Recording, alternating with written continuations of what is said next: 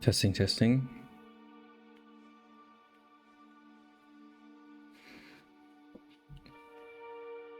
All right.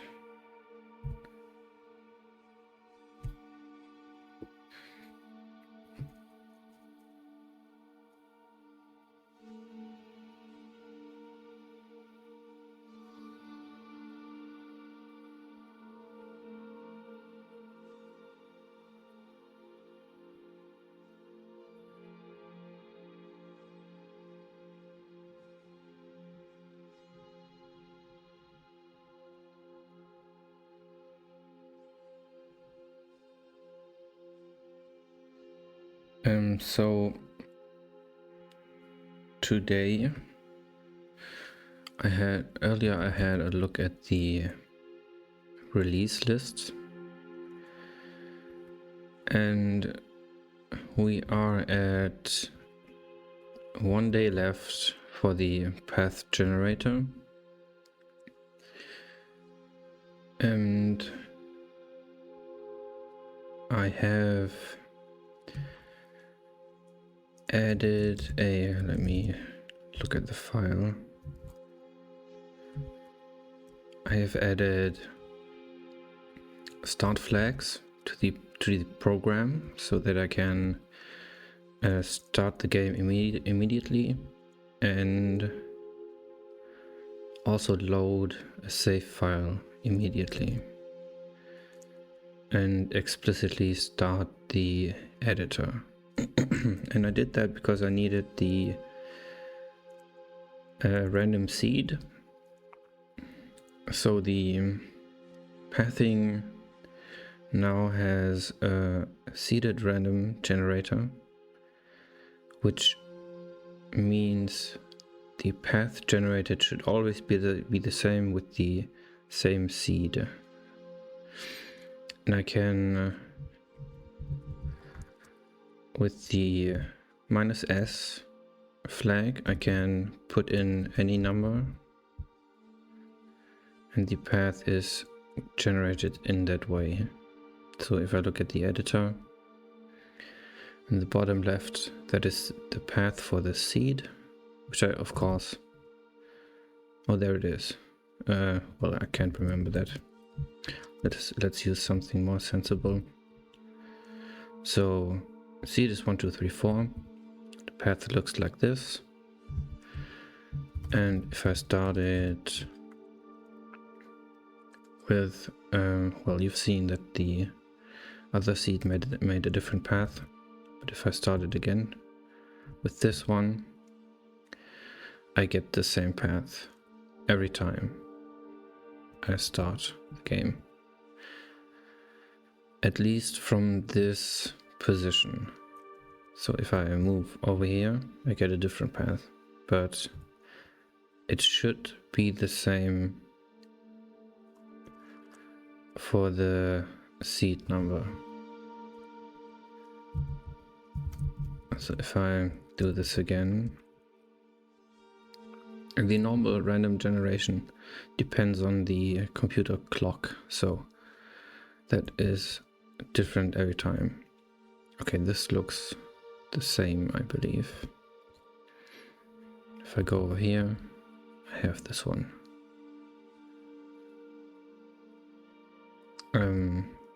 Yes, and I just had an idea for, okay, so the start position, if it's chosen at random, is also seeded with this the random generator for that position is also seeded with the random seed.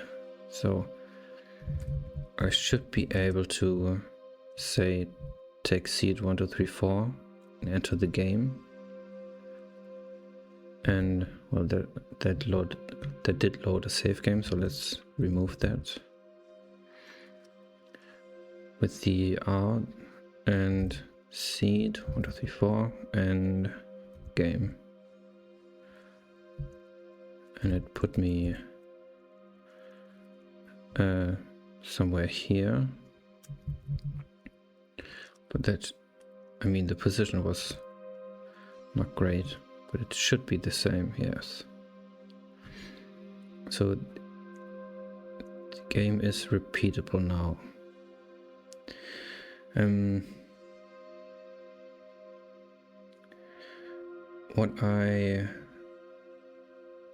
Okay, so let's go over what to-dos we have today. So the context is we have 1 day left if we want to keep our target release. What is missing is saving the world in the save file. Let's make it to-do so you can see it.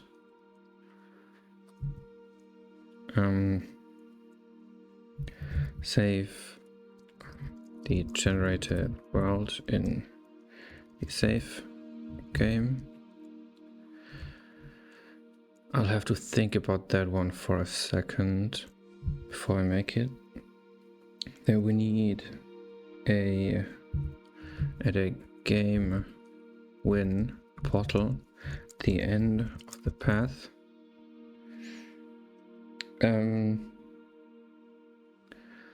So that's just to have a win condition in the game. It will just be a staircase or something at the end of the path that shows you a win screen. So that is a win screen with just text. And we need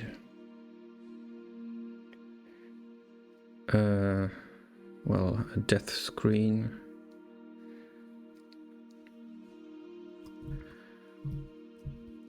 Let's say here, maybe add that to the death screen too. Just a text that says you died or something. And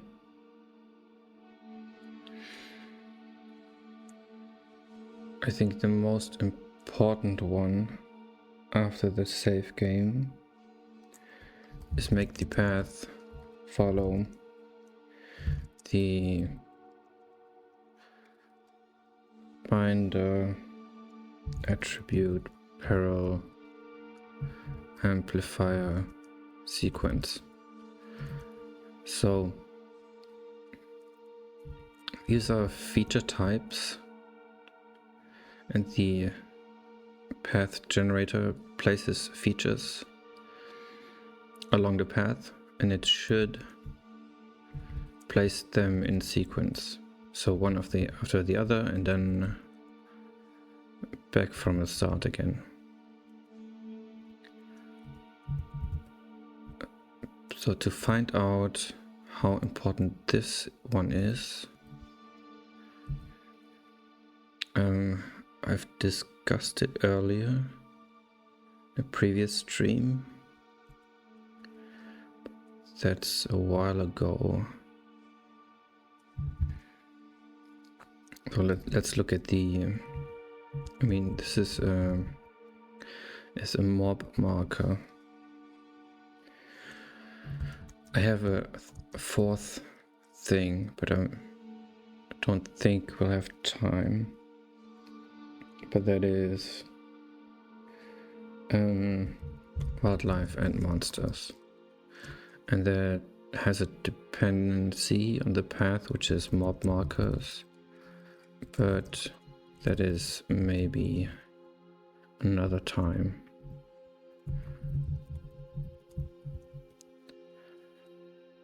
So actually that's not even in the intelligent path generator to-do. That is over here. Okay, so yeah, let's just remove it. That's not relevant today. What needs to be done is I think the save game which shouldn't be hard, and this here. The game win portal should also be in there. So let's move kind of quickly.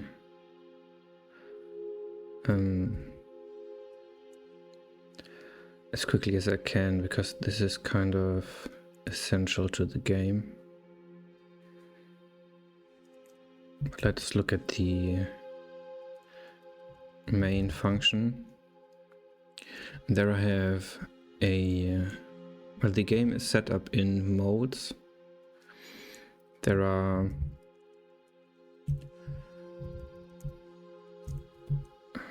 4 of them, so the game can be, or these are more program modes. So the program can be in the game mode, in the editor mode, in the debug mode, and in the load mode, which means it's actually just for testing. That might get removed again, but it just means, hey, start up the game and load a save file and go directly into the game. So this is this path right here. It creates a copy of the game tiles. Then it calls recall. Recall is the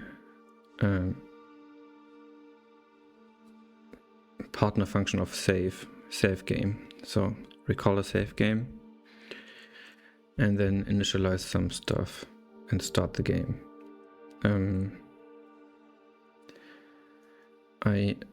The idea was I need to save the world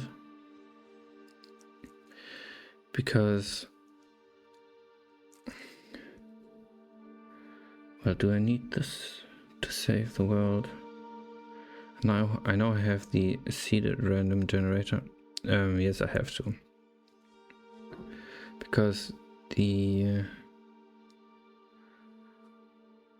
don't call initialize run here, and run is the pathing.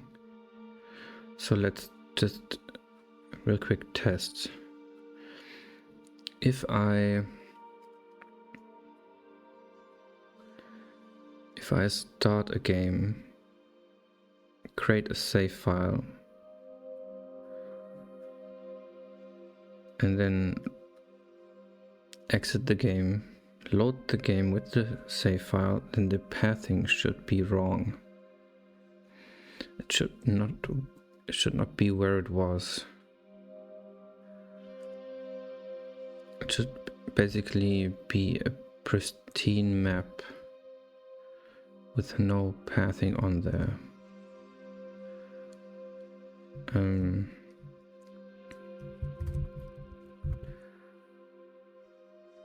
So if I place this right here,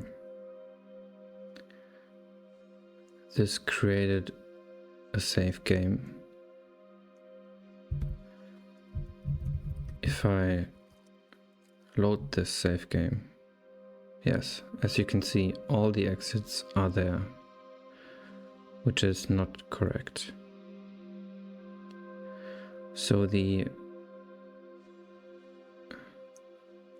games, what is saved in the game file, in the save game, is all the entities, but no map information.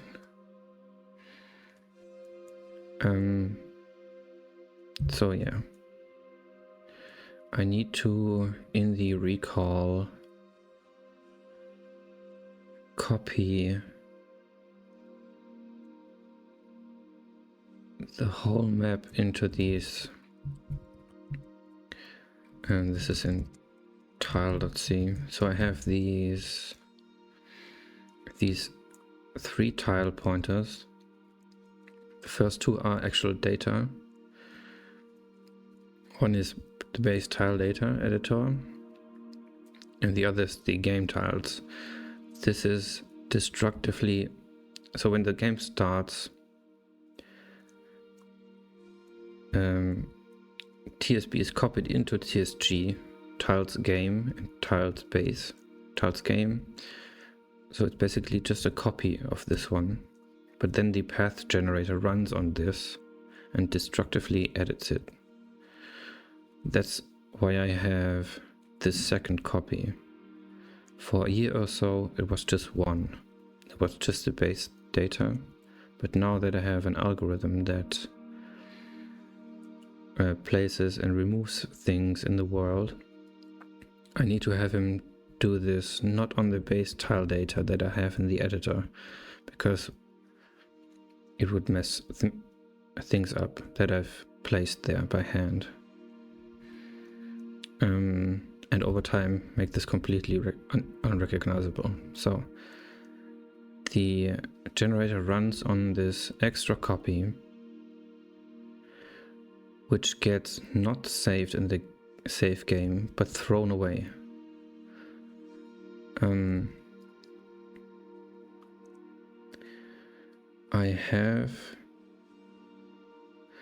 I could do this in two ways.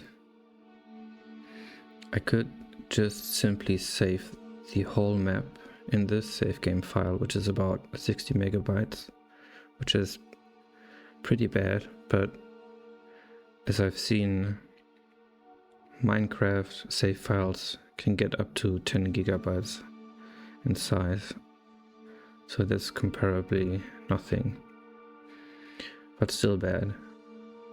So I could copy the whole map, or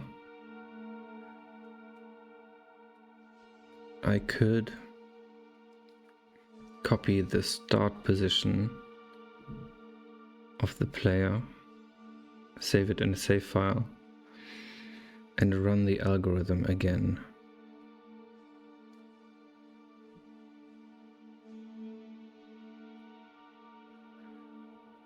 But I think I thought about this, and saving the whole map was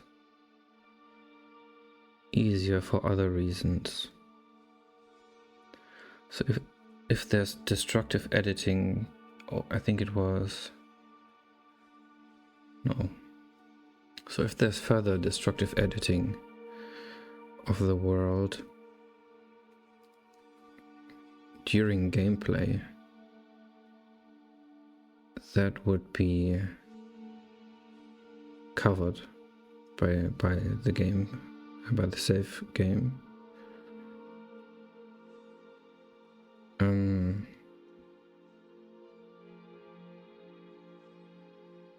But I think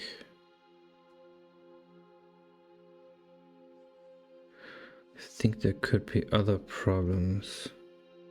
So the save game has in it all entities in a radius around the player when the save game was created. But what about all the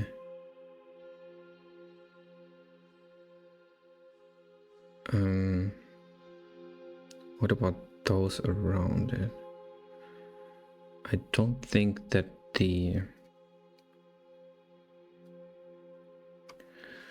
this gets more tricky. So if I save the world, then all the prefabs will have been copied, and all the algorithms placing entities will have collapsed, for lack of a better term. So this should all be in there. And they don't, the algorithms don't place entities. They just change the object set for the tiles. So that gets saved, and from these tile objects, entities can be created. As many as I want. So those don't go away.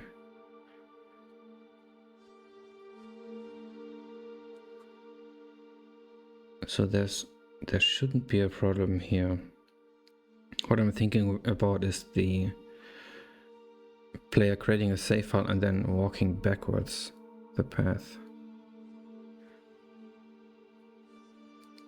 But everything that's outside of the radius of the entity map that gets saved will just be pristine and spawn in entities, as it should.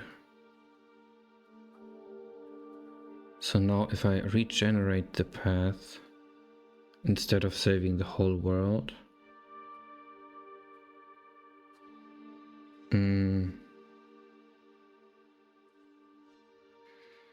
I mean, it's good dog fooding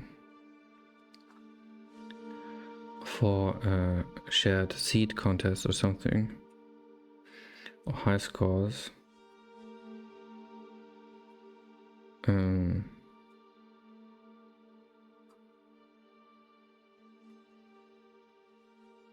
Just to see if the algorithm is really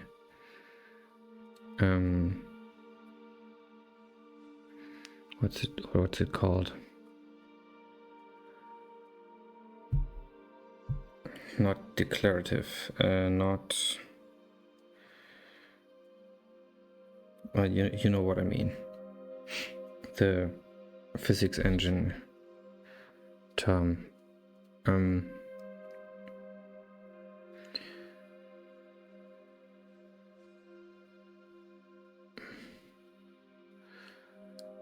Do I want to? So if I don't save the world, that sounds much more important than it is. If I don't put the world data in this save game,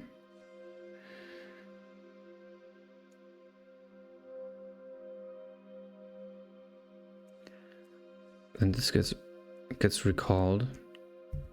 I mean, just as is now, with no world. And if I then run this, run the generator,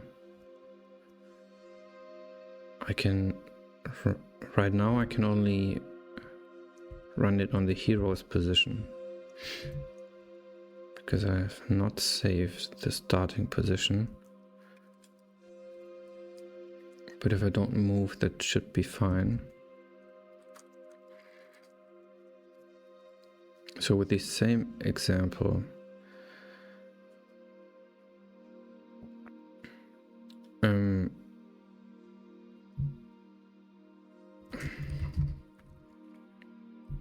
did I build that?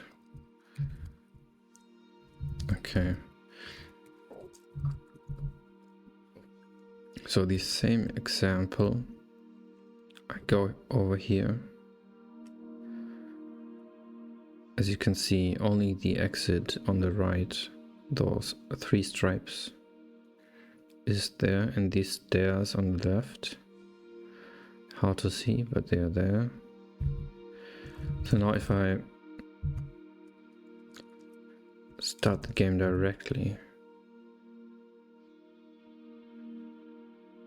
it worked.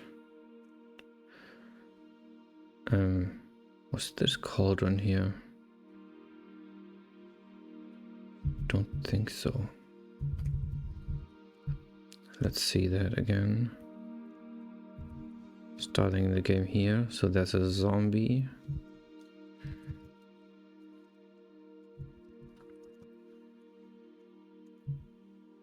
And now there are 2 zombies. So it's not completely seeded. Or the seeding is not working. I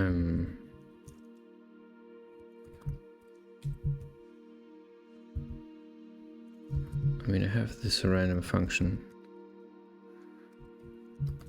and the random seeded function.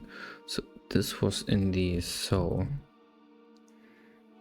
They were both zombies, which is good, but oh, it's the DX. The stupid DX function. I think I should really delete that one. So let's make this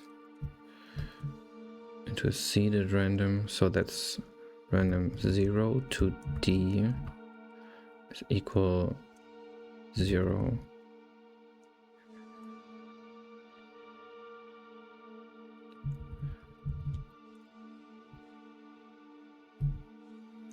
And what was it? App seed.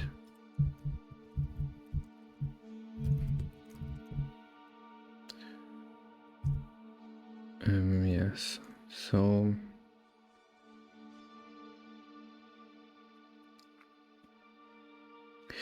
why do I have to pass in the application seed? I'll look at that in a second. Okay. So that's the bear. Exit to the right again. And now it's sheep.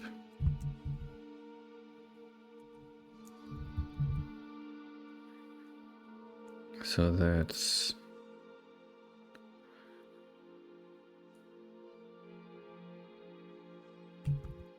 that was where the sheep here. This turn resources into actual objects. That's not what I'm searching for.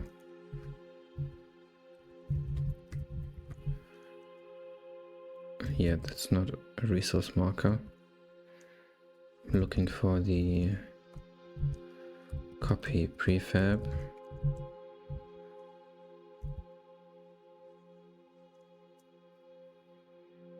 So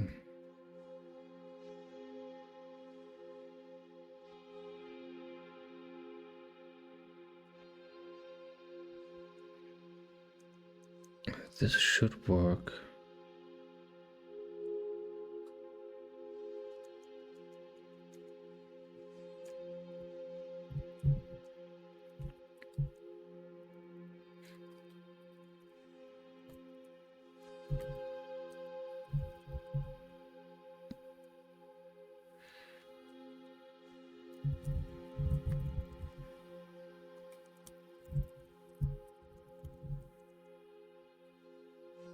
I mean, my random generator is not the best, so it might be broken. So that's a witch in a cauldron.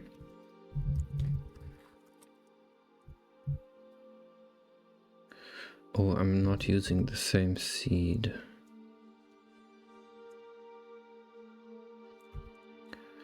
I'm not using the same seed.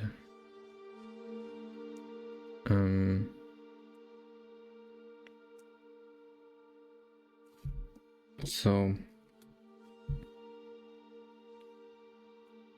save the seed in the save game, save the path start position in the save game.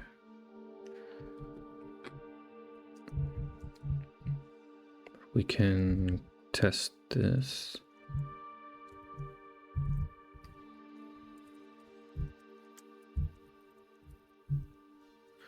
Let's use this seed to start the game and create a save file.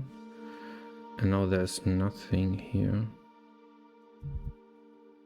It's a bit sad.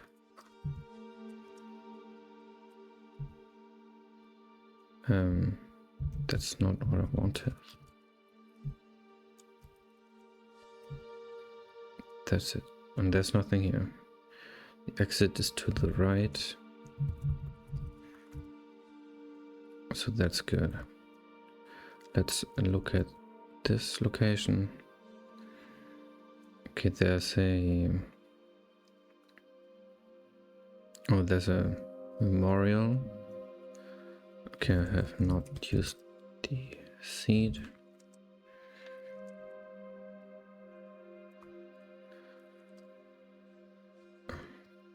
Maybe with something, please.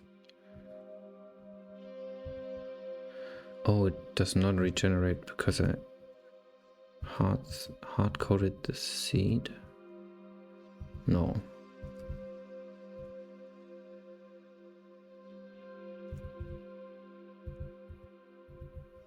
It always does the same thing.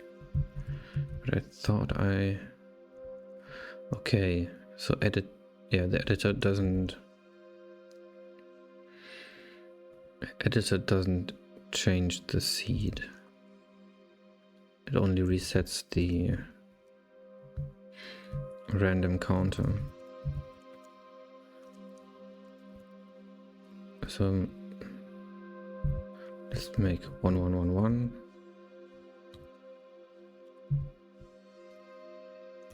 Maybe now something appears. Okay, there's a guy.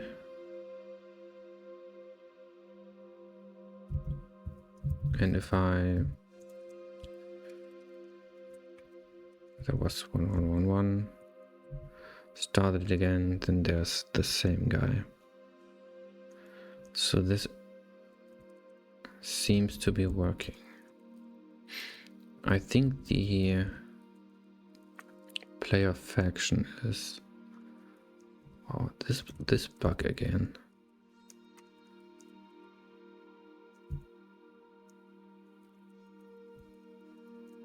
Weird.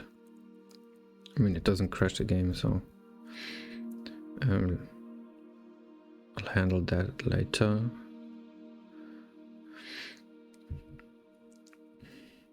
Always these things that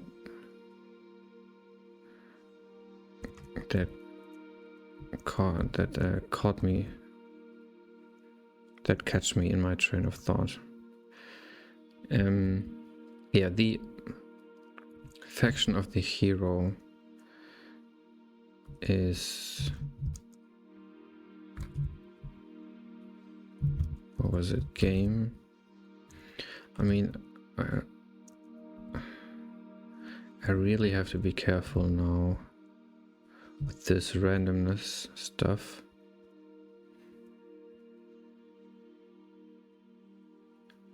There it is. Well, maybe let's fix the function first. But yeah, these might be all over the place. They will screw up the save game. When saving the world wouldn't have helped here.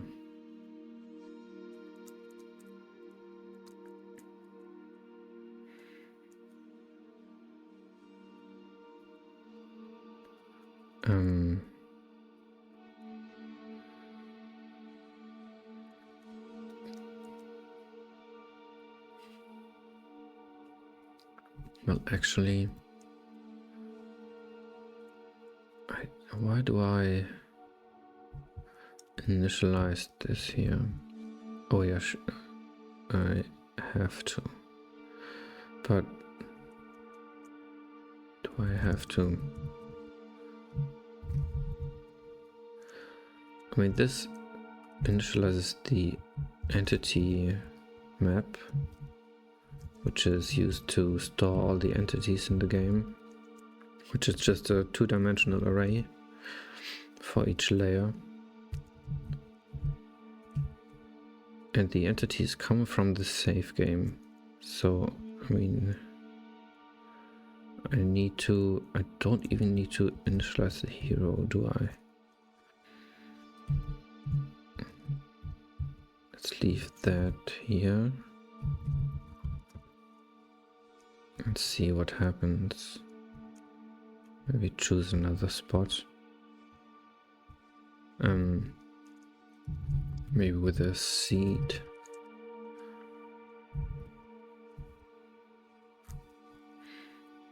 Like here. So the hero is a witch.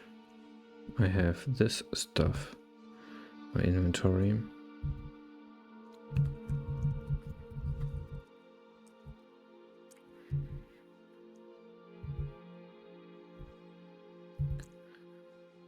So I'm not initializing the entity list.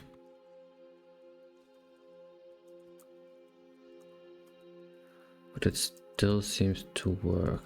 Or maybe this. I'm a bit concerned that nothing is attacking me. Oh, there's an attacker. Okay.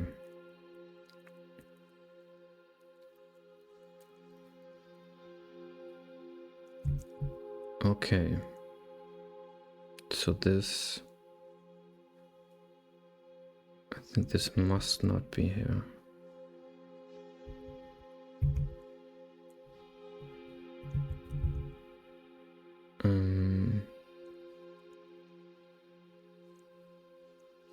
The question is it easier to save the world? I mean, we're on a path to not save it. But would this all get simpler? I mean, this would be gone.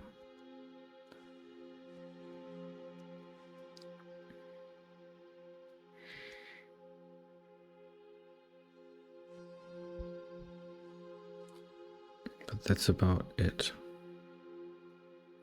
So let's try it.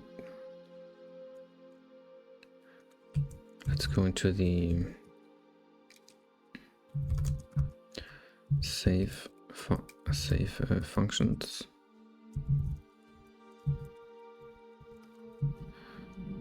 And there I have the recall with the hero. I could save the start position in the hero.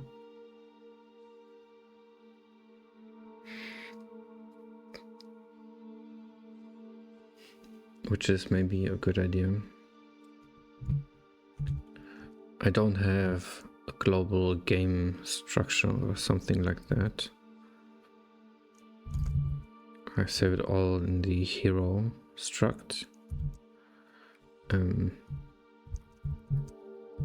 Which is here. Let's just say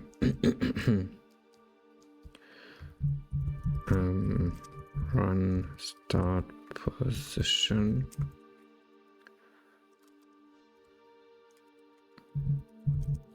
Start layer.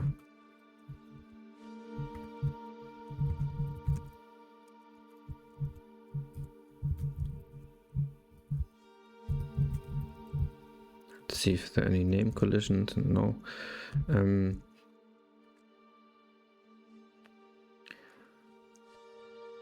So that's basically it for the start position.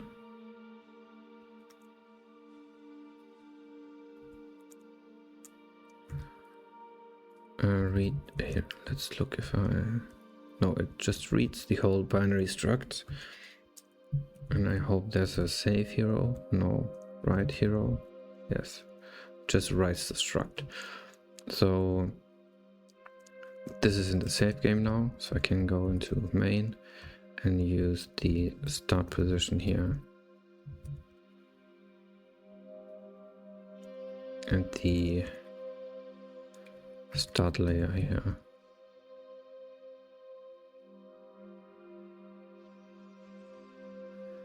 I didn't save it, of course.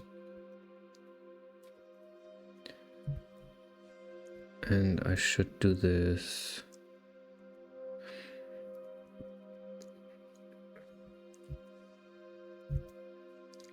I'm not calling initialize entity map.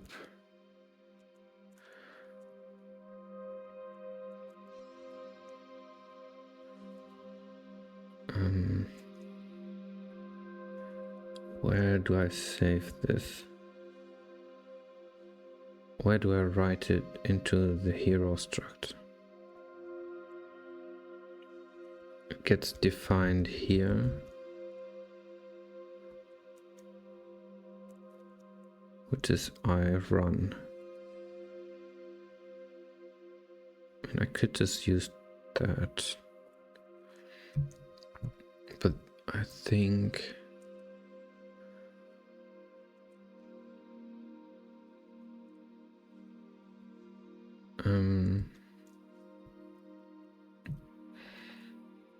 maybe the hero struct's actually a bad place. That's because I think it gets completely wiped here. B0 here. Oh no, that's just the entity.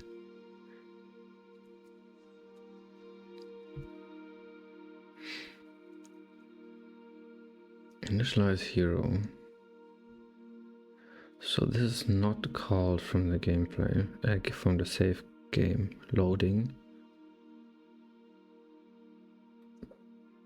So I can't set it here,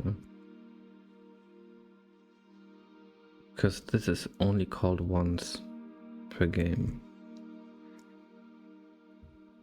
Is that right?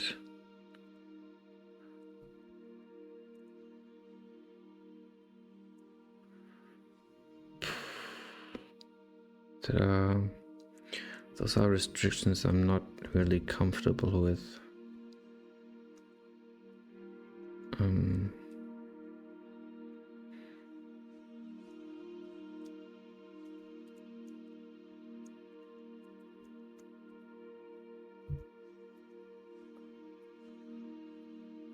Where else could I place this?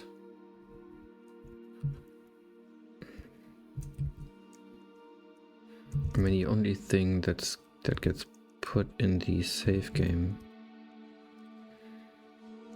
apart from the hero, are all the entities.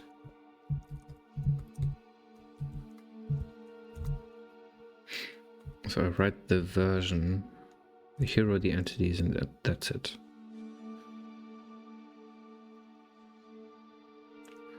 Maybe I should put it here, but it doesn't seem right, because I can save anywhere, but the starting position is always the same.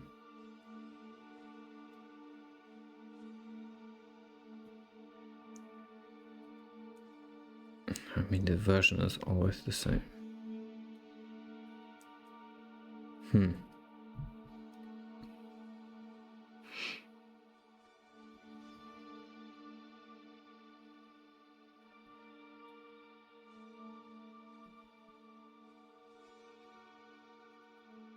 So I think on the hero that's bad, because the starting position, this implies that this is where the hero started this game. For example, when I load the game, this implies, hey, the hero started here in this game, but that's not what it is. It is the start position of the whole game, of the path.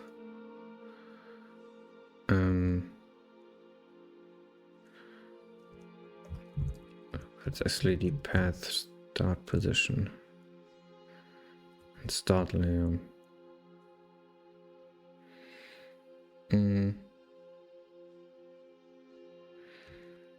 I maybe have to write this in here.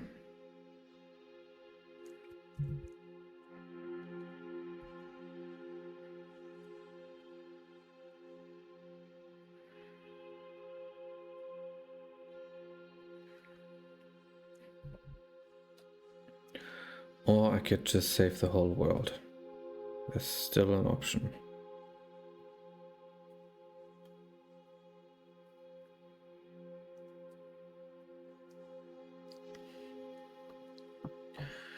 I mean,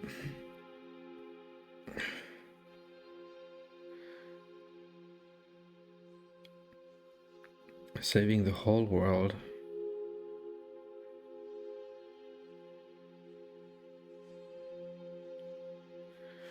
creates a clear cut on the responsibilities of these systems.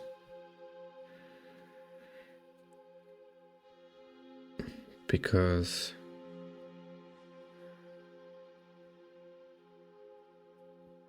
there's no editing the world after it was created.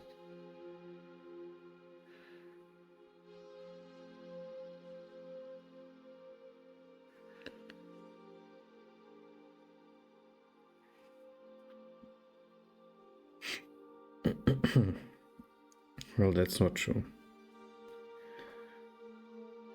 I could always have something destructively edit the world and then just save it again.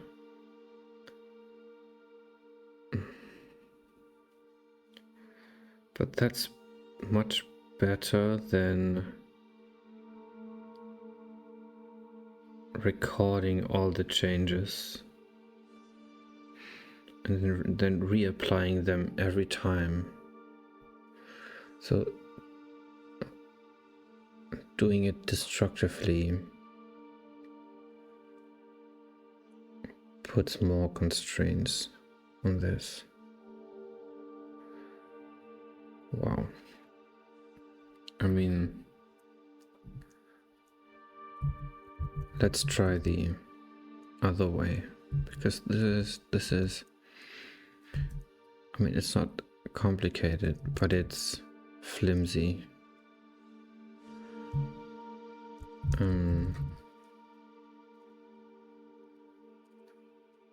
Where's the recall? Here. So let's remove that again.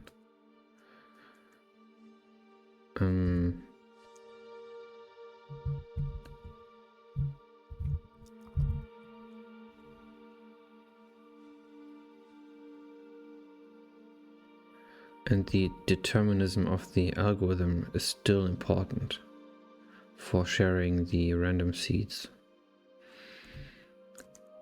So that wasn't in vain, but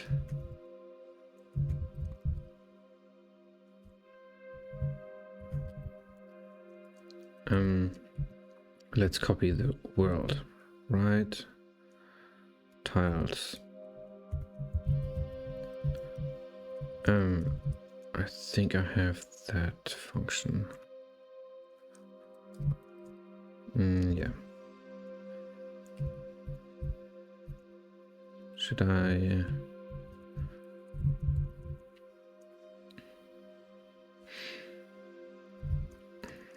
Let's just rename it world.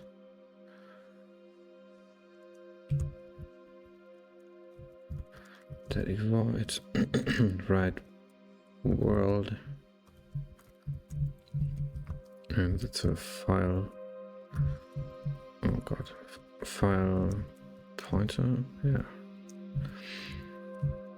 and just do this.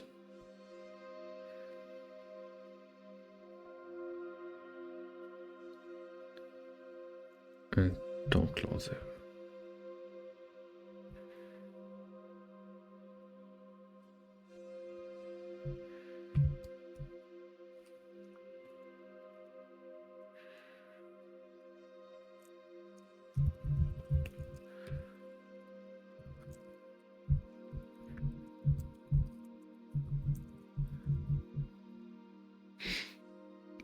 So the save game is now gigantic.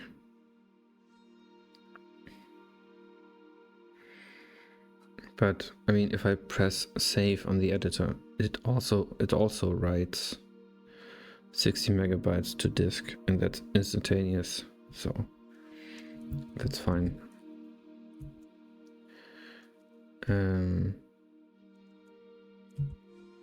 Write the world. And I'm not unsure about this because the 3 pointers here. I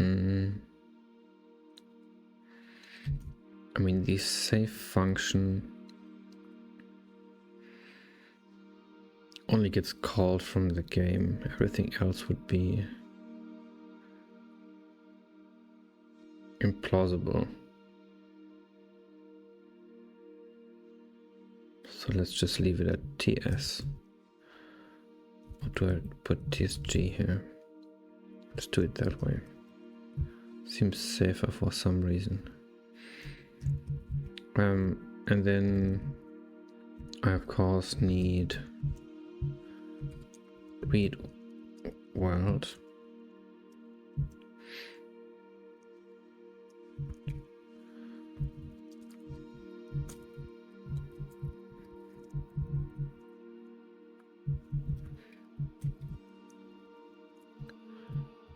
And that does the same in reverse.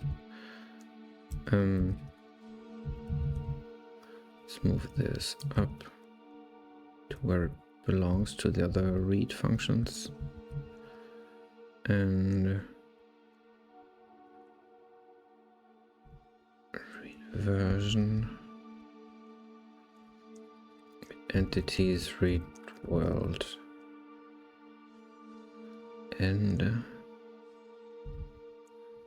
what is end? Oh,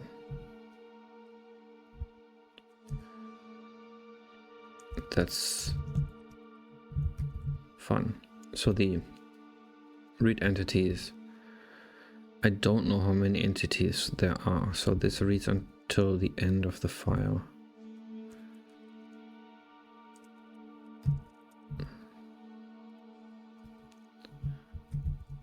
So I need to advance pointer here. Unsigned, unsigned, oh, okay, unsigned jar star.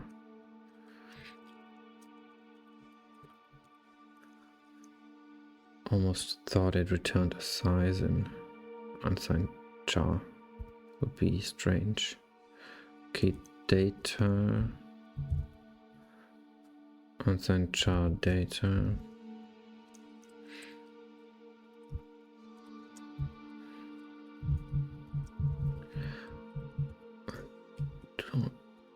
I don't do an F read here. That's weird.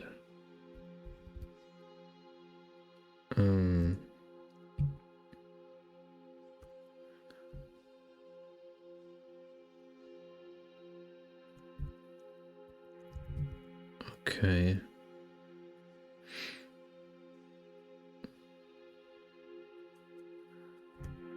I can just mem copy this and call it a day. That no, that's wrong. TSG. Hope this is here. Of course not.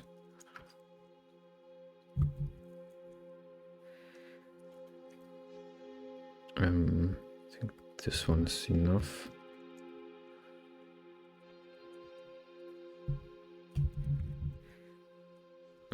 TSG read, and then just this.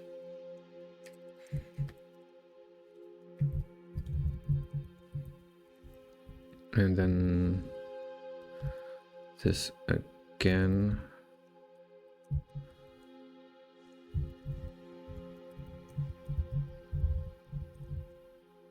This should be it.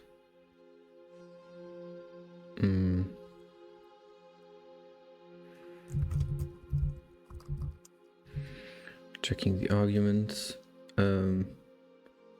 Wow. Size N.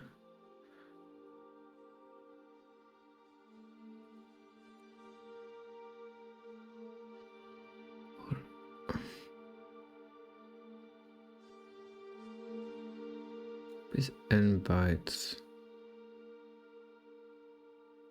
from source to destination.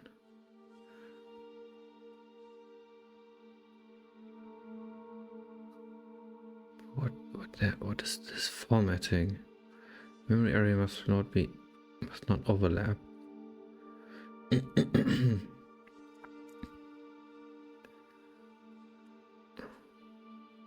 So is there another size TN?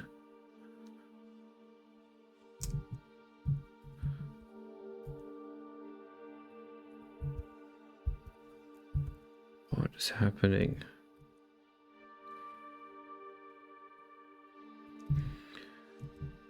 I mean, these man pages are really... Maybe I'm just too stupid.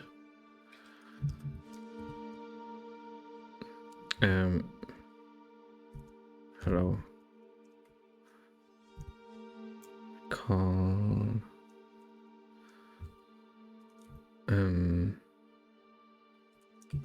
that's just one. Yeah.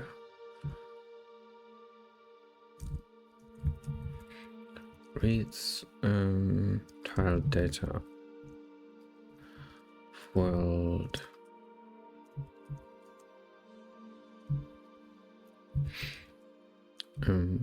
Right.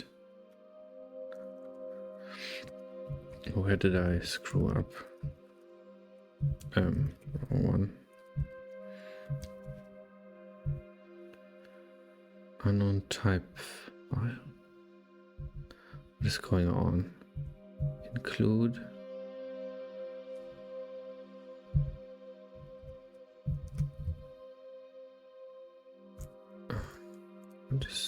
Did I do that? Did I do that? That's weird. Okay, let's check this. We'll need a good save file. So let's uh-oh. Did it just try to copy like an entire hard disk?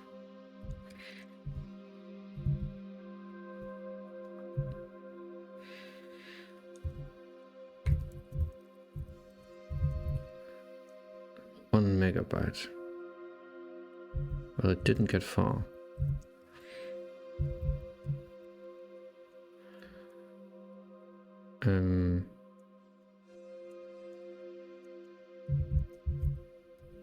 Okay, I'm still here. Rewrite world.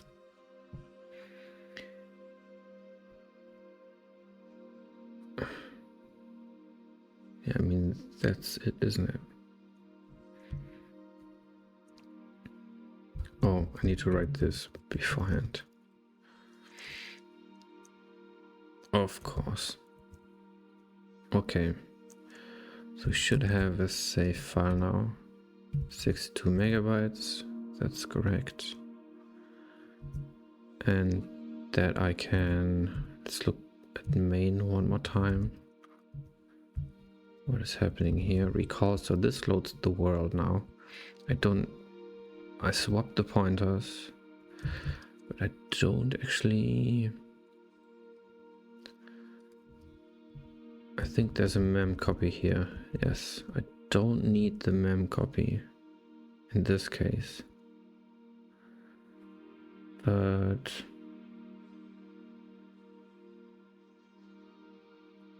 So let's add case load ts equals tsg.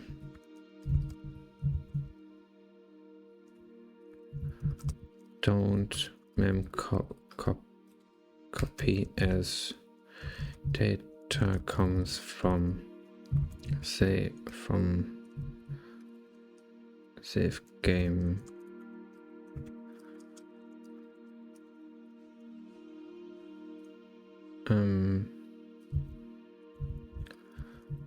Swap tiles load. Then I've mem copy this. Well, I actually need, I need the pointer. I think that's okay. And when creating the save file, that is here. That should be fine. So I don't run the path algorithm, but it should still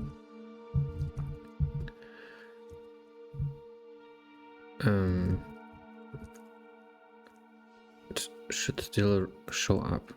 So these zombies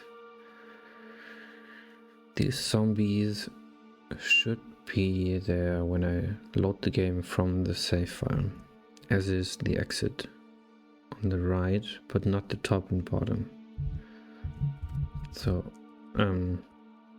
let's do that again with a seed. Oh, I shouldn't need a seed.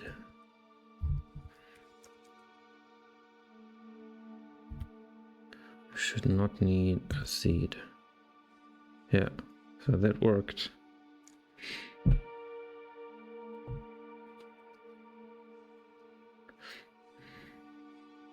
And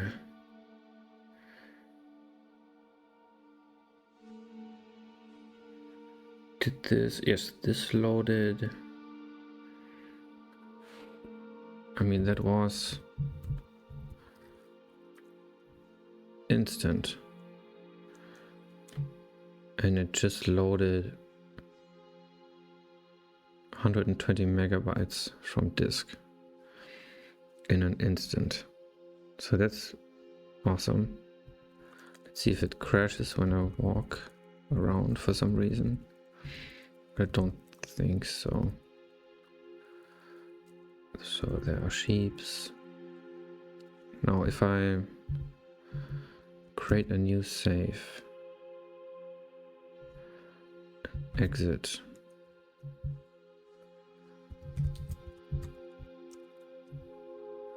I'm right there.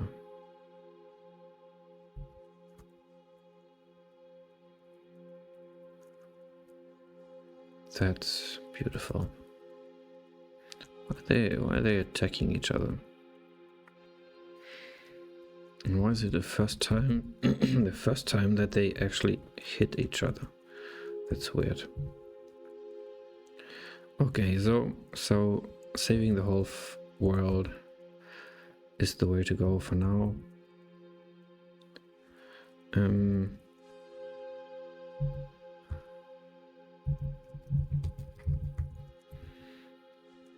And that just miraculously works. So that's great. That's one thing off the to-do list.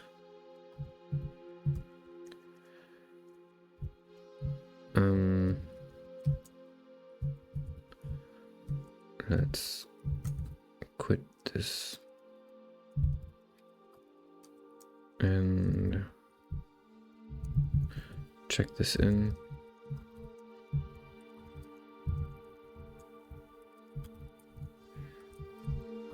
Main.c.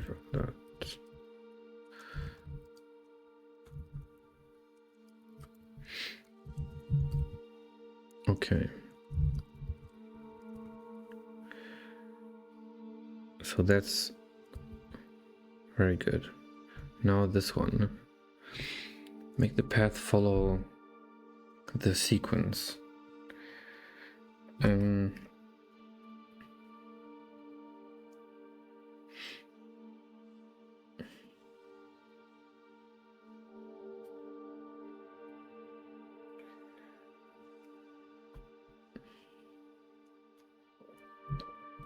That's, I think, just rewriting a few functions in the run generator, and there I have the copy prefab, which is used here. Okay, I did a to-do already. Sort each non-feature item below. Okay, split put feature to put parallel, etc. Make put features follow the sequence with a counter.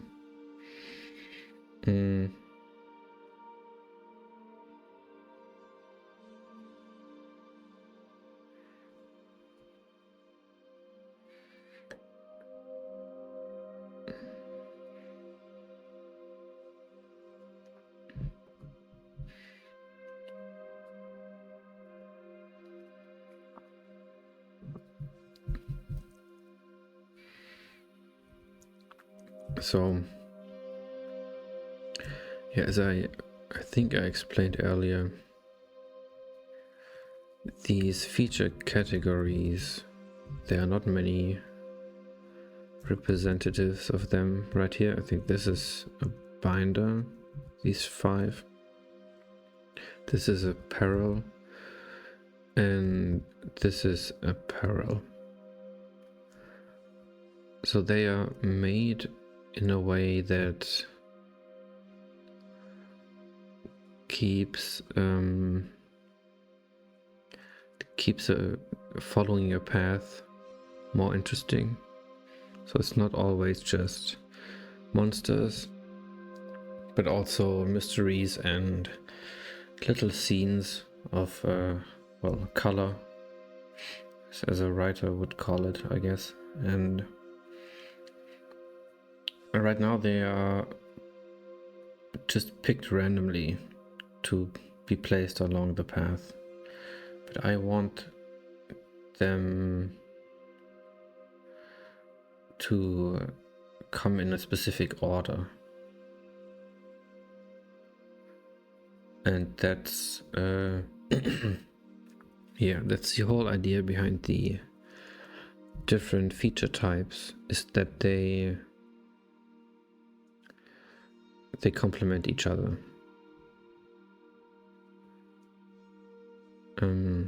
So yeah, what I need to do here is, there's one big random switch case. So pick a random number from 1 to 12 here, and then that results in the switch case being executed. And I had this before but simplified it because it was not needed at the time and for clarity reasons. But now I will just split them up again. So I will have this put features function here that will maybe let's write this first. So this is called once for all features. So let's add a counter here and set it to 0. And then add another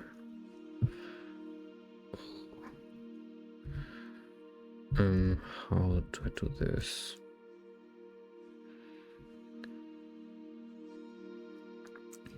I need the counter here.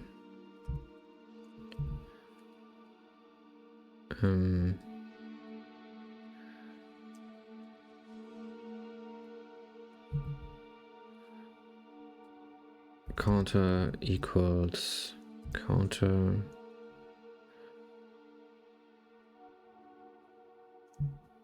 plus 1 modulo 4, something like that. Well, let's break that out. So these put features can fail if there's no feature available for the specific place where I want to place it, or that gets queried here. So I want this counter to increase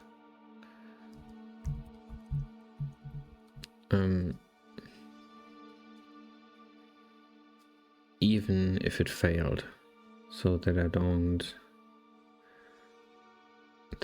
hang here. So C equals C++ modulo 4, and that should keep it round robin. What was it? Yeah, 4 is 0.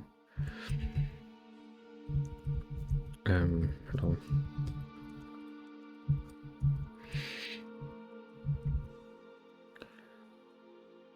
And that gives me the feature type And now I can... Do I have them here? No. I can...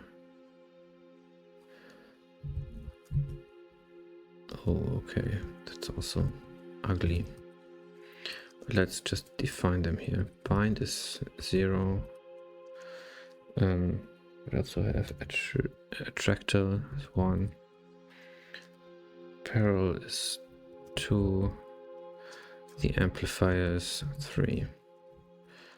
So if I come in here and switch on this 0, 1, 2, 3, I want and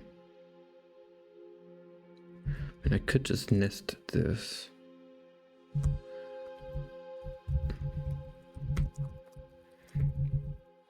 That would actually be the easiest thing to do and the most obvious.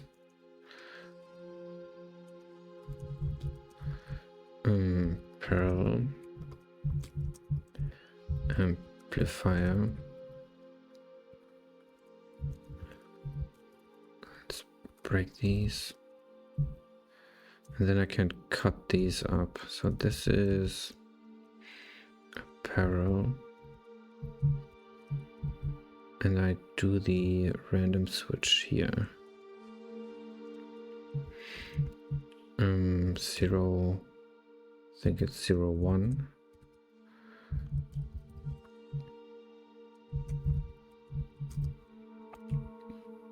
Because I have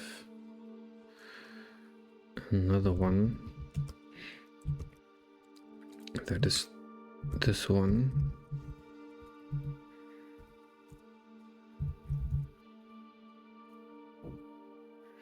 I mean, this works. Then I have the binder.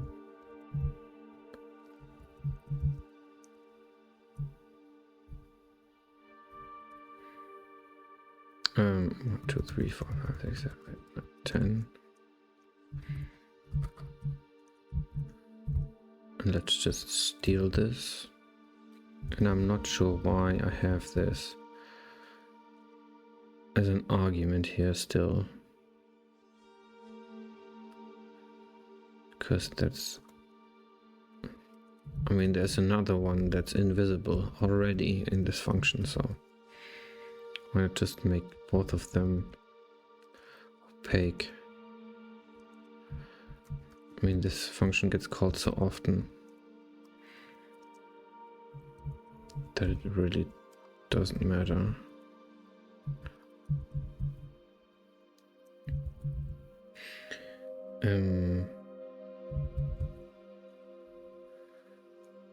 Okay. Attractor amplifier. So I have these lying around.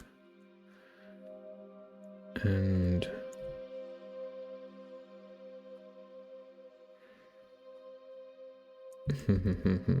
they are... Okay, these are actually binders, I guess.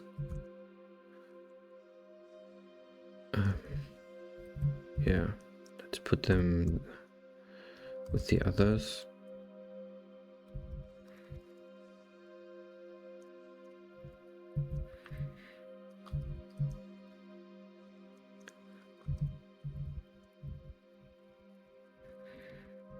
Six, 7, 8, 9.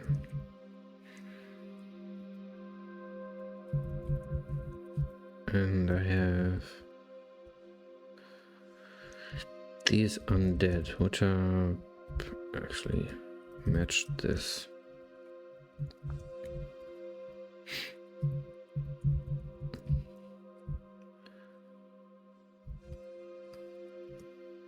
Return 0.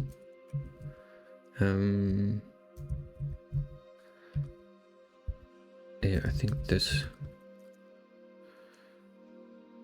C may be undefined. Why is C undefined?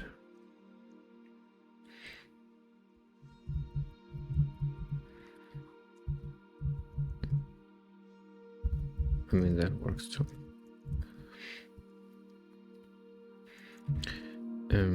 Okay, these comments I want to keep. This one, sort, yes. Split, yes. Make, follow the sequence. Yes, yes, yes. Okay, and let's also real quick do the random function, because that gets on my nerves. So this is the app seed.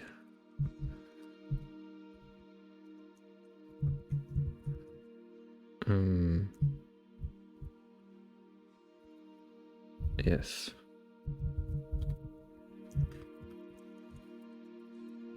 Did I just unlock this? And there I need this.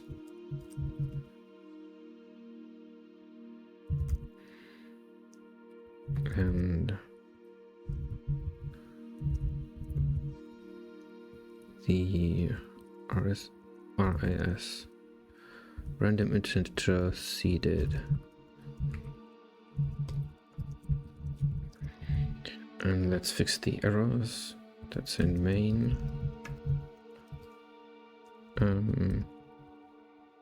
This is gone, this is gone.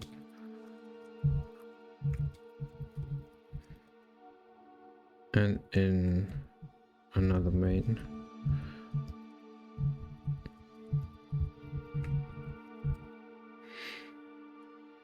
And in run.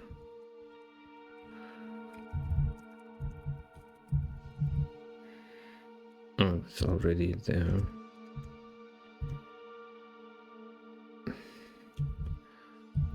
Not here, that's good.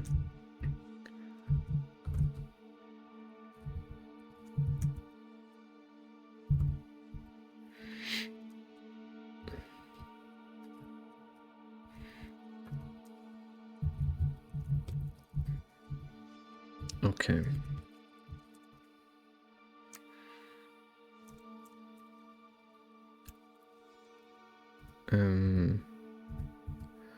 So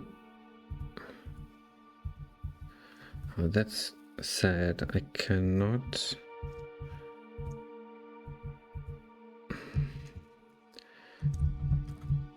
test the randomness unless I change the seed here, or also already in main. App seed there, just seed it again. That should work. Yes, okay.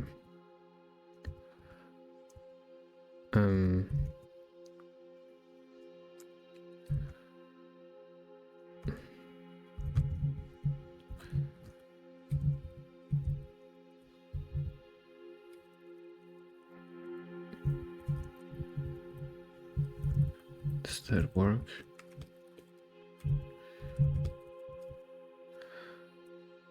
That's probably really bad practice, but okay. It's not that important. Okay, there it is. So in the upper left corner I can now see what the seed is.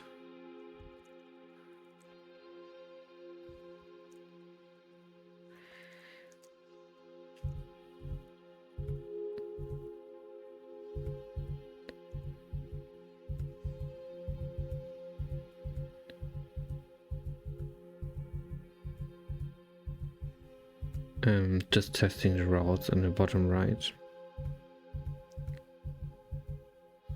checking what they're doing. There are some similarities, but I mean, there might just be because the paths that are available here are kind of bad.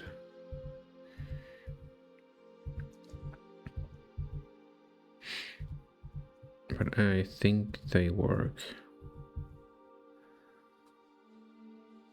Yeah. So that's good.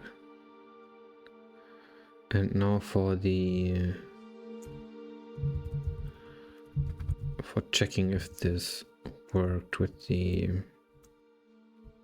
type of features. Let's follow the path. So that's a binder. That's a parallel binder. I mean, the code is so simple. This should just have worked.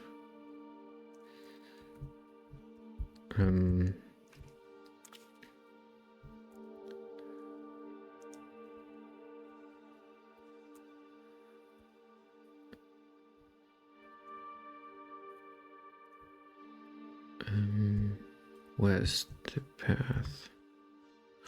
I lost it already. Okay, here it is. Goes up here, goes up here. Down here. And there are no markers here. So that's actually the end for the testing. But that, I mean, it looks good. I haven't tested it deeply, but I'll just trust myself, which is a bad idea usually, but that's okay. I still have stuff to do, but this works in theory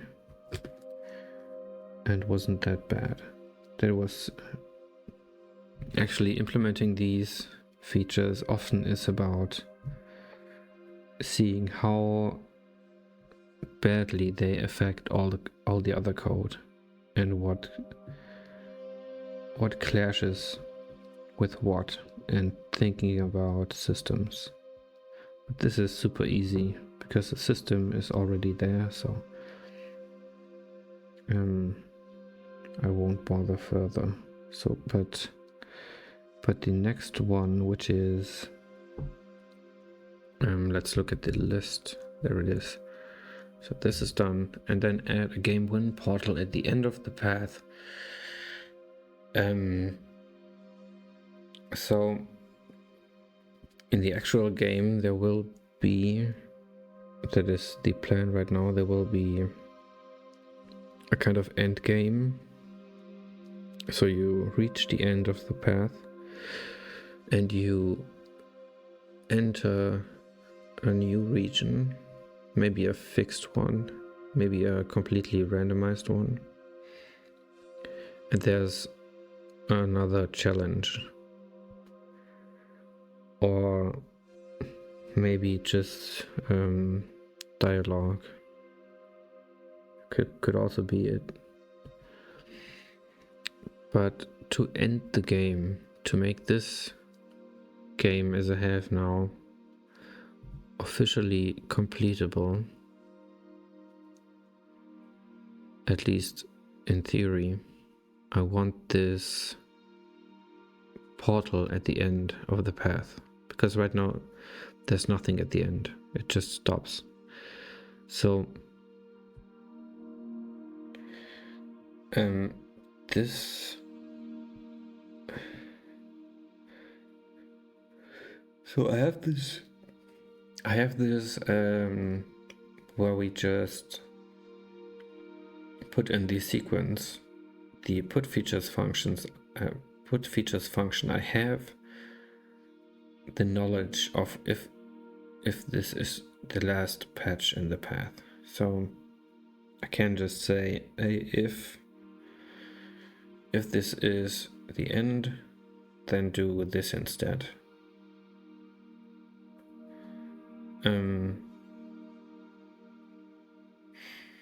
And there might be multiple markers on the patch, I mean, it would be a problem if there were no markers. That would be bad. But then actually, let's not use the put features function, but let's use a new function, name it put end, and then we just look at the end of the path array. Look if there's a feature. If yes, place the end. That's it.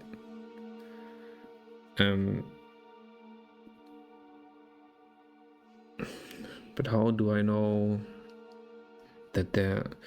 Well, if it's a prefab, I can just override it if I put the put end function after the put features function, because it could be the case that the put features function already occupies all the places where I can place something on the path. So let's say I look at the last patch. If there's a space, I don't know what if there's a space means, but if it's possible, place the end and done. But if there's no space, first of all, if there are no markers, which is the worst case, go one backwards. Look there, and again, and again, and again, until you find a space for the portal. And I mean, the markers should all be there still, so I can't just make the... I mean, I can't... This one idea would be to make the portal be one of the biggest prefab patches and just over bulldoze over everything that's there, but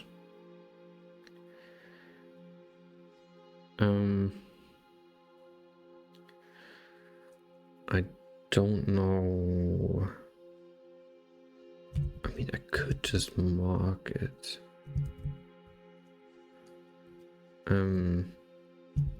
So the put features function,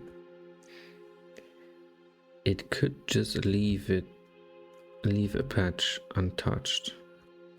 So this is actually for each feature marker on each patch. So it goes through, this goes through the feature markers, and it could leave some empty if it fails here.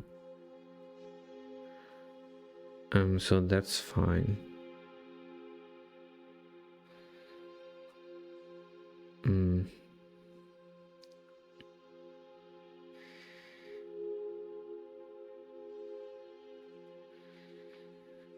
But in any case, these feature markers are still there. I mean, even if they're not in the world, if they've been overwritten, they are still in this array here. So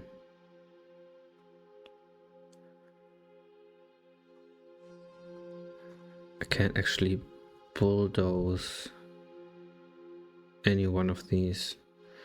Just write, just remove all entities in a radius that's larger than all the prefabs and put the end there. That cleans the space, makes it stand out more, and yeah, that's it.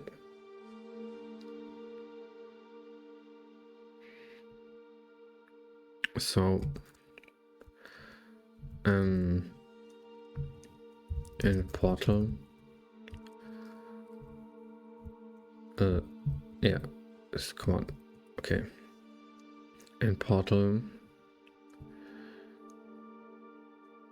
input end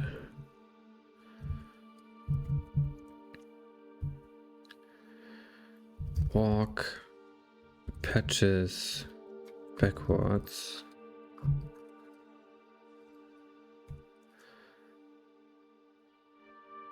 At the first found marker,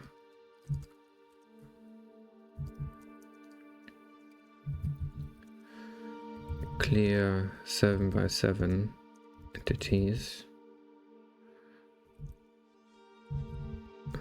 in 7 by 7 radius, place portal, and that's it.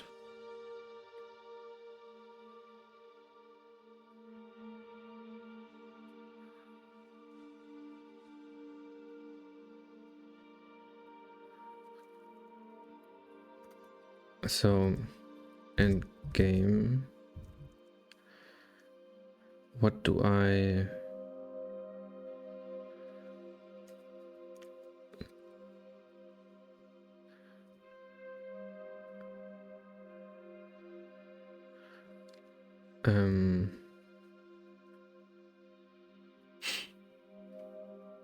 maybe what I also want for the attract mode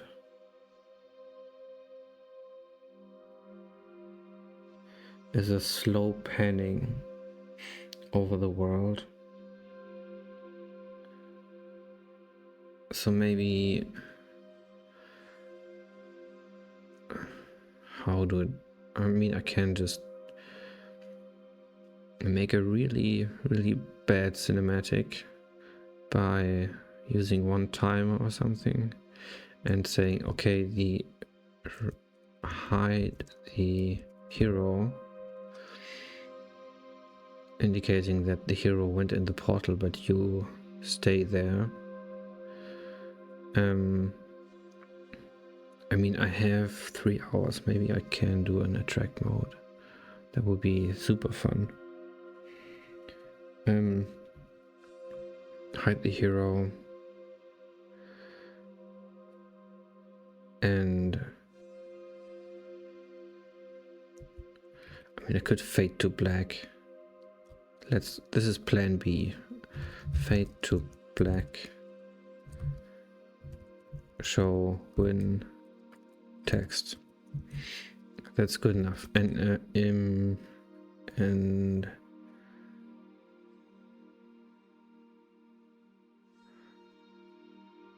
what do I do? Do I quit the game if you press start, or what do I do? Start a new run. Start new run on STA. That should be fine, actually.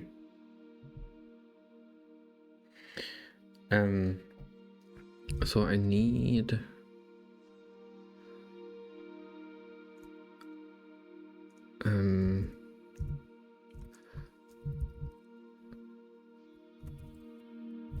object, new object type, new player control mode, no, new play mode, ending,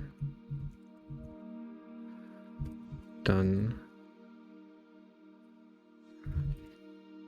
fades to black, shows, let's put it here, hide the hero, fade to black, show the win text,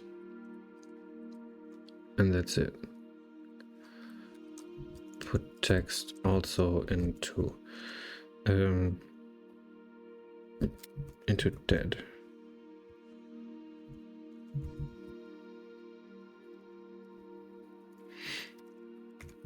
And why do I need a new object type? I just need a new element. A handle. Step signal. Put game in ending mode. So when the hero steps onto it, The game switches in the ending mode. It hides the hero, fades to black, shows the text, and then it waits for the start button. That's about it. One screen, add, okay.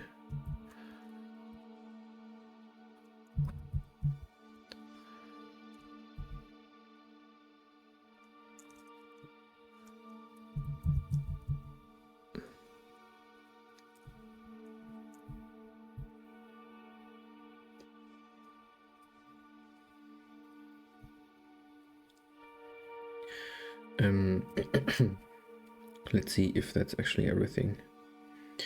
Add game one portal. Add one game screen.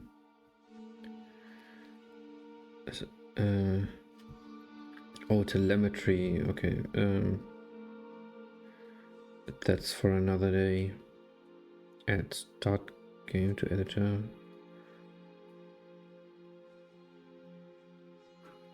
Yeah, that's it.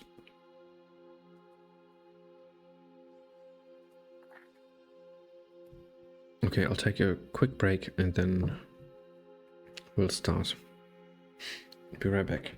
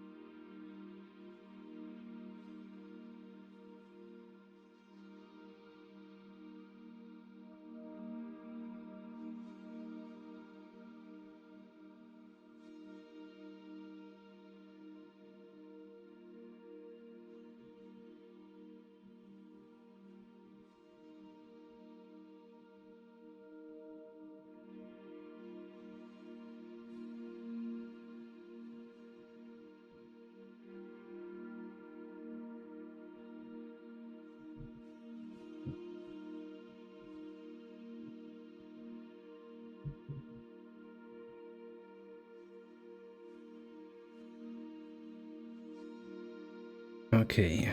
I've been thinking about the attract mode.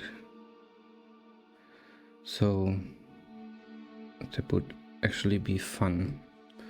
But first is I also have this other to do with the wildlife and monsters, which would be more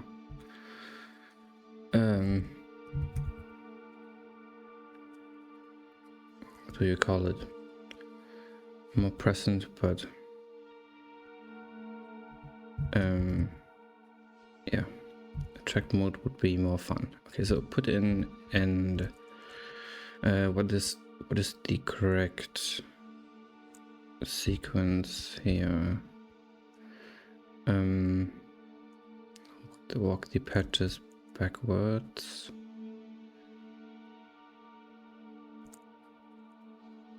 Okay, I need this first. And the play mode first. So I can just place it in the world and test if it works. And then find out how to place it in the end of the path. Okay. So if I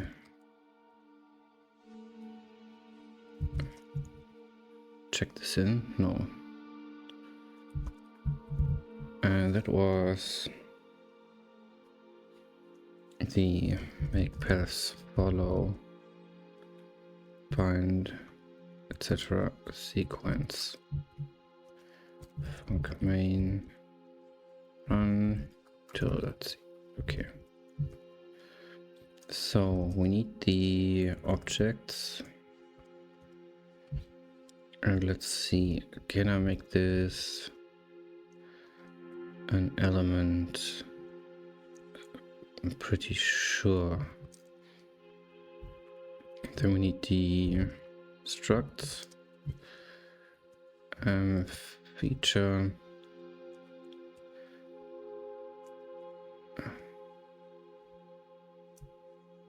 ladder, oh, elements. Okay, that's the right place. And let's call this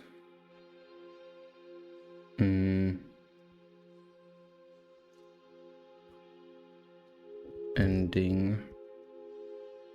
Good enough. Give ending portal.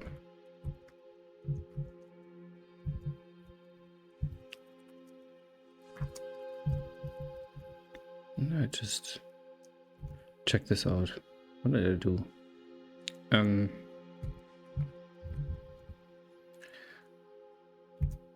then we create the object. Let's look at a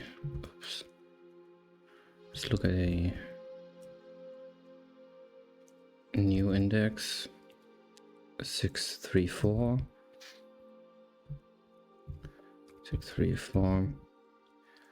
This is a ending and it has 0 height. It is, what does it look like? Like the stairs down for now. And it is, well, gray. What is this? Let's get a legend in here. When the type is 1, 2 would be swaying motion. Does it have a light? Should maybe. Obstacle, no. And this is ending portal.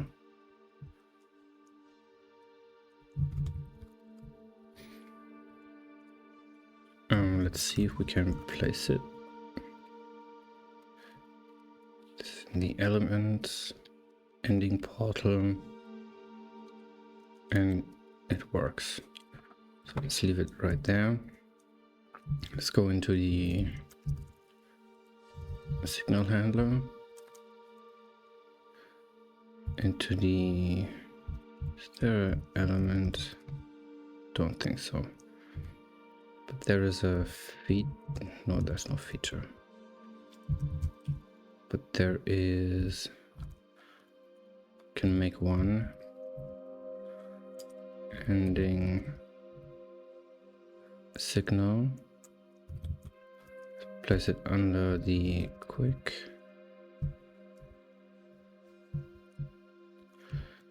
Already has a step handler, so that's great.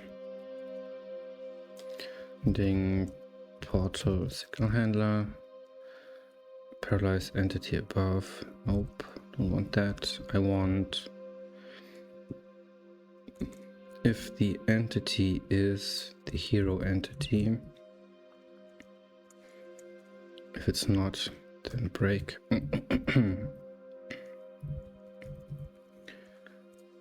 And this paralyzed entity, I want the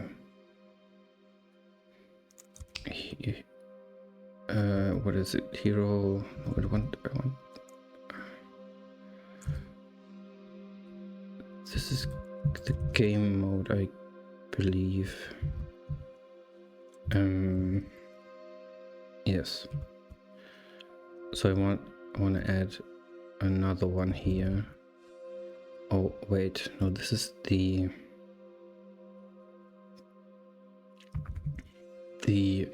dead mode when the player died is in, is it in main?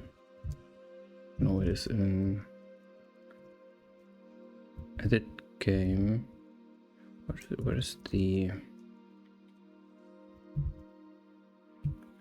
is it called? Could have sworn it was here. Default actions. There's no dead here.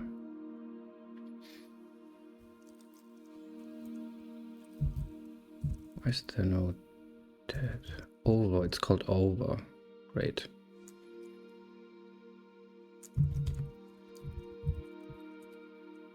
Because dead was taken. Well, it's not anymore. And let's add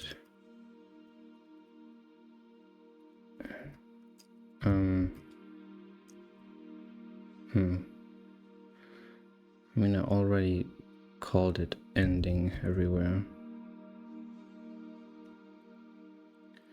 Ending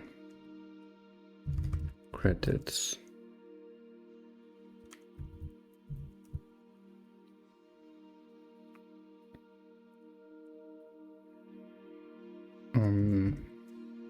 That works, and then this was here. Over dead.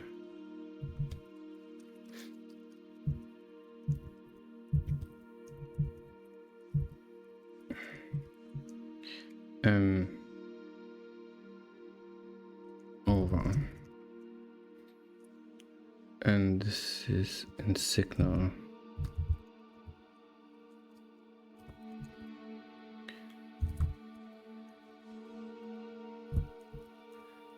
So the game mode is ending.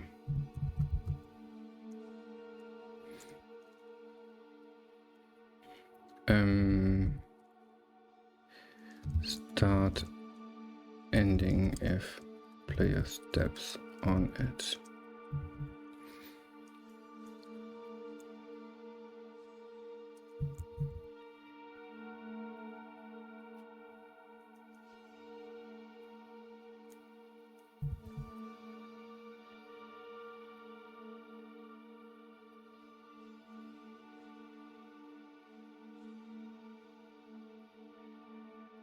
Looks good to me.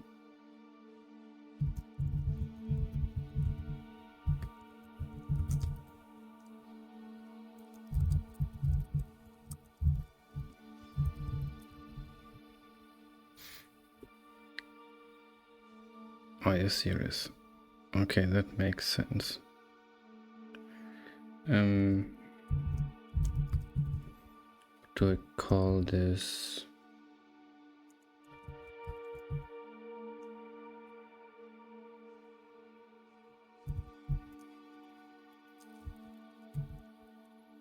Could call this portal.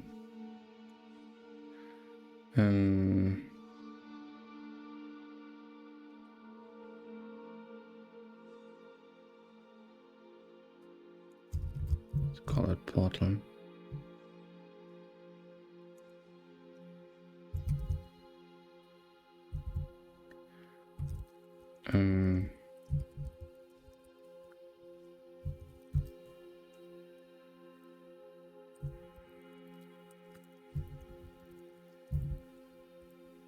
It's also not a good name, but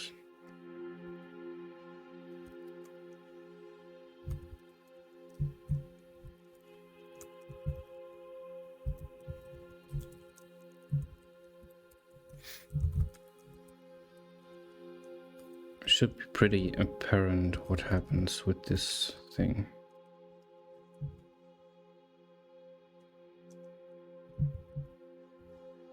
That it's not a door or something. I mean, yeah, teleport is called tele.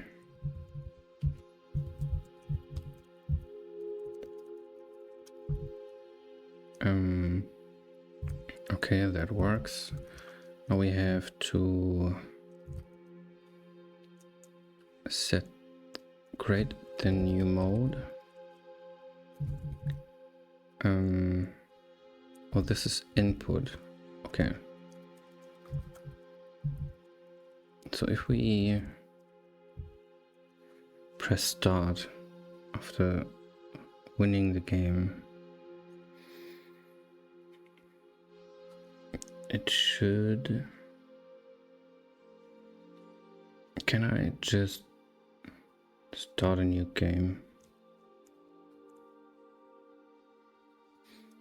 Don't have a function for that. That would actually be quite important. So I have only this.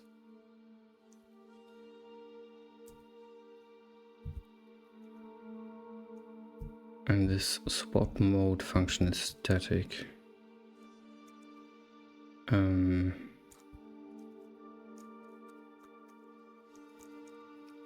If I'm in the middle of a game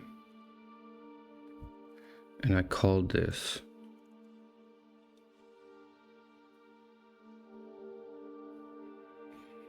it might blow up, but let's look at what happens when I leave the game. Delete entities, remove modifications, and swap tiles. Okay, so it's just delete the entities.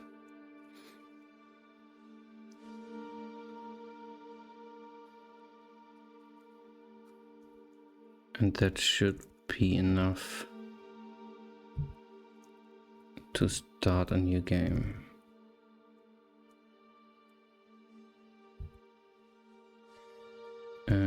Retessellate everything. I would need to clear the...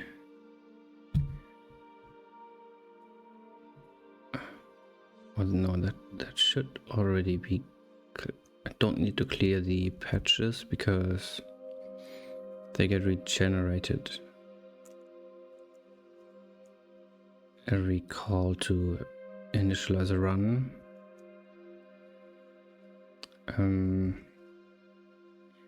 Restart maybe.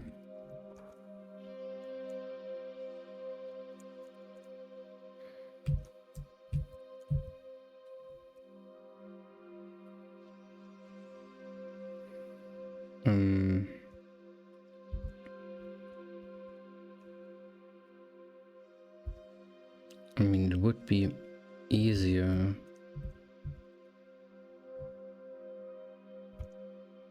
if the ending, this is ending, if the beginning would be here in this hierarchy, but you know, that doesn't make sense.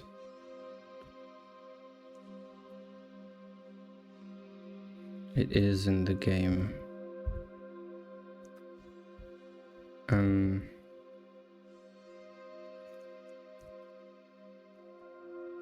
I can break this out.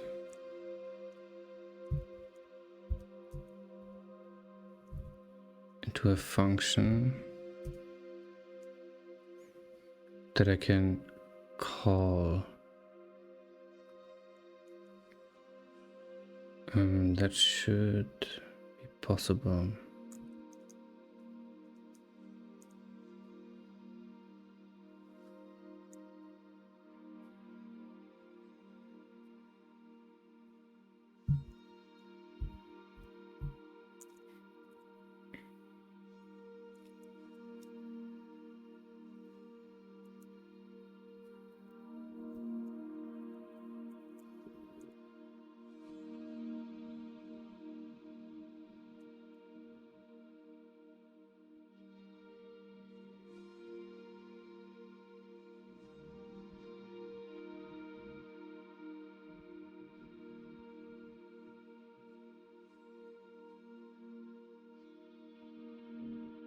And I could pass in a flag into the restart or start function that says, okay, try to load the save game or not.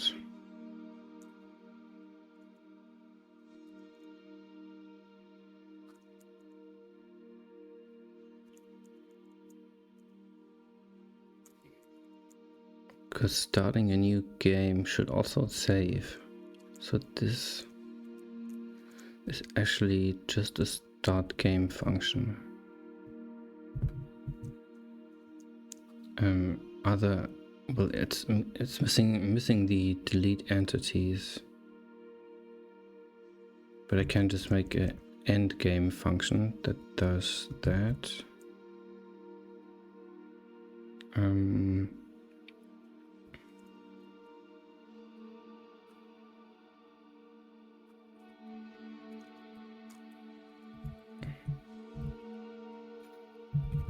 Start game, end game. Maybe something like that.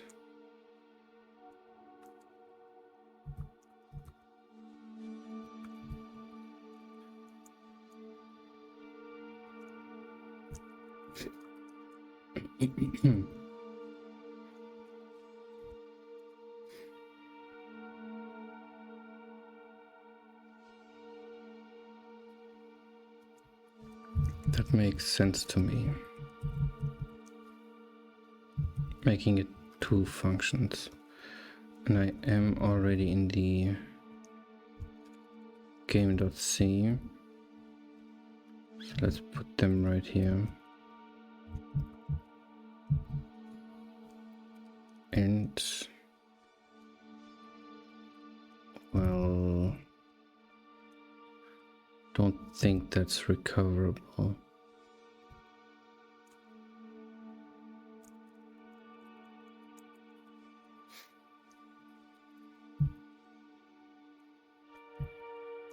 Start the game.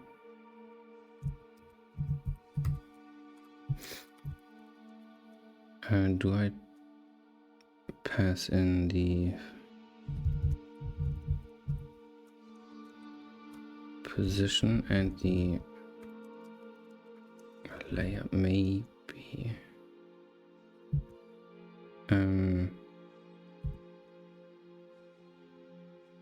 I should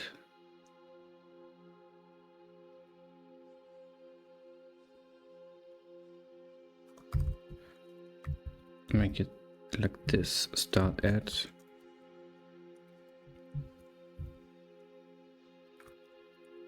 start game,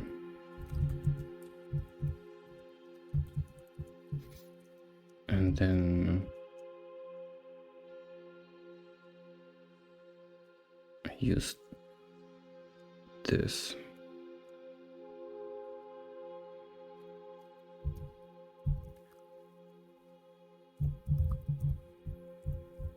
So if I just call start game, it will pick a start point.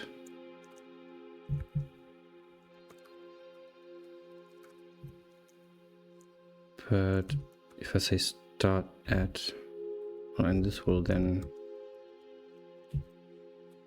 call start at with the generated position.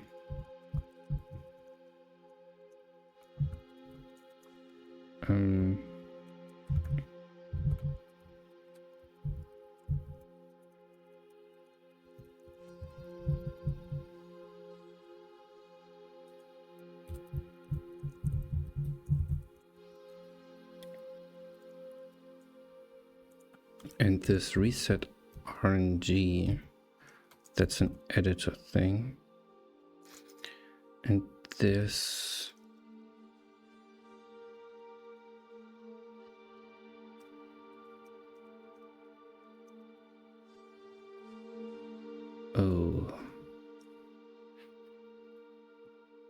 this is resetting the seeded random generator to the seed.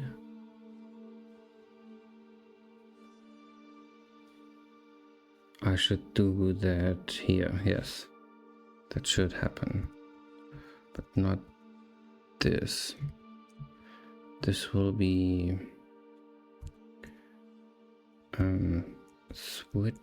swap tiles.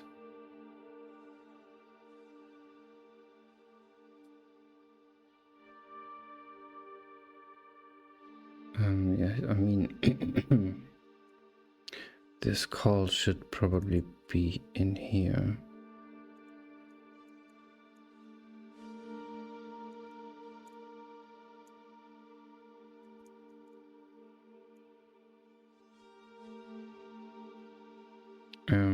But maybe not.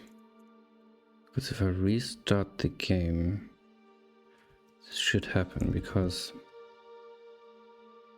I need a fresh copy of the world.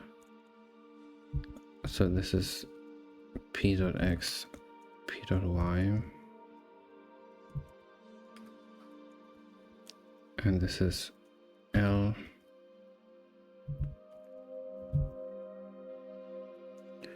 And this is start at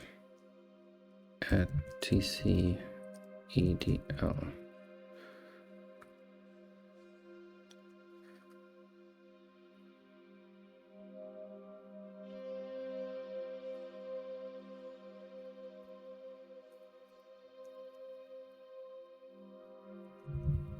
Like this.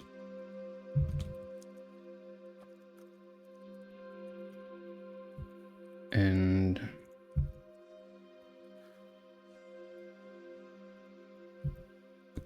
this should be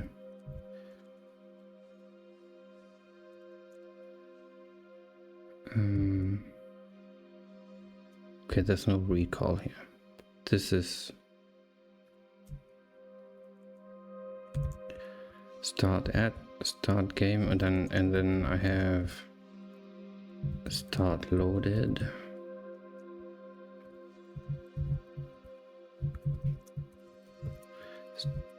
Start game from save game.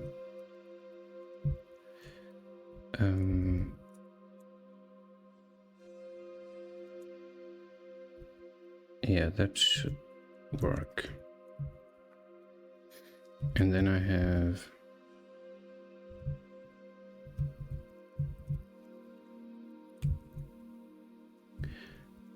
this, which is start game.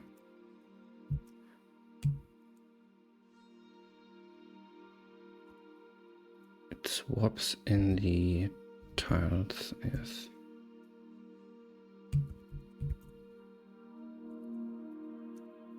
Then I have this.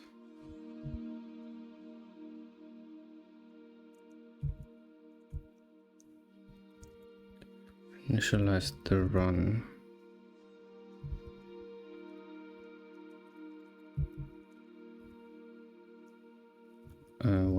What am I doing? This is covered by this. And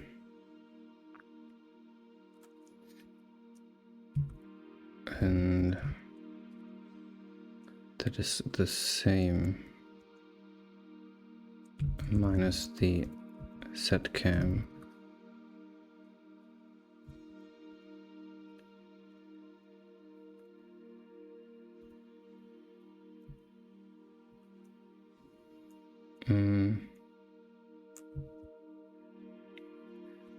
And I should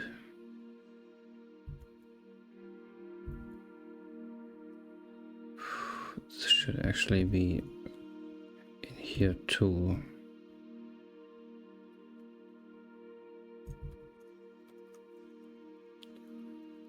Well, it wasn't.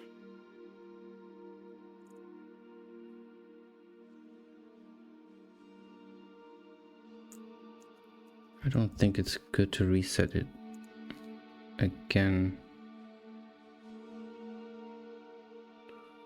Well, maybe that's actually not that bad.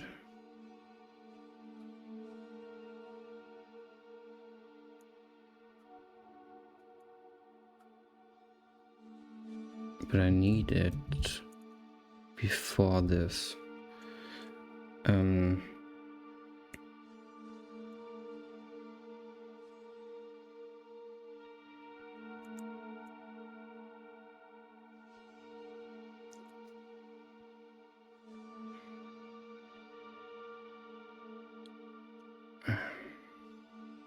So I pass in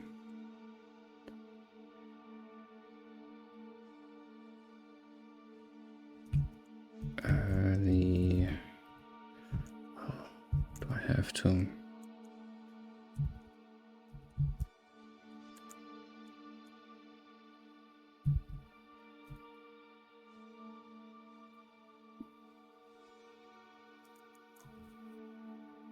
Well, the problem is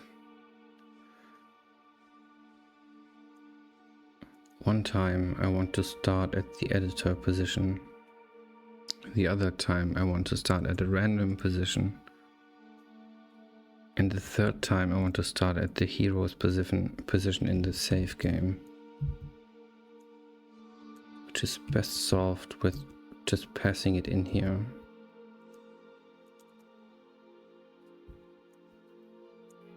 But this random start point requires resetting the seed.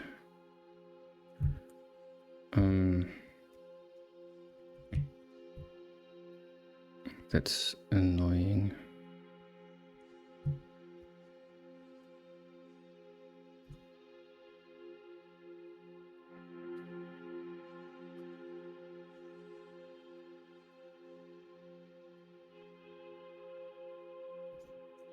Okay, I'll have to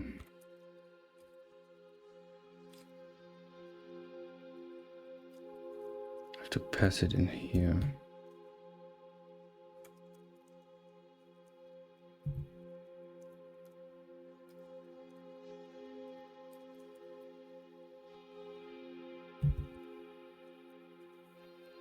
Start at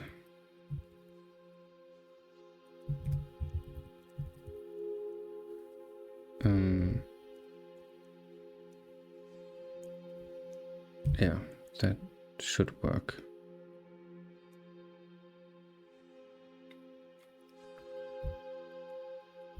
No, I don't want to.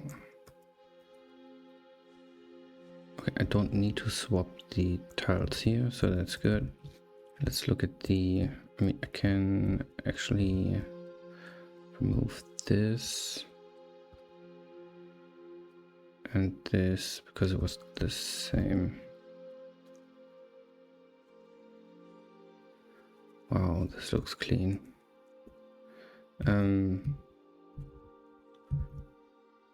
And here the recall. This is actually much less.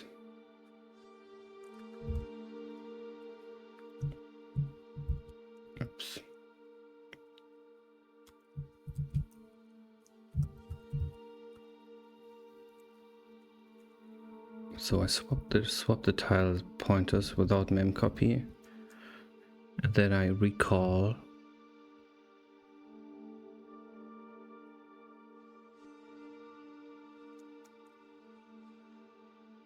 and I have to,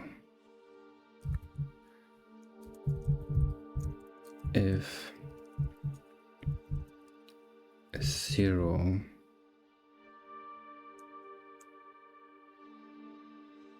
turn non-game. So if it can't find a file to load, I'll start a new one.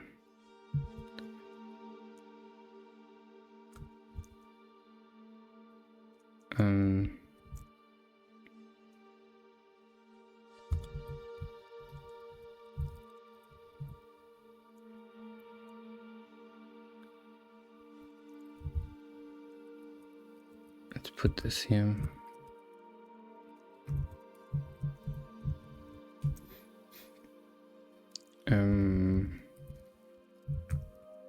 And then I have this.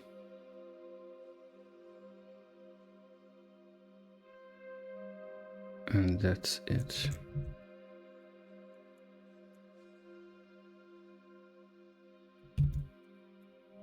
So this all goes away.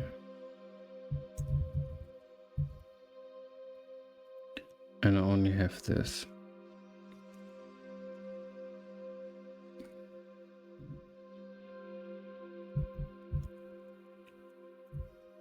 And let's call this start random.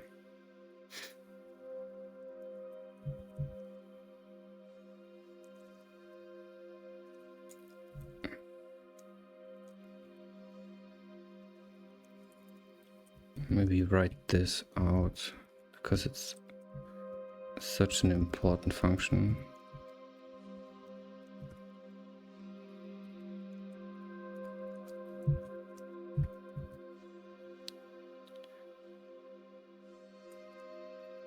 And this should hopefully just work as it was, as it has been. Game core. Okay, that needs renaming.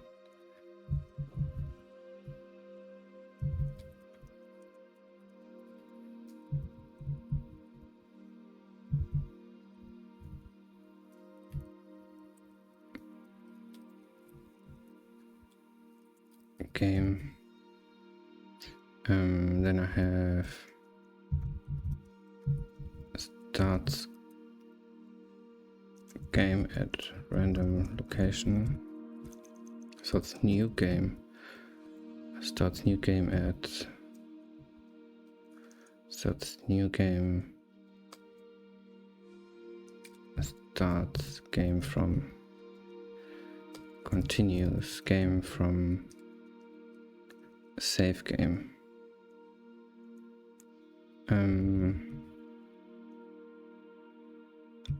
Set cam save. Yeah, don't need to save. Loading a save game. It's actually a good point. I should save the game periodically for the player. Autosave. Start at. Start random. Start loaded.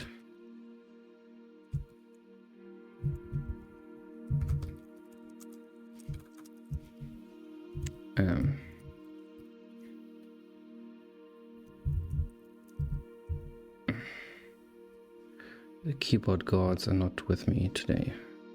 Compatible argument. You're talking about, oh, okay. That's an I2.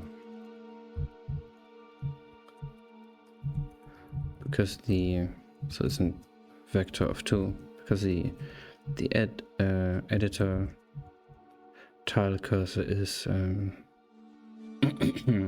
vector of 3 with 3 members.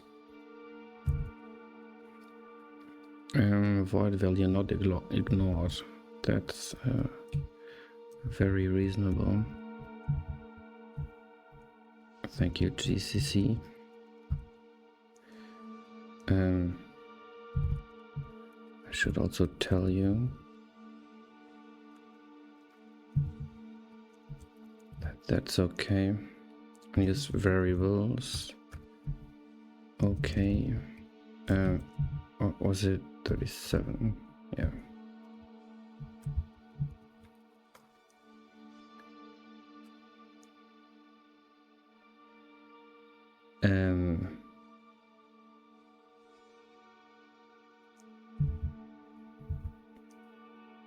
Duplicate case value.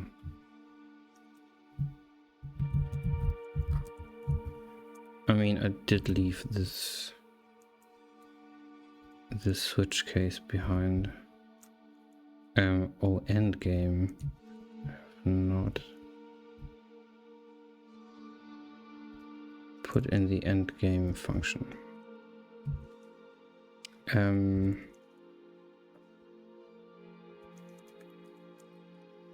So this should be okay.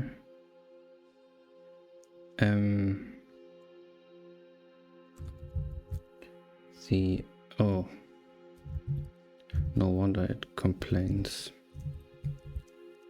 There's just some garbage lying around here. Okay, end game.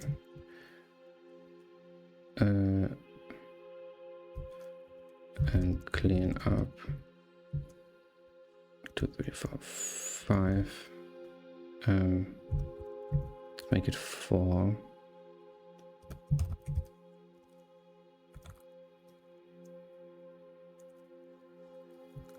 Remove darkness. There must be an ancient command. Remove tile alteration. I mean, okay, that's good.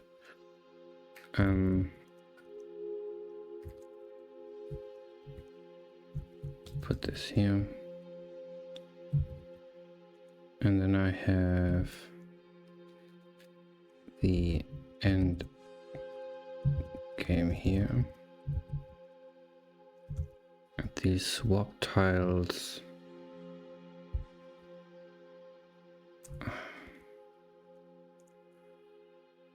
is not in there.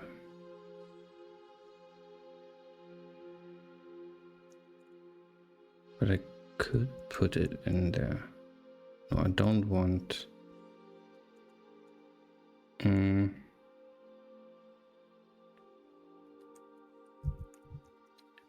I do there exactly?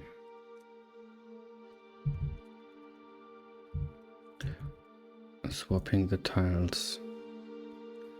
Okay, that's not. Okay, so this is not dependent on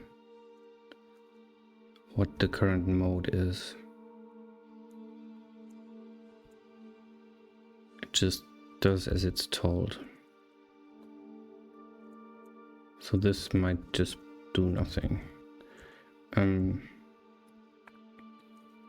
End game. Do I want the end game to swap the tiles back? Maybe I want this to happen. Because if I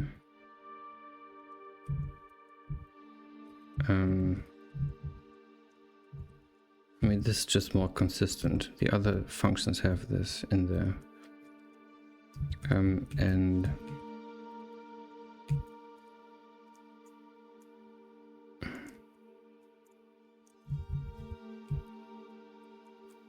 And if I start the game again immediately, like I have here, then this will just swap the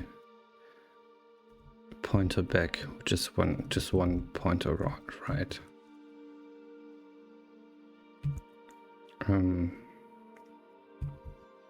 but it is a side effect that is now hidden. So that's really bad. But I can't call it here. Or can I? Because that would be much better. But then I might have to remember. Yeah, well, I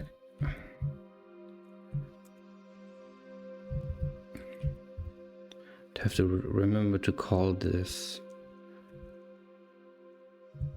swap tiles in the game.c. In the ending here, I would have to call the swap files function to return them to the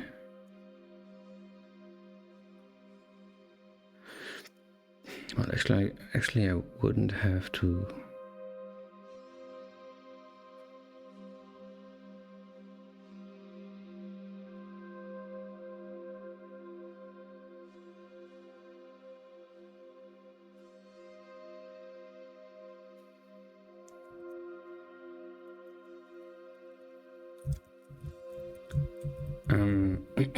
I don't know. If it becomes a problem, then I'll find a solution.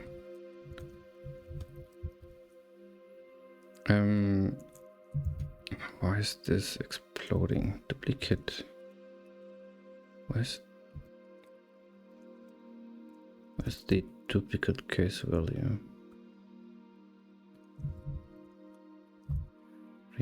Oh, does it have the same value?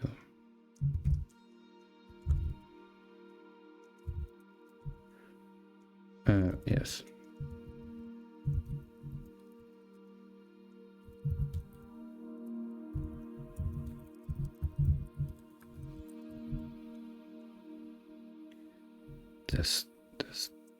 This doesn't look much better.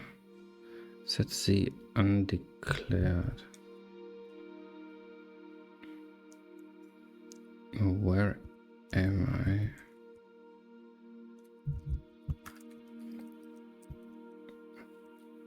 Okay, it's just not in the externs.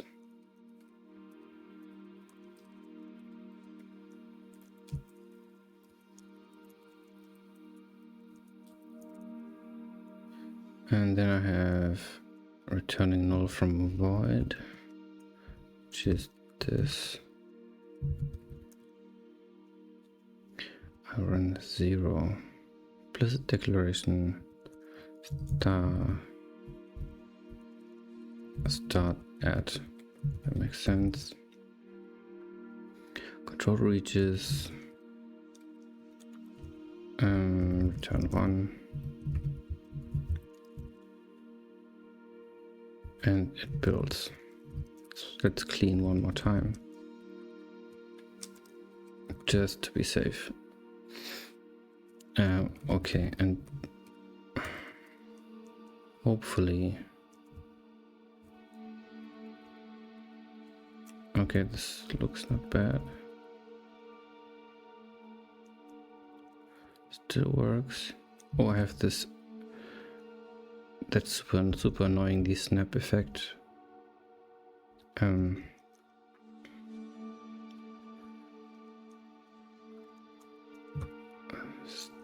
That's because of this. Start. Okay, don't do that here. Start random, but I kind of need it.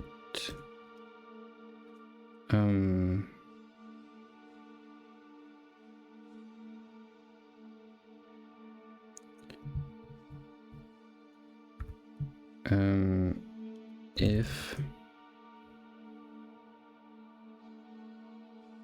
oh god, I have a distance function, I believe. Math.c Manhattan distance. Don't want that. Sub and length, that's it. distance between P and cam.p is greater than, say, 20. So if the camera is more than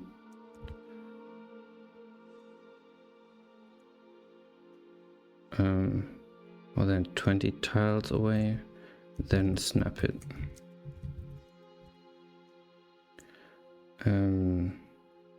Of course it's 3F. Do I have a W? What is it? Oh, vector 3. But that is manageable.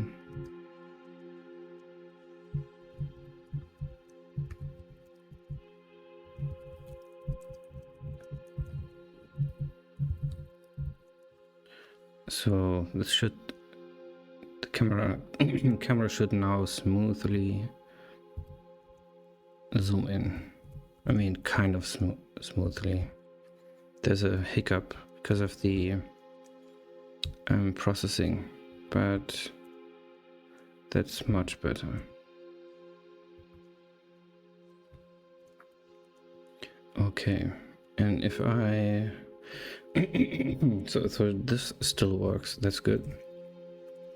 Let's jump directly into the game. That also works.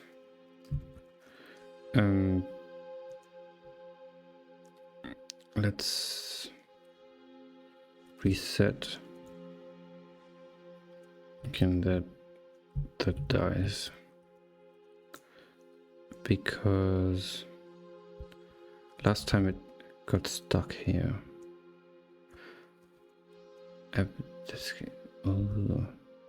What? Well, this shouldn't influence this.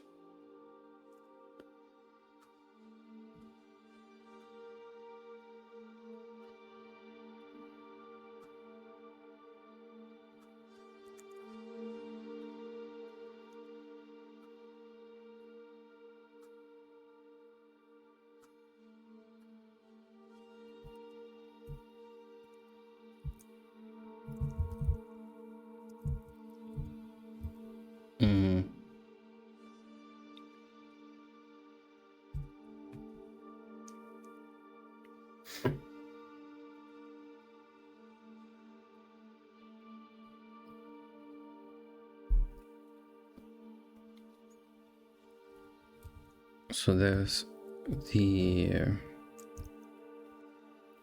setting the seed, resetting, but that's not happening here.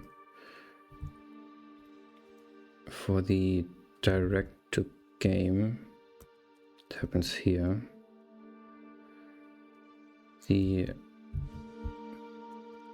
This seeding counter is static, so it should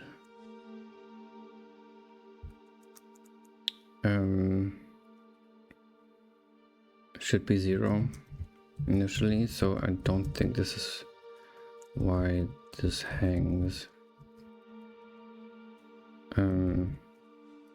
So let's ask GDB.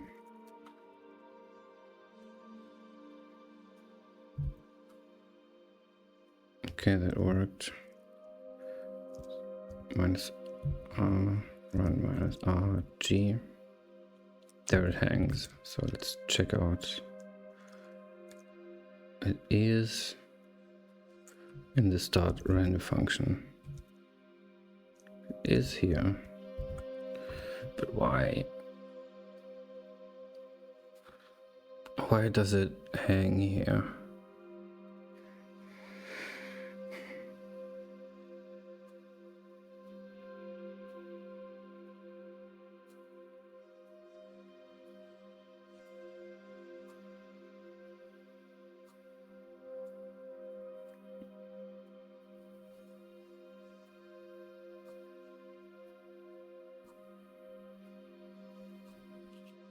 I mean, the random counter should just increase.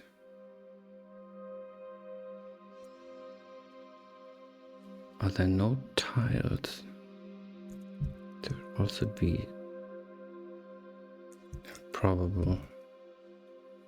What is it? P. Hello. Okay, wrong frame. 800.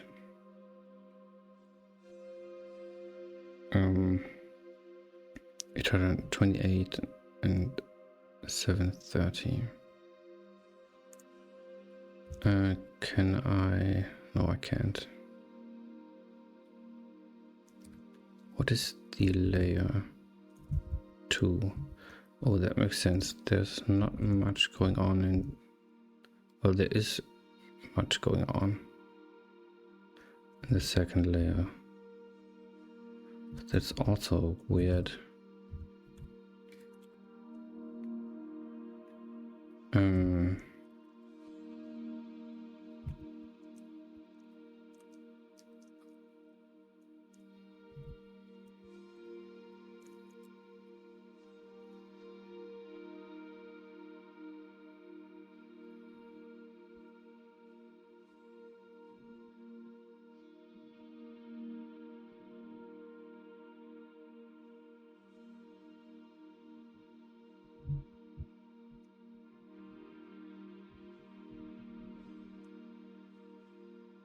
Is it? Why is it showing as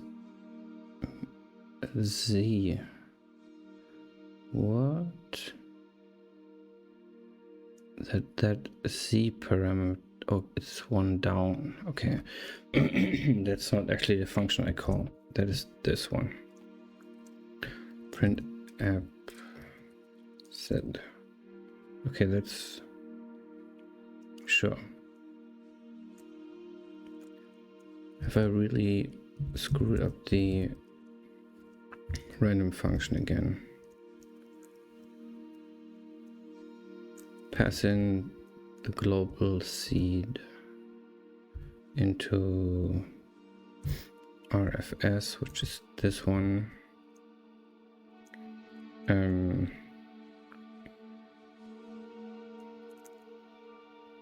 I thought this was irrelevant, but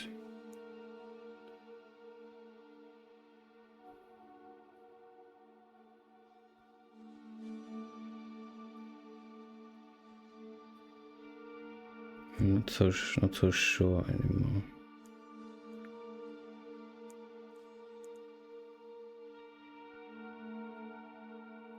Wait, where is? Okay. Pass in the seed there. So let's remove that and say this.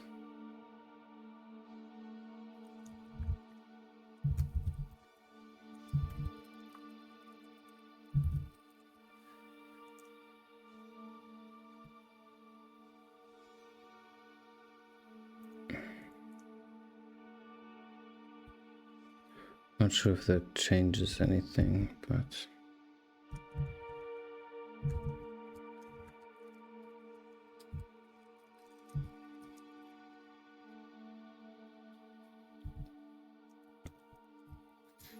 I don't want this to devolve.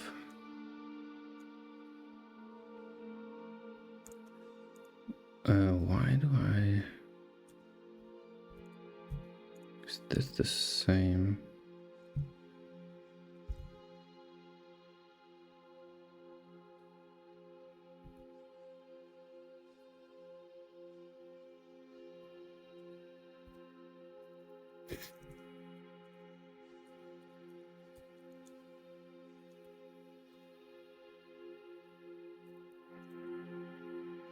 Oh, it's just undeclared.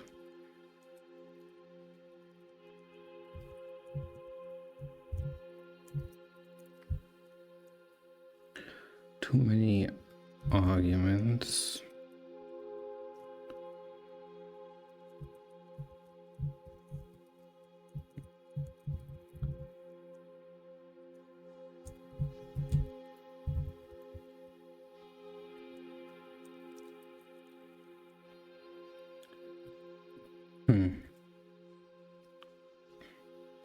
Why? Okay.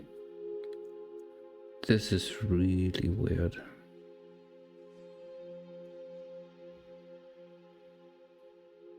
I think I've completely cooked it now.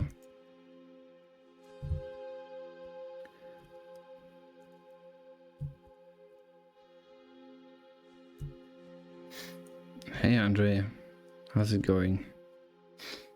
Pretty good. I'm stuck in the random number generator.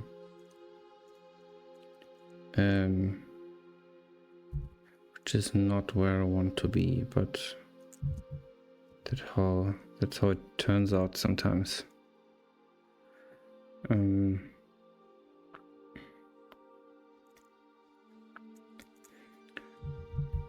So I have this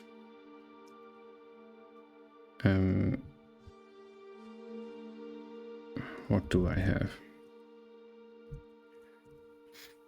I have this function that picks a random start point in the world, but it hangs. Okay, these are much more reasonable. X is 1016 and Y is 554. Why did it freak out just a minute ago?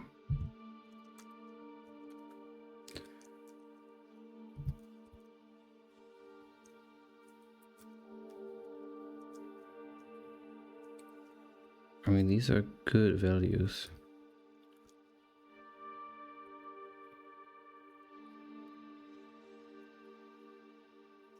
Oh, but they're always the same values. This happened this afternoon.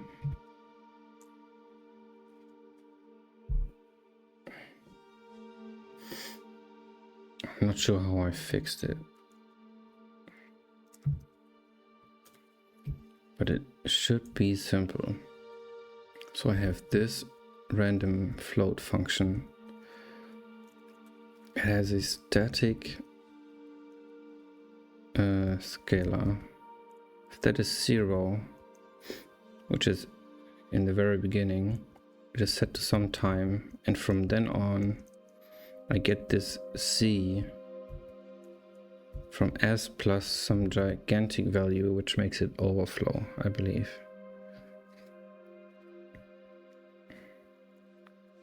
And that gets put in some crazy stuff and spat out as a random value. So there's a static component that gets initialized once with a seed value, which is what I have here.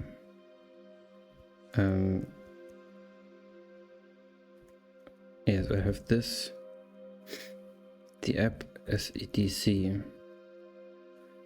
It's not declared here, but it's a static value that gets seeded once when it's 0, and then it gets used with this Z.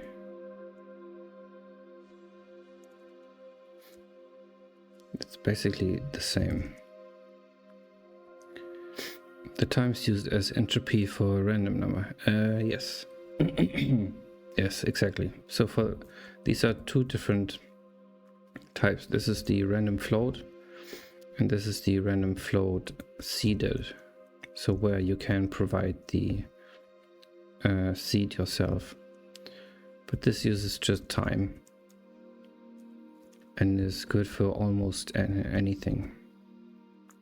But if you want to make it repeatable, then you'll need seeding, which I'm failing to implement correctly, at least. So I set the seed number, I reset it for the pathing, and then I use it here. But there's no resetting here in this. There's no resetting in this loop, so it must actually not be incremented here. This just bad code.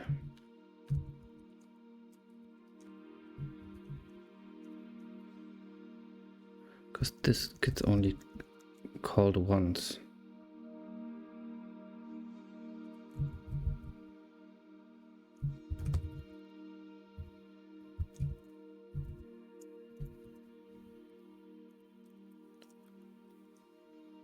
Well, still hangs.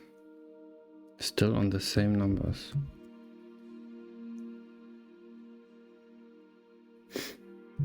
Let me look what I just did to this function.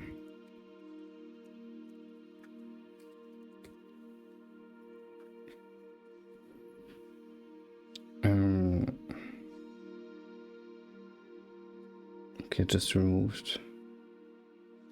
removed the passing in of the seed, but the seed is a global, so I don't need to pass that in.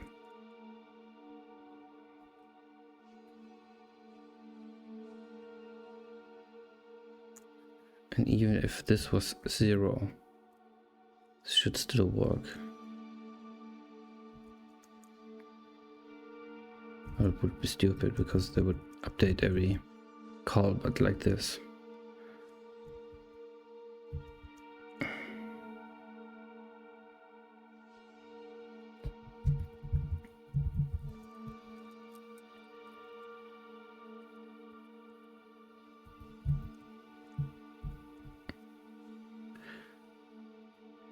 Why does this? Maybe the error is somewhere else. So this works. If I remove the save file,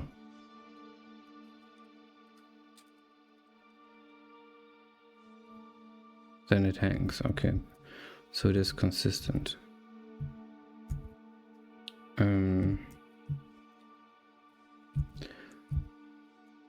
So let's track this. Load the save file. I load the save game.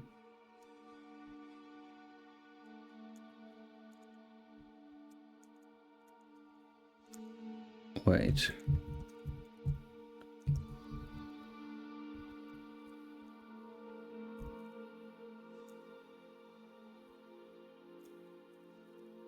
Why does this call the start random? Okay, I'm getting completely confused now. Remove the save game, and this says load and game. Okay, it doesn't find a save game. That's correct. So start load doesn't find a save game. It says okay, swap the mode again with none, which calls this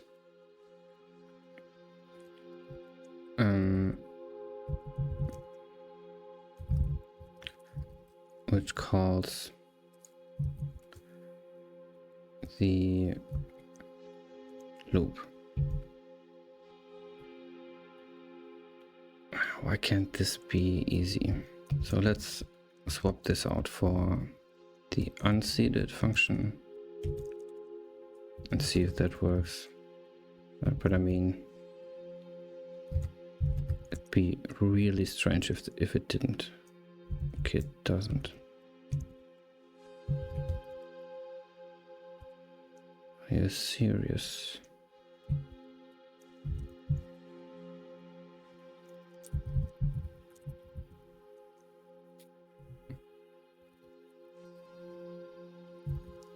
Does not, even with the unseeded random. So that's not the problem.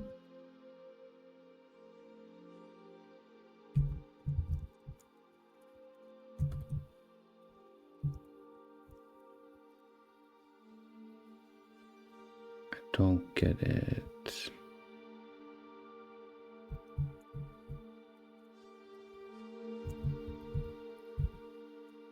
Probably isn't.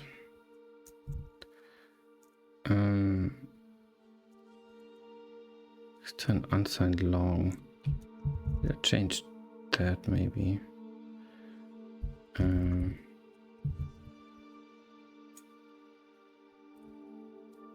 Unsigned long, but this is not an unsigned long. That may be a problem.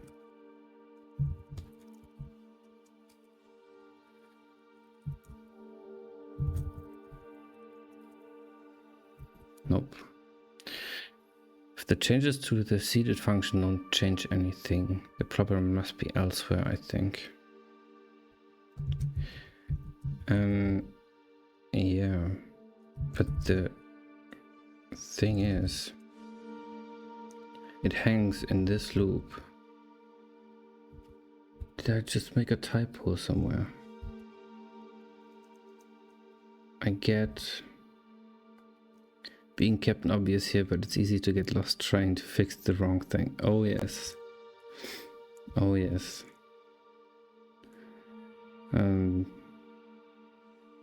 So let's go through this function. I have a position and a layer which I want to set randomly.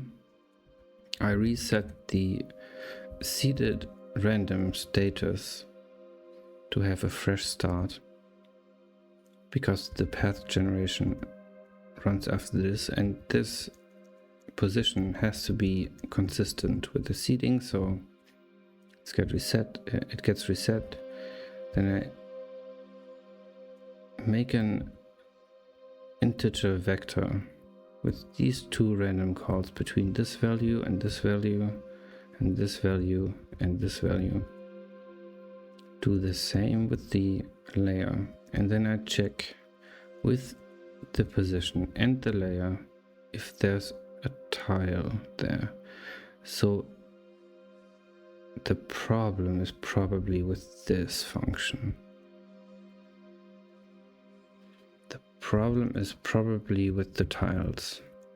And I had that idea 10 minutes ago, but I didn't follow it. So it may be the case that there are no tiles here.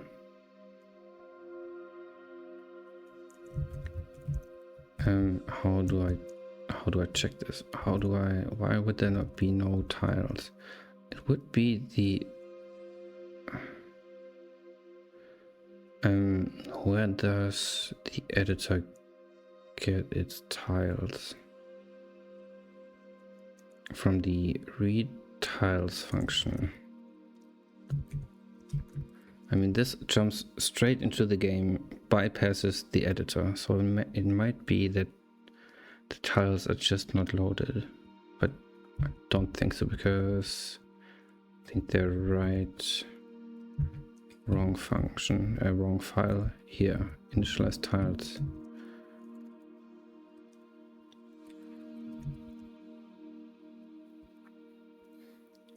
And yes, they get loaded here.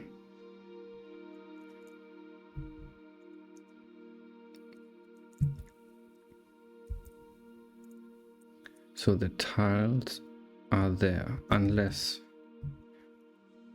I screw them up somewhere here. So it goes straight into game from none.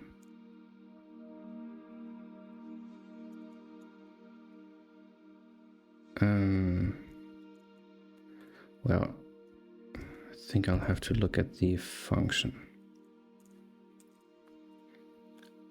Swap mode. And I have these swap tiles. Yes.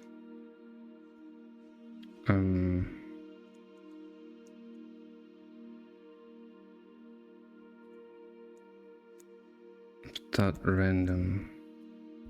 I'm not swapping the tiles here. I'm only doing that later.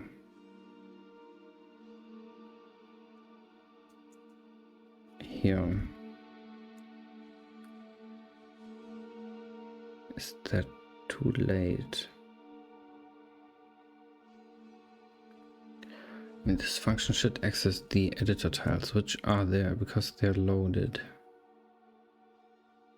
But let's just check. Do I have the tiles in here? No. How do I get them?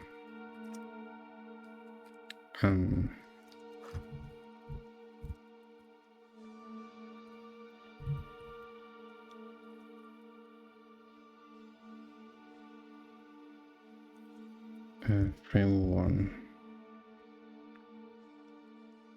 So position is good. Layer is good.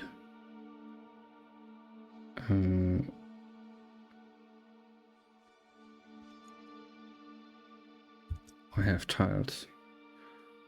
Okay, then can I do this? No. But I can 284 times 124 times 1 plus y is 327. I mean, I'm not even sure what I'm looking up here. Yeah, that's stupid. Let's make it that I can inspect the return tile, which is start something here. So let's make a struct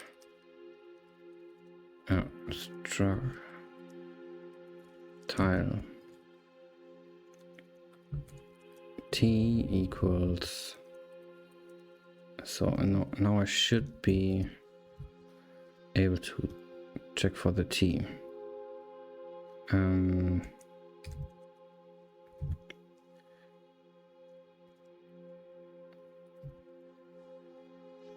Frame 1 print t. Serious.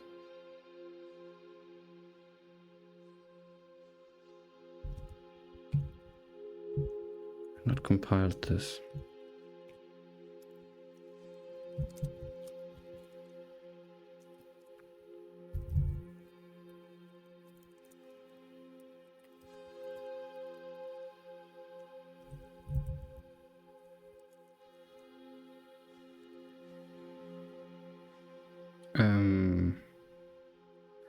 Oh, I'm in tile add. That's even better.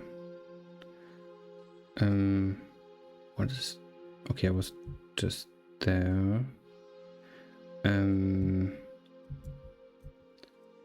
Let's go into tile add and let's look what's available there. Okay, I have I. Do I have I? Is I set? That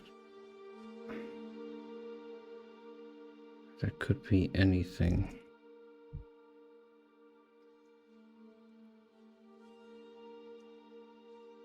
Okay, that's completely empty.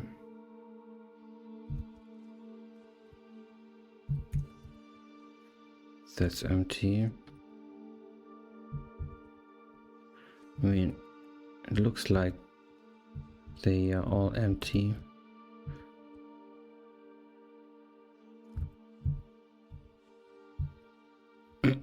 So the tiles are empty. But why?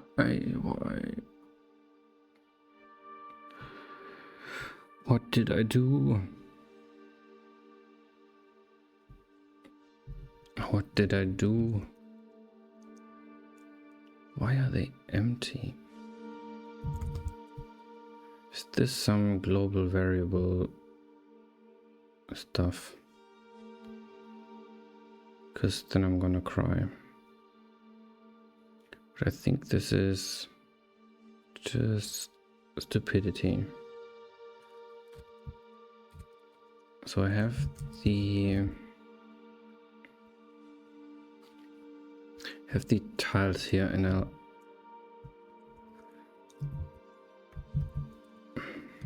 let's make this explicit.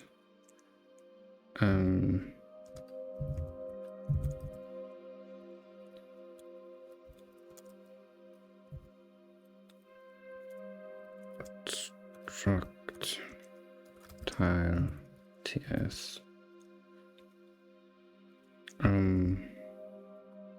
tsp for pointer.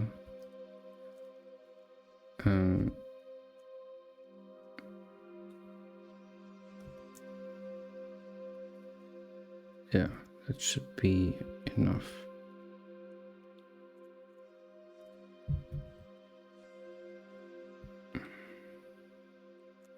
Well, actually,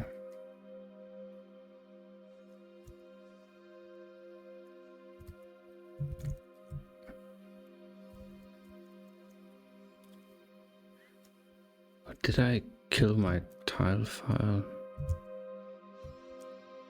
No, it's there.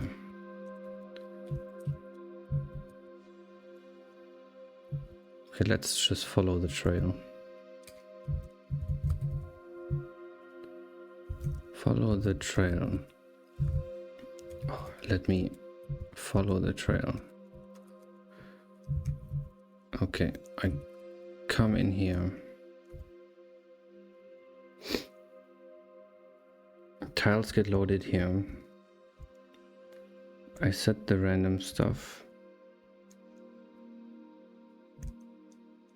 This here hangs. So I set the app mode to load and the next mode to game. Then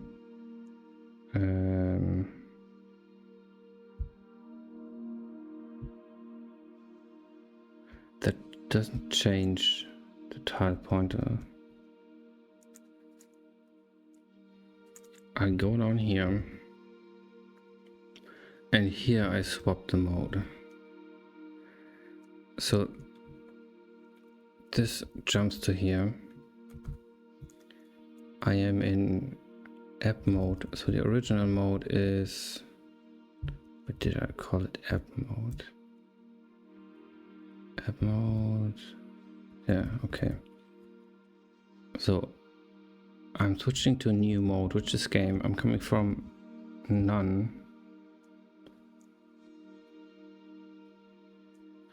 Here I retessellate the tiles, which should just crash if the tiles weren't there. And then I'm in start a random run. And that's about it. In the edit, I'm doing not much. So it's in this stupid function here.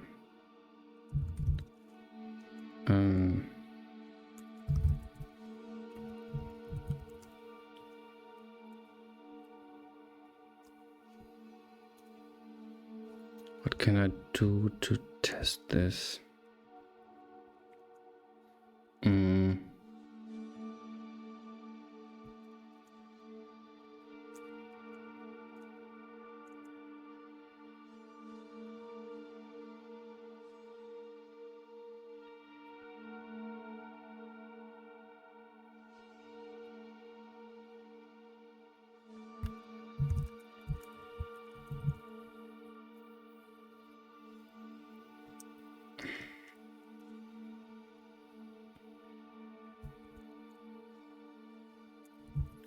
If ts equals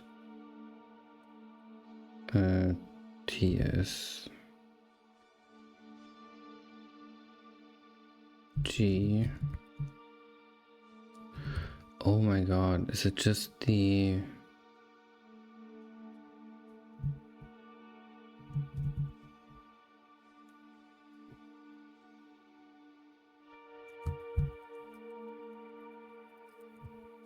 swap?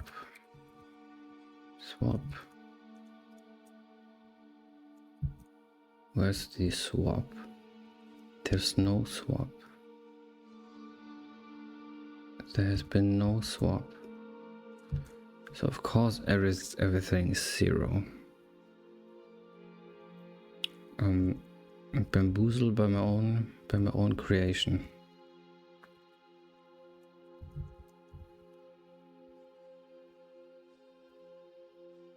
Yeah. There's nothing swapped. So the game tries to find a random position, but there are no tiles for it to find it on. This is still main? No, this is game.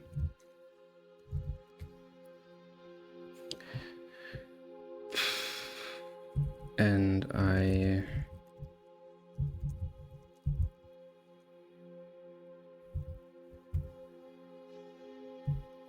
swap it at endgame. I swap it at start at, but I don't do it here. Okay, I'll just I'm fed up. I'll just duplicate this code. Not this one, but this one. It's just not worth it.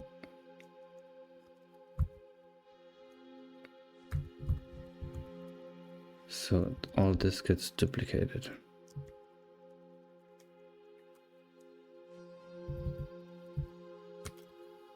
Into here.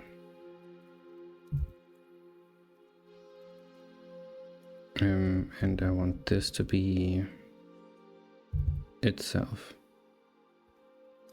So, and then I swap over here.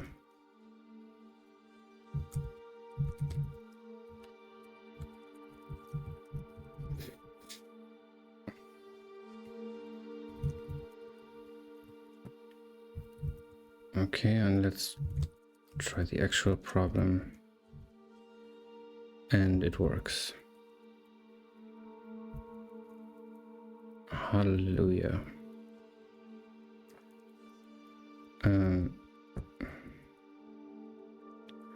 That was unnecessary. But I learned something about my system, which is don't mess with the tile swapping. That's about it. Okay, let's look at the to-dos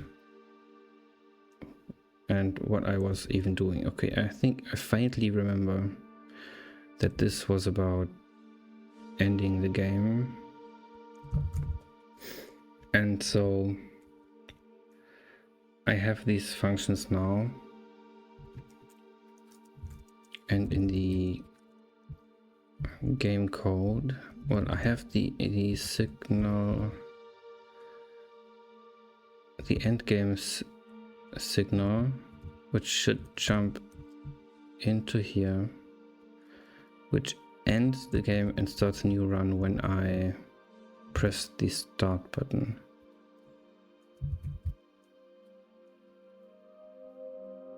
And that would set the game mode. That would, I believe, just reset it. Okay.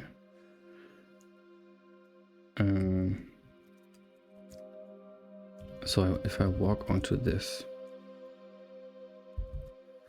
then I can't move anymore. This wiggling animation is still going on, but that's a problem I haven't solved. That's about continuing running timers and in different contexts and stuff. So if I press start,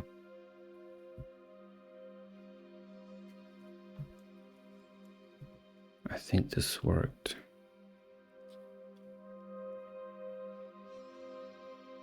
I think it worked. I have no torch and I'm on a wall, but that wasn't bad.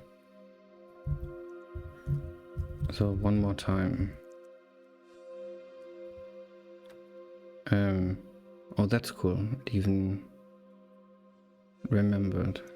But I want to remove the save file and start a game.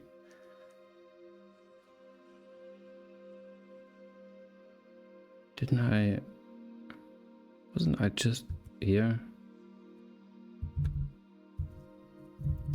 Or did it just look like it?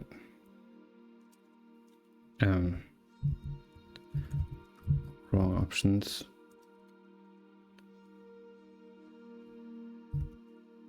That's not what I want.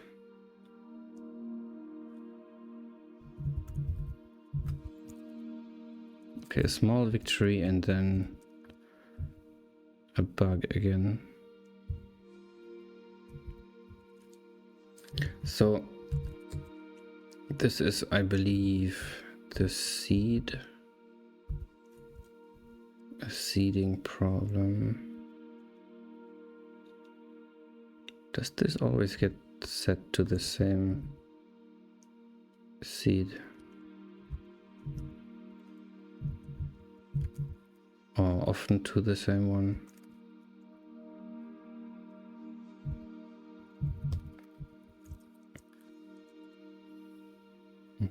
What? Seed 3300. Seed 362798. Okay. Still in the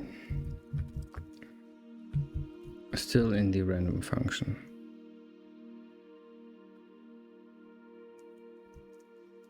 Let's leave this out.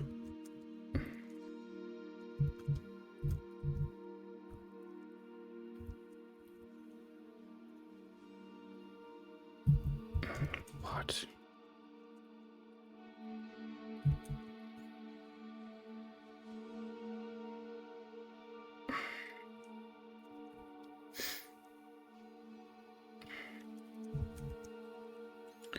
What is happening? Is it this or is it something else?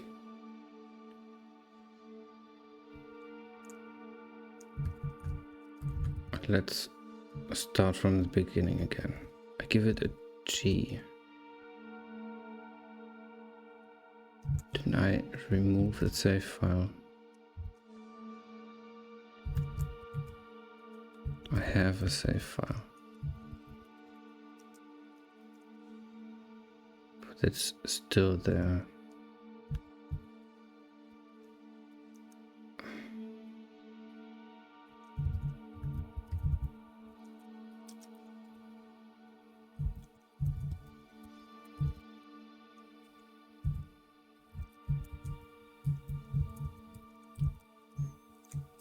Okay, so it gets to the point where I question my sanity.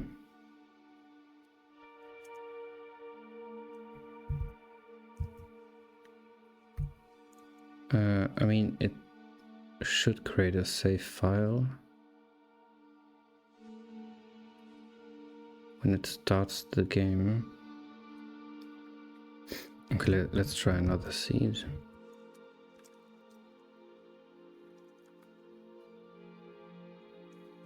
What's happening?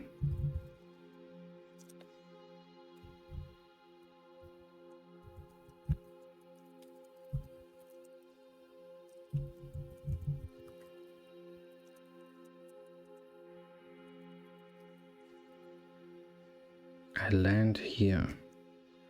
But where is here? Oh, I have the debug mode.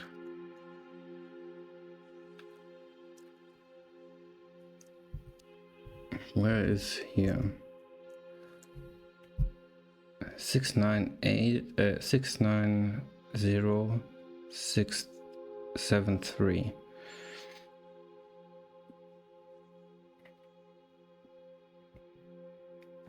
Where is this?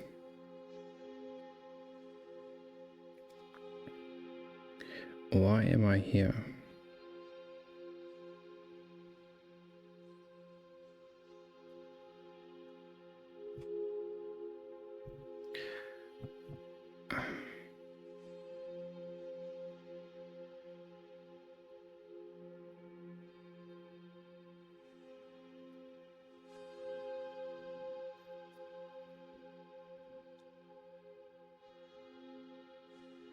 let's check if it's the random start point or something completely different.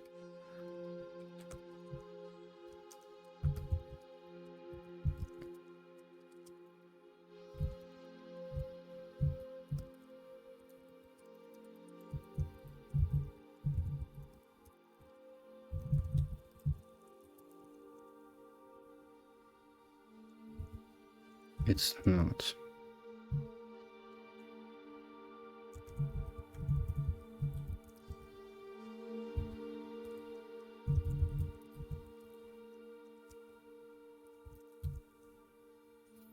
That's not this function that grabs itself. Is it?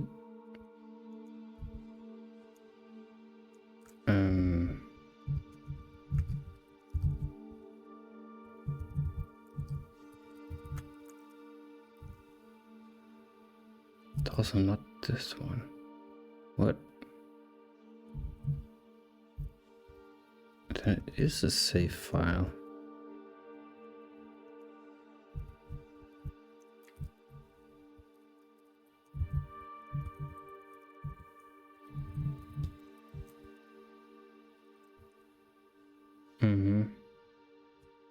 It comes from a save file. Any more save files?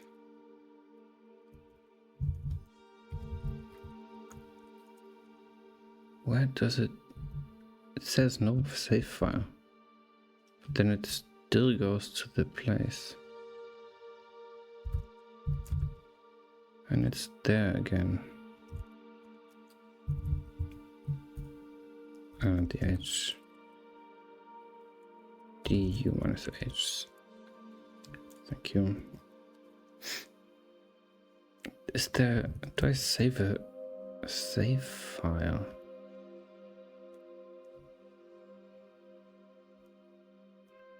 Before this is getting ridiculous. But I have time, so that's okay.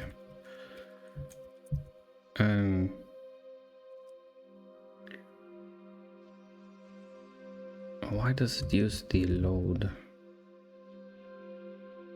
Oh, it tries to load it. If it doesn't have a save file, recall. In what state does recall leave the world in?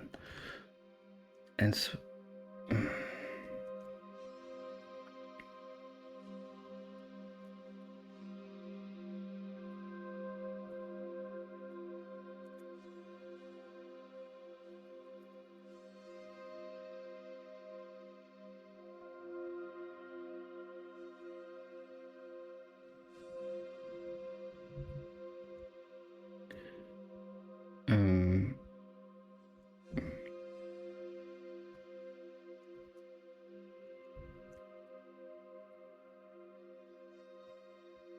I mean, it must be this.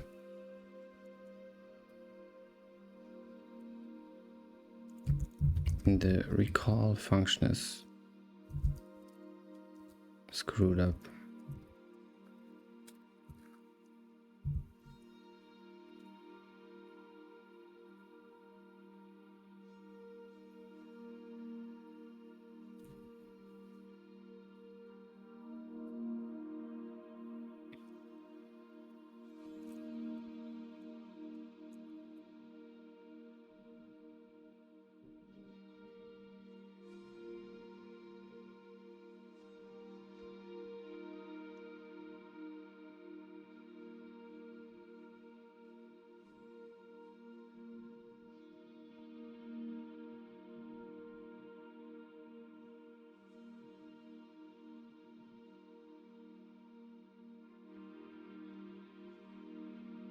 Don't get it.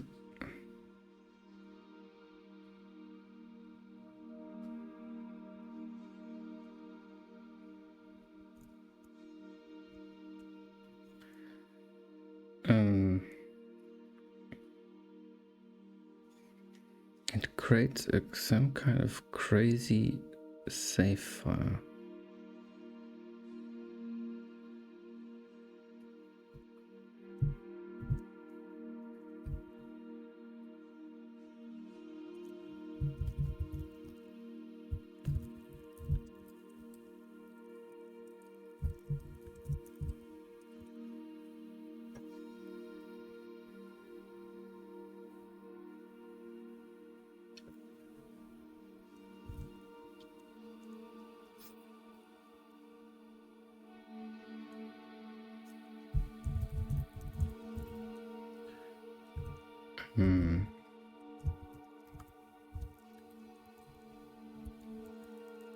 So that's cool. Oh, what happened?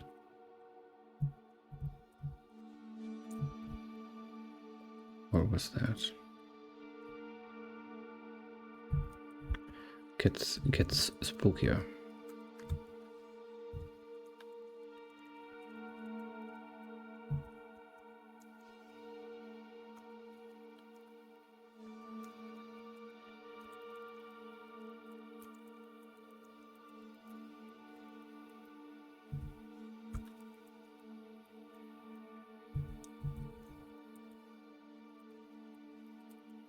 Huh? Why?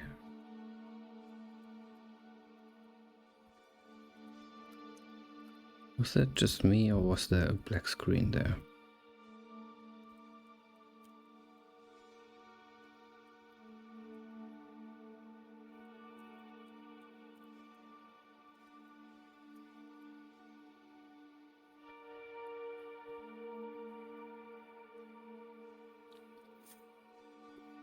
Well, anyways, I'll take a short break.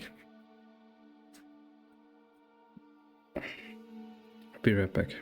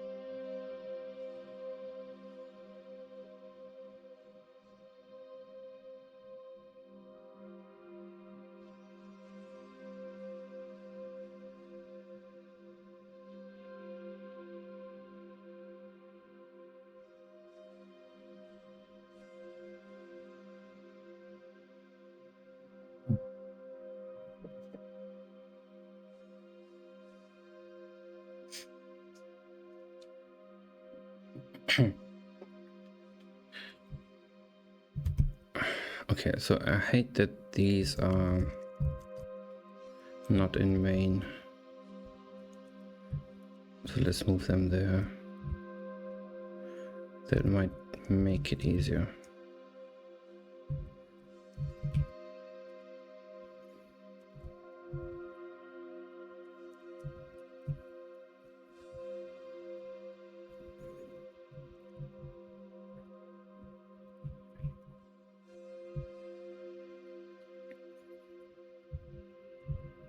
Okay.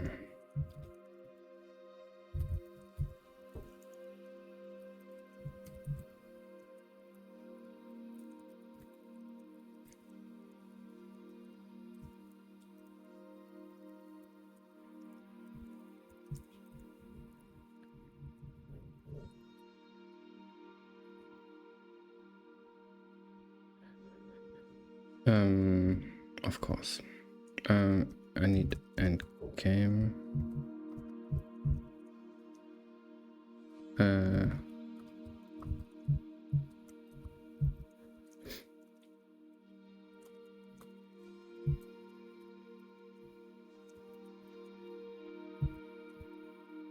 And start random.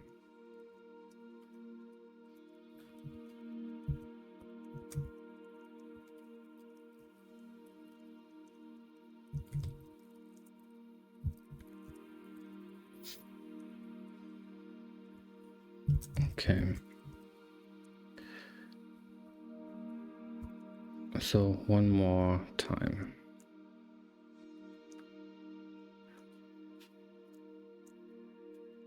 I come in here with none. I mean, this worked, I guess.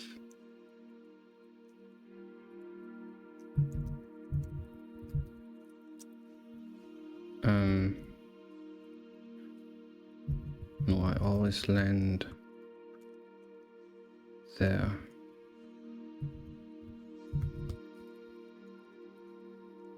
Yeah.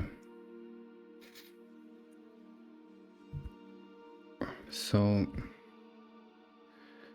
and I established that this happens. Where is it? That doesn't help.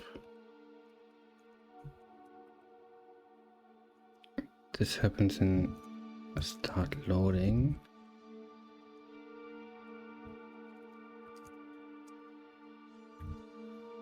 Yes.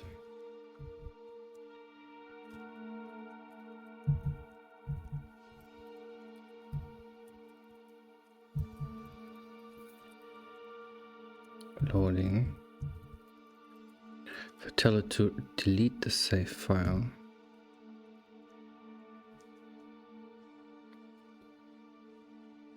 it does not happen here.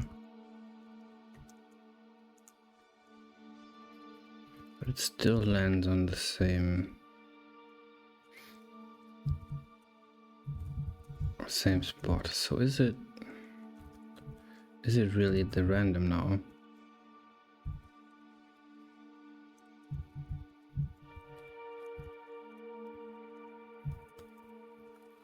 A random number generator.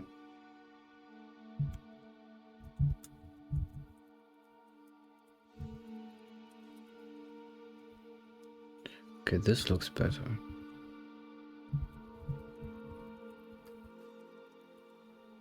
Okay, this really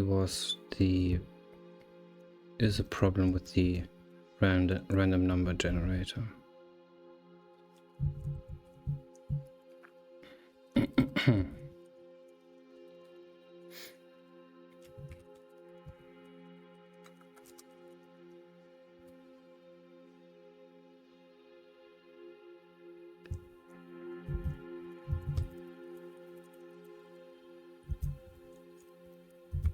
If I put the seeding in place,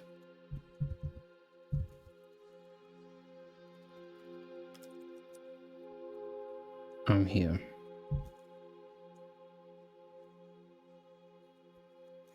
So this must lead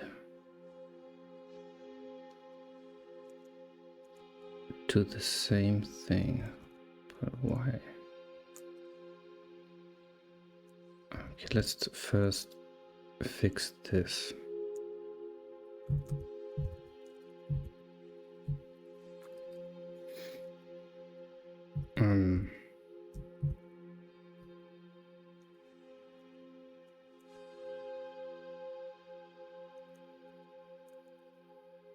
Okay, that's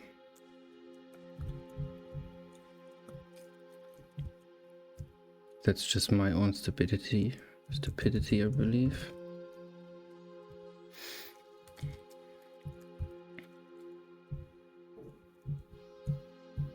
And that hopefully was just another random cave. Yes.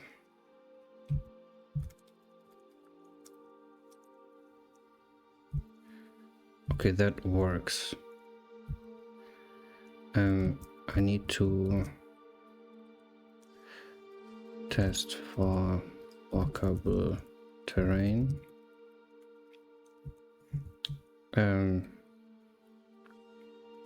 But why is this still happening?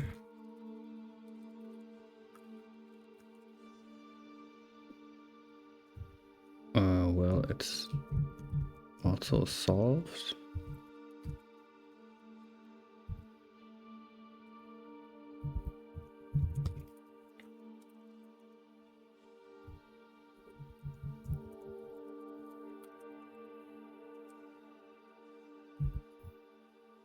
Also solved.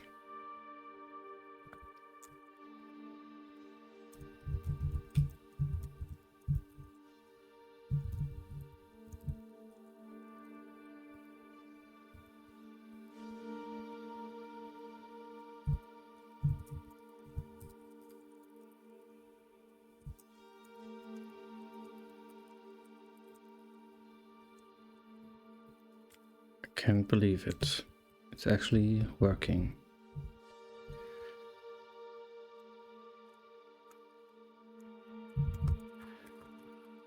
And then I have something path here. If it's walkable. I think this is relevant.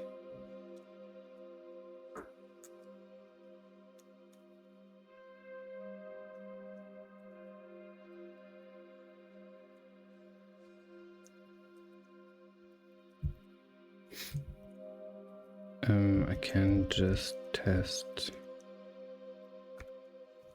path.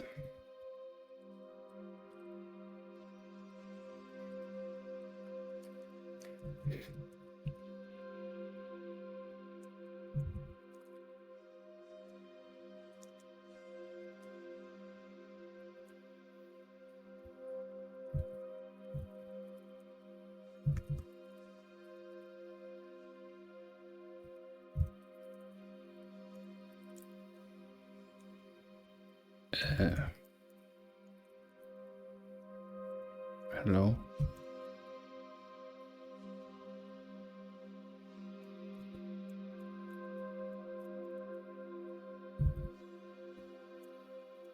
The path is 0. Yeah, well, that's stupid.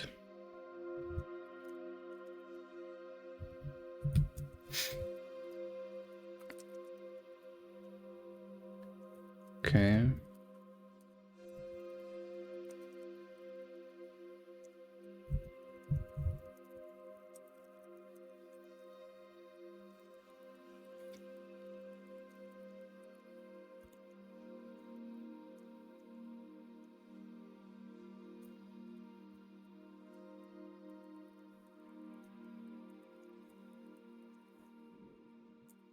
Okay.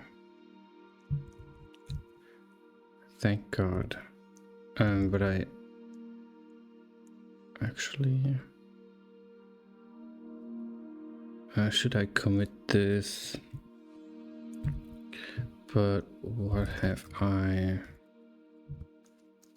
still open. So I have this. I need this. Well, fade to black. Let's not do that. Hide the hero. I can do that pretty easily, I guess. I hope. I just set the hero entity render type to 0.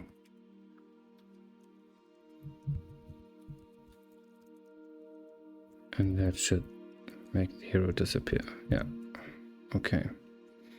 I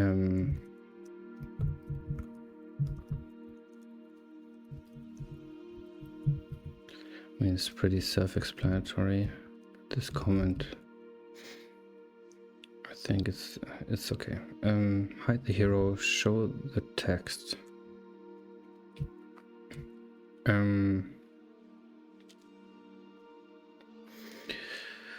Should I?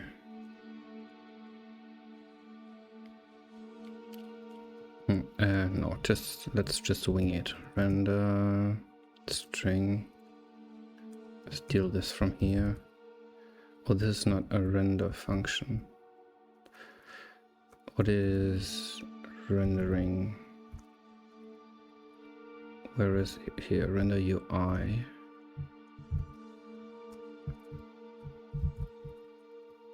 Oh, come on. And we say congratulations. That's it. Make this a bit bigger. And where is this? Let's put it at 10. 10.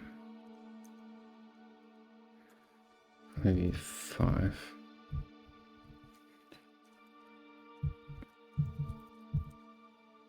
Get a friendly yellow.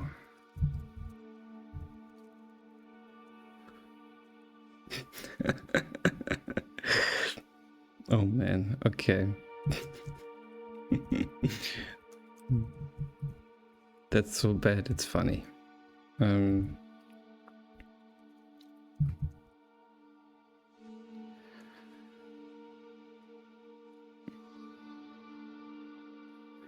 Let's make it more corny. Off to another adventure.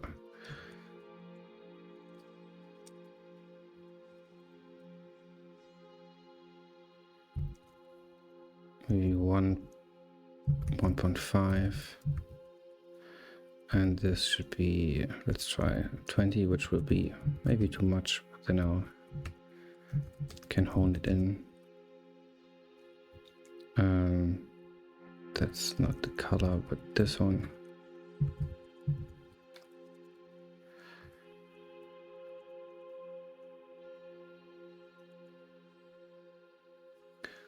I don't see any rendering issues.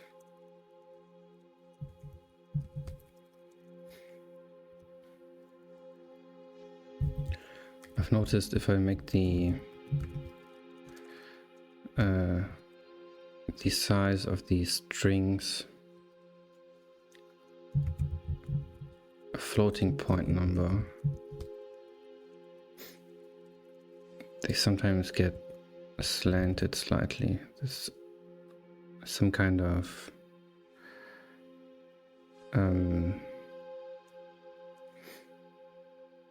into some kind of rounding issues. So this looks actually not bad, but it's hard to read. So maybe a banner.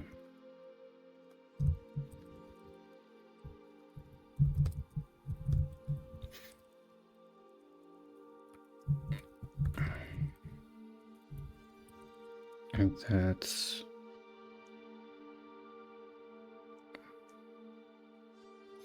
Oh, this is times 1.5.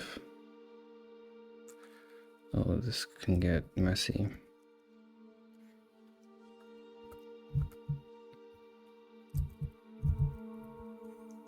And what is this? Oh, this is the height.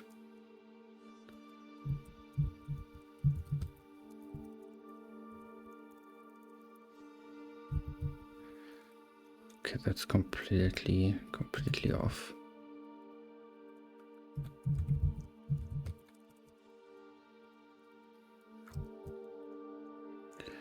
Closer.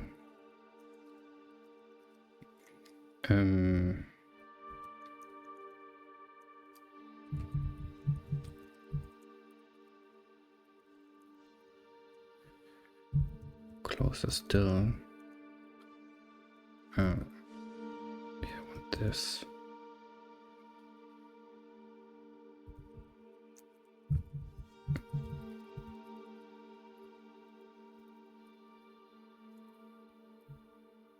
And a bit shorter.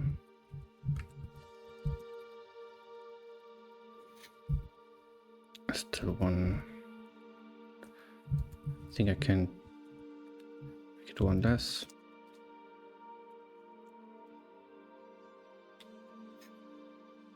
All right.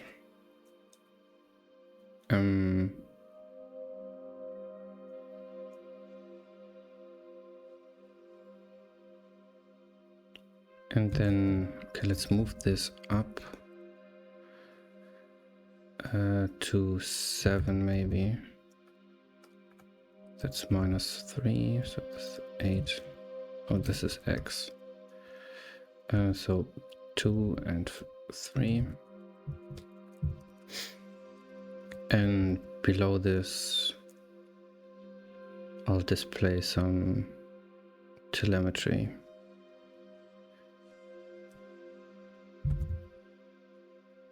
Maybe down 1.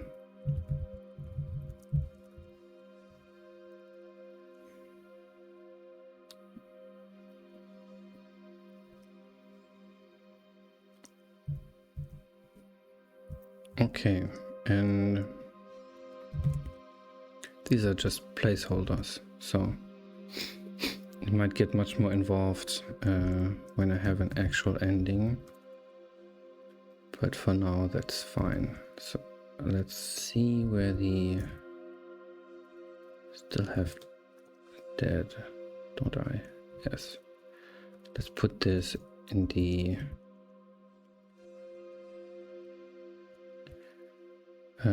when the hero dies, same thing, but...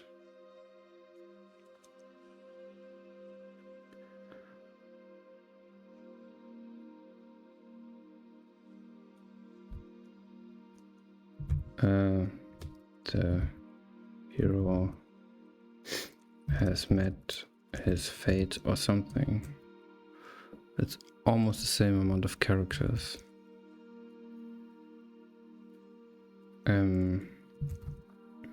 I don't have a simple way to kill the hero. So let's give them... This is checked out, so I can just give the hero health value of 1.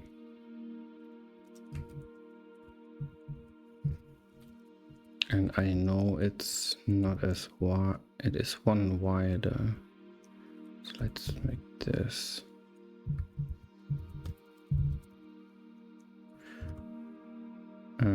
Something to kill me, please.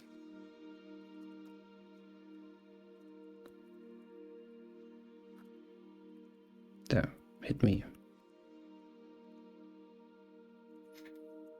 Why is this? Did I just do?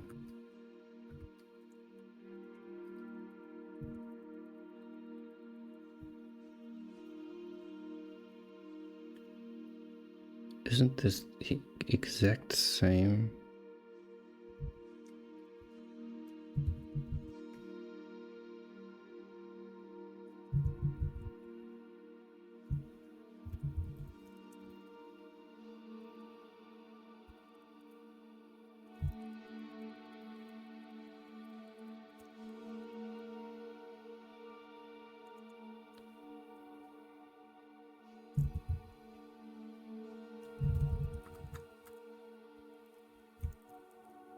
Okay, it's just that I screwed something up. Okay, this is okay. Let's not make this a exclamation mark. That's just cruel. I think it needs to be a bit, yeah, a bit wider.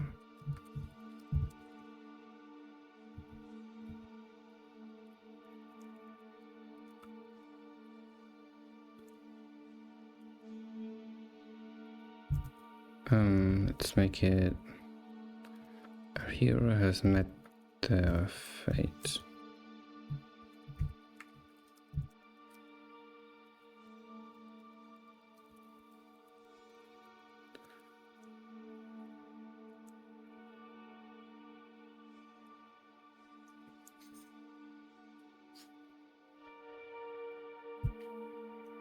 Which is a stupid sentence, but can't be bothered to make it super cool.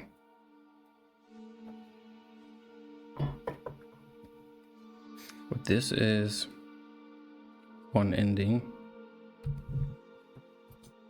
When I press start, I'm in a new game. And this is the second ending.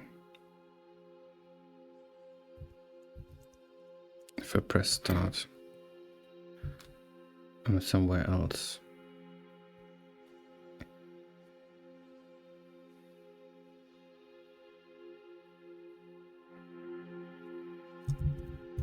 Actually, now that I think about it,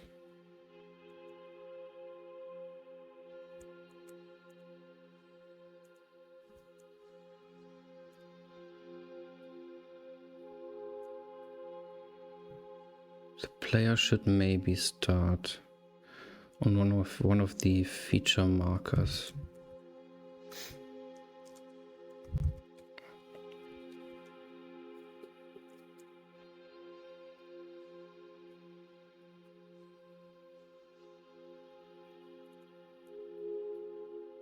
So I placed them here.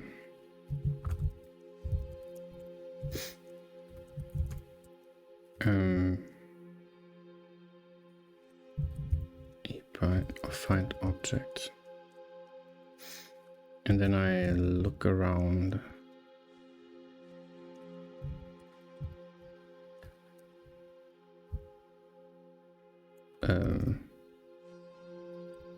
Oh, okay. Can I do this?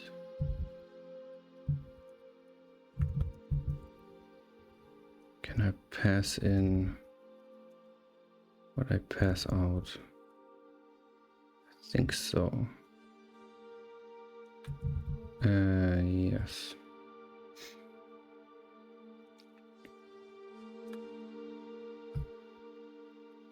Radius 4, and I'm searching for one of these.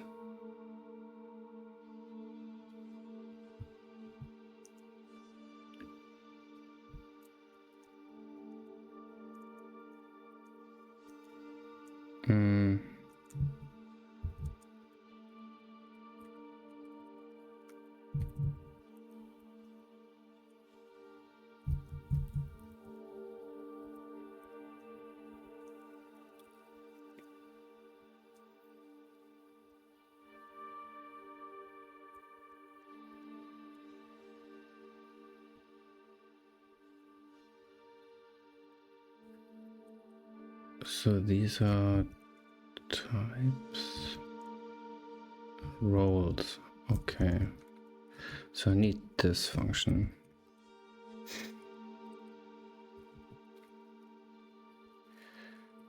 Radius 4, sort no. And I need elements.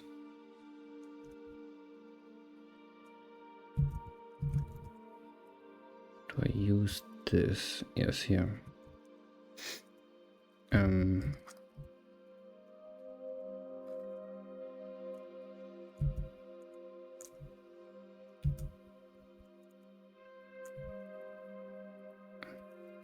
if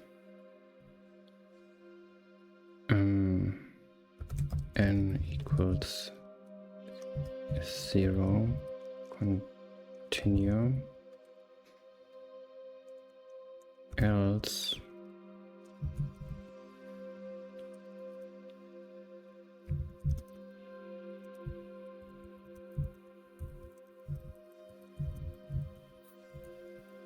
I check the so these are positions.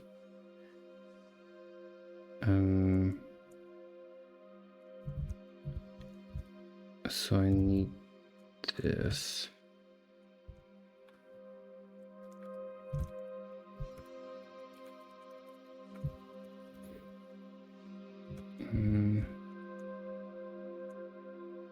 Oh, there are no entities. Oh no.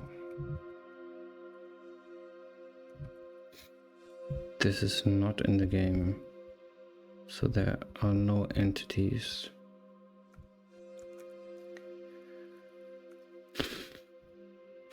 How do I do this?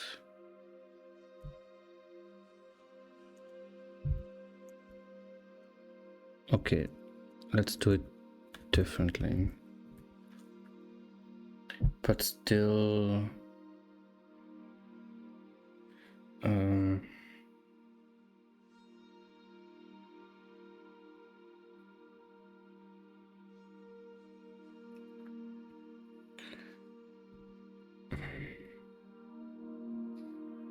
so if I say I want the hero to spawn on the entity markers, on the feature markers, because they are placed in a good way. If I can search all the patches. Wait, no, I don't have the patches. I don't yet have the patches.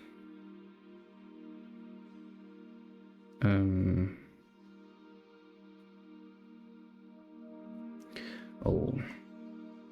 Okay, I'm confusing things here. This is not where the hero is spawned.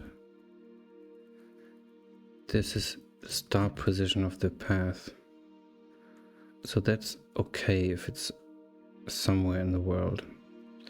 But then in initialize run, I want to place the hero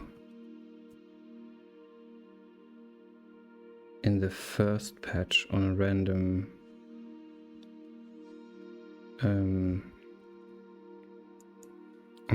marker.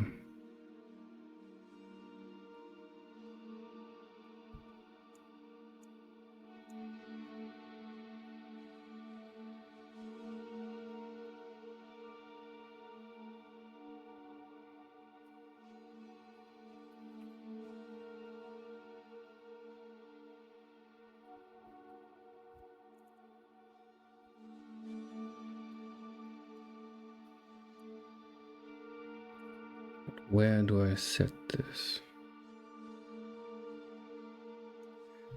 In the IEMP, I guess. Oh yeah, this needs the hero position.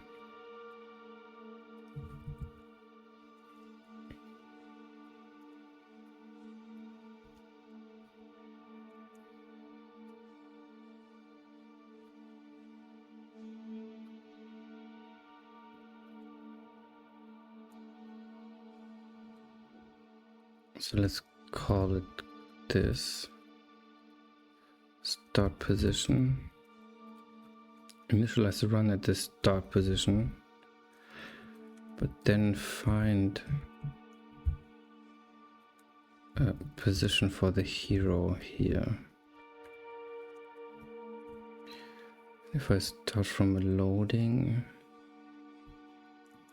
from a save game, that's taken care of. And if I want to start at a position, that's taken care of, but not here. So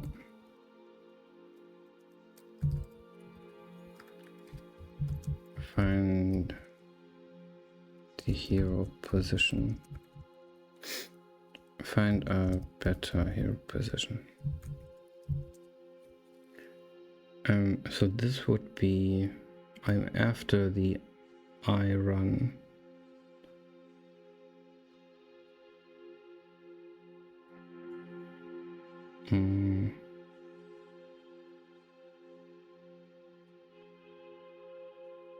I could just return it here.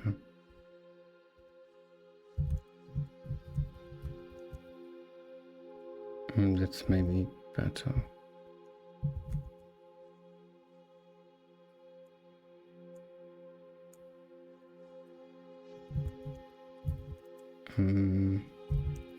Let's look at the initialize entity map, because I think that sets the hero's position. Yeah.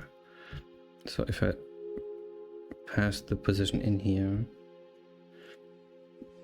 it sets the position of the hero, because the hero is always at the center of the map. So it can't be anywhere else. So let's look at the run function. If this is done, I want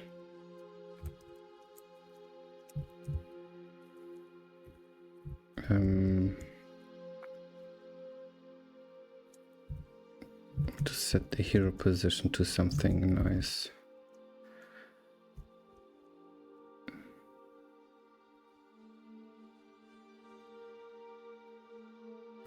Let's call it find hero position.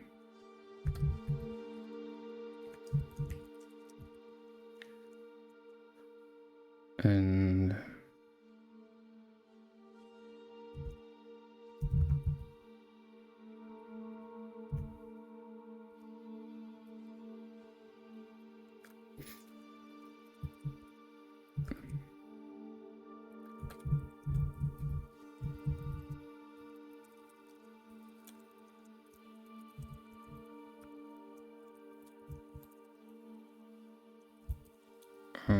nice.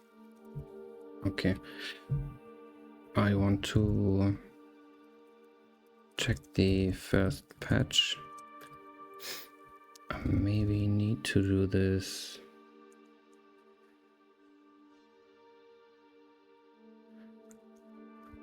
beforehand.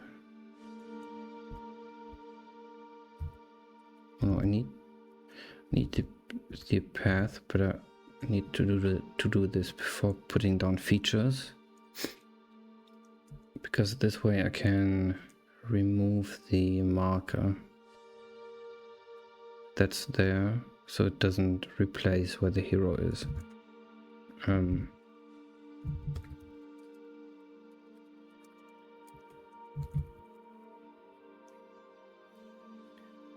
So I take the first patch, choose a random feature, remove the marker, return its position, and that should be everything. So this should be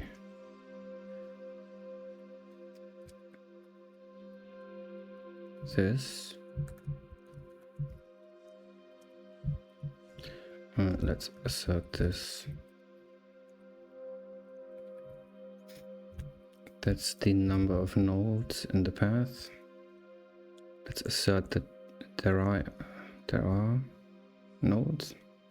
Get the, I think that's right.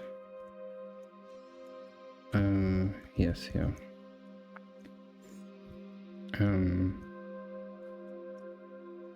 So that's not null. Take the first patch. Struct patch feature. I need to make this a loop. because there could be no features on the patch.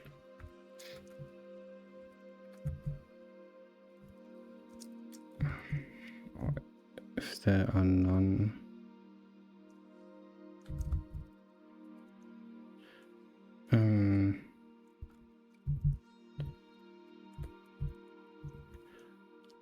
Let's pass in the original as a fallback.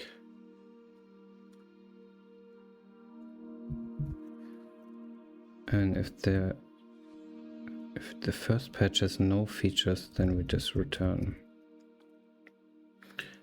this and we put a message. Cannot put hero.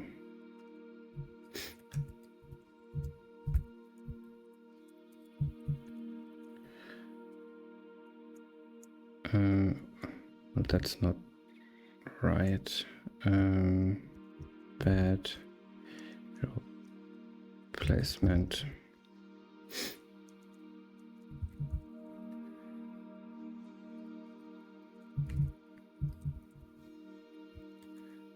So if there are no nodes in the path, then we crash, because that should not happen.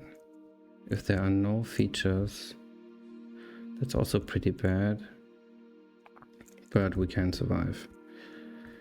And then what we actually want to do,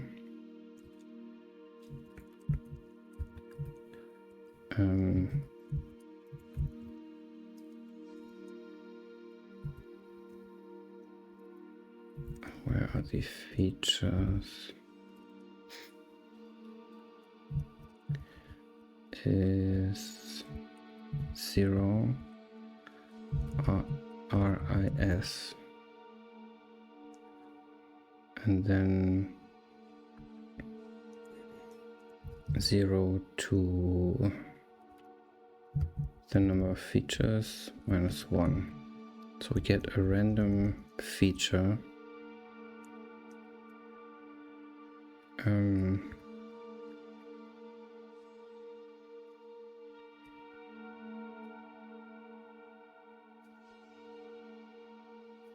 And what did I write? Take the first patch, choose a random feature, remove the marker.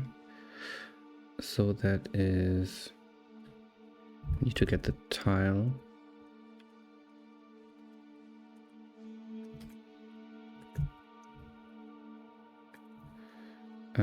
If tile at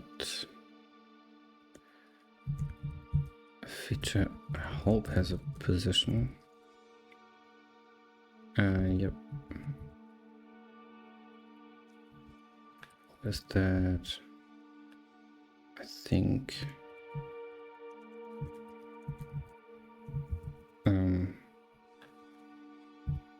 yeah, it's XY broken out, so ft_p.y, comma L, or ft.l, ft_arrow L. If that is null, then return p.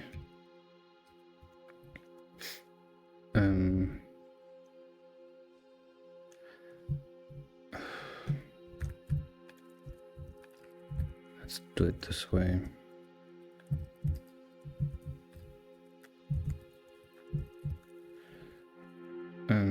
Go to abort and let's return.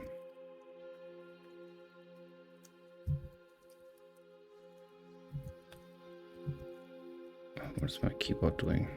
Okay. If the tile is null, go to abort, else t or I is 0. So that's the marker, and then we return ftp.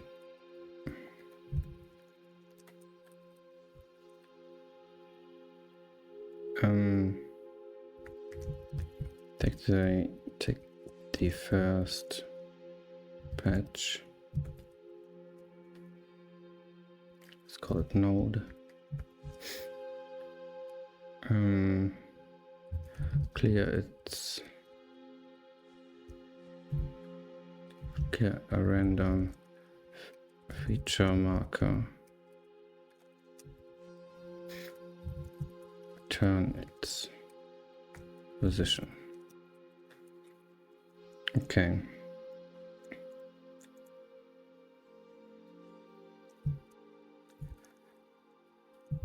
So that should actually 20 arguments. Oh, the names still here. To I star. Too few arguments.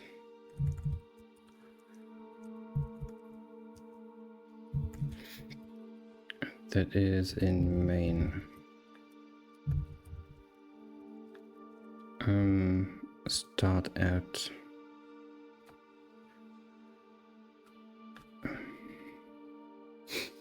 I don't need it here, so let's only do this if HP is not null.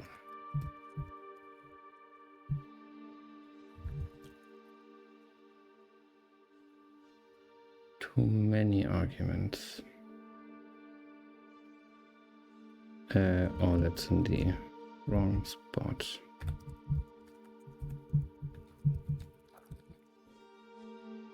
No previous prototype.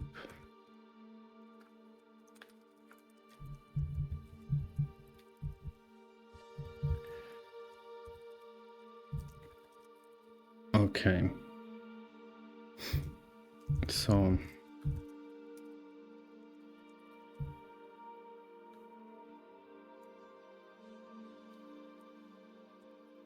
this looked nice.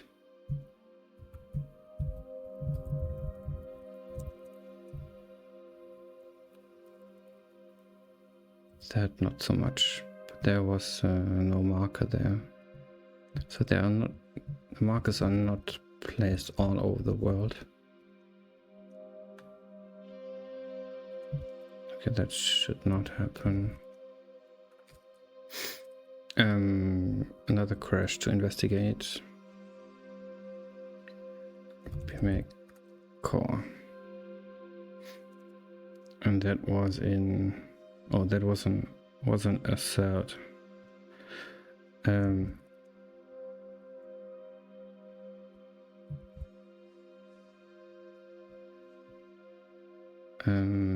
Frame 4.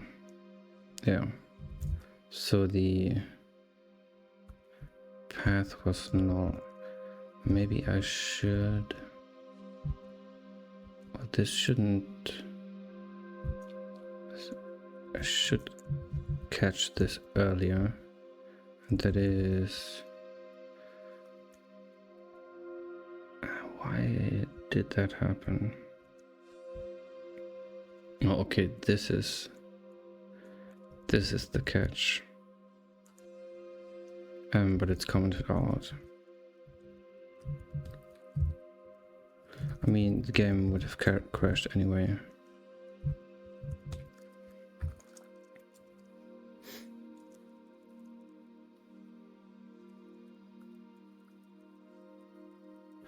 It's actually pretty cool. It's the first time that I see the game in this immediate manner, without the context of the editor.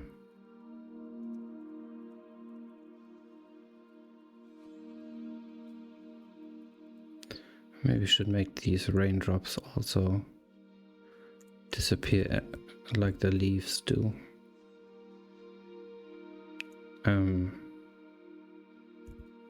But yeah, that's for another time. So the crash was totally justified. That's just because the pathing was unsuccessful, which of course should retry. the game.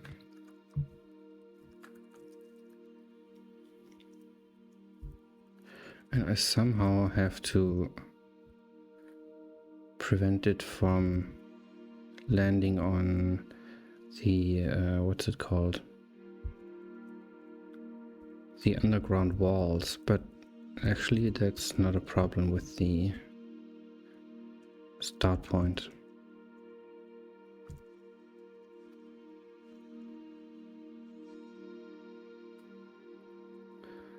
I must say this looks promising. Of course, I have no idea if this is actually going to be fun, but I can do my best to iterate on it so that it becomes fun to at least a couple of people. But yeah, this is a, a big step. Having the game be completable. Okay, this is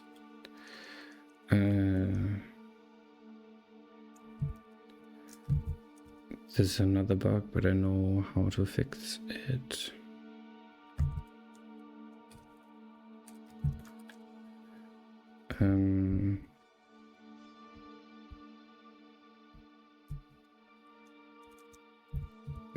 This.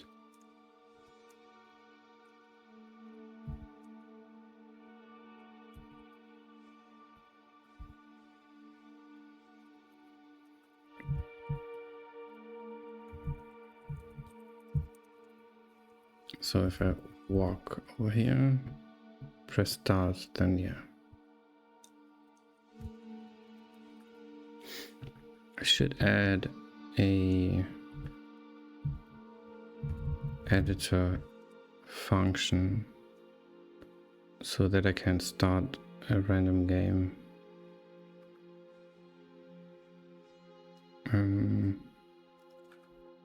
Let me look at my to-dos. Add a game 1 portal. The actual to-dos are here. Show win text. Start new run. Put next onto there. Put. Oh, I have completely forgotten about this. Completely. So let's commit this.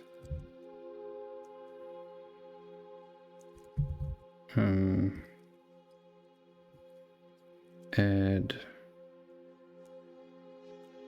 game end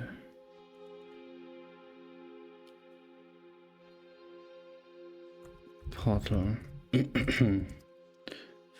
H cannot see.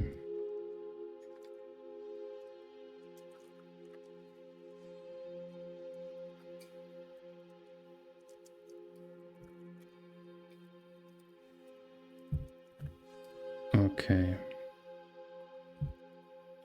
I've completely forgotten about this. So walk the patches backwards. So the task is putting the ending portal at the end of the path. Walk the patches backwards. The first found feature marker, clear entities. Place the portal. I could do it just as I did with the starting point.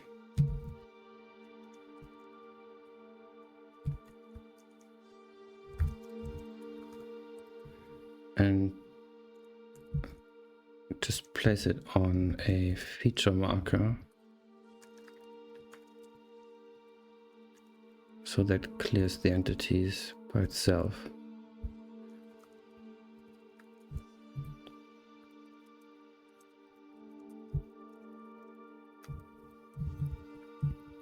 So that's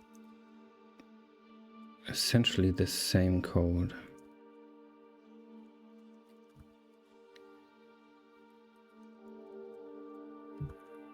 So maybe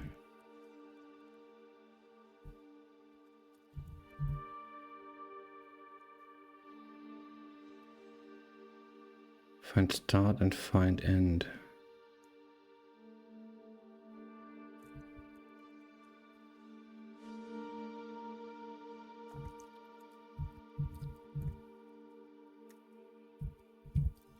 Let's make it this.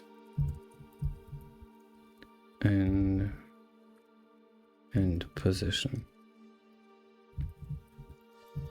And this gets a...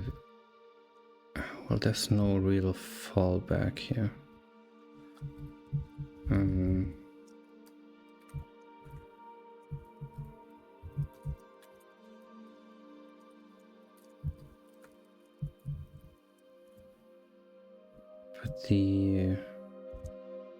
But this is basically the same. So let's copy it at our own peril.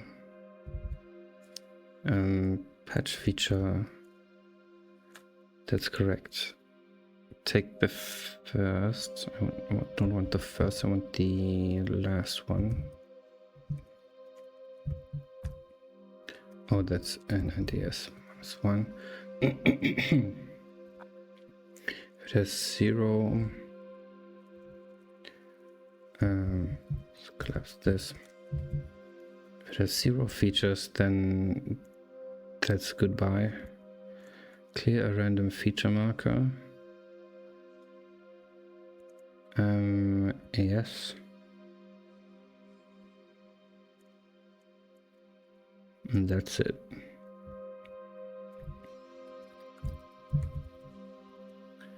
And what do I return when there's no space?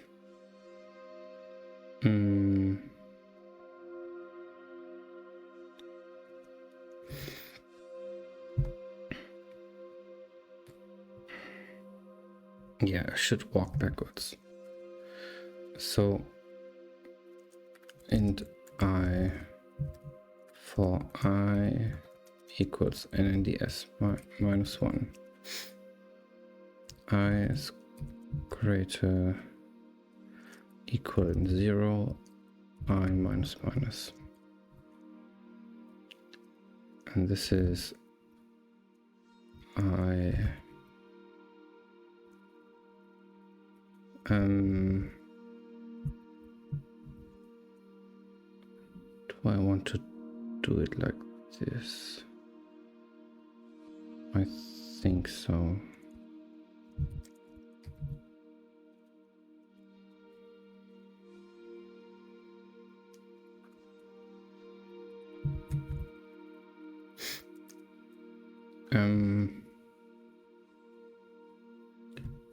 So for all nodes, if the node doesn't have features, continue. Clear a random feature. Oh, this is...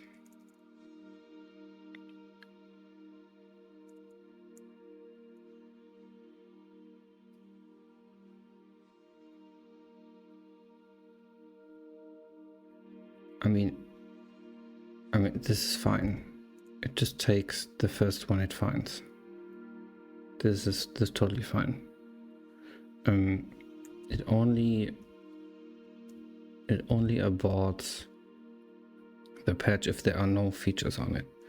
So that's fine. It takes what it can get. So I have this feature from the feature array, and if the tile is 0, I mean that shouldn't happen. Actually, that's impossible. If this happens, we should crash.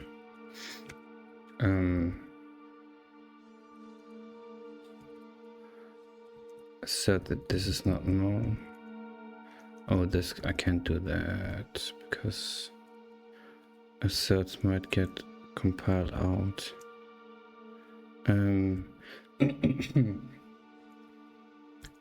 Go to abort. Well,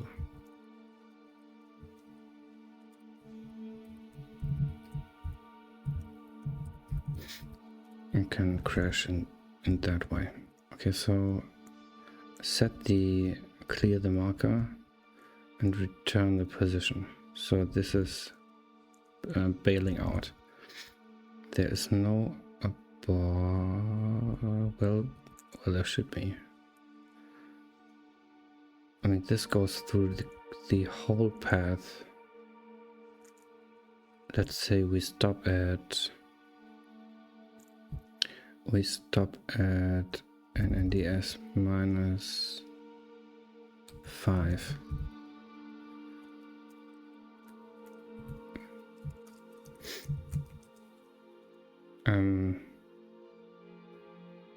Yeah, it shouldn't take more than, well, let's make it 4. So there's -1, -2, -3.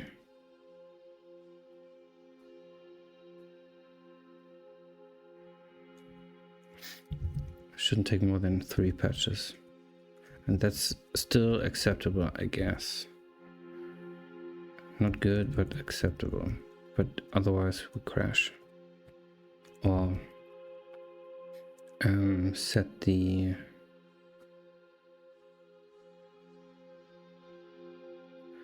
actually let's make this return an int.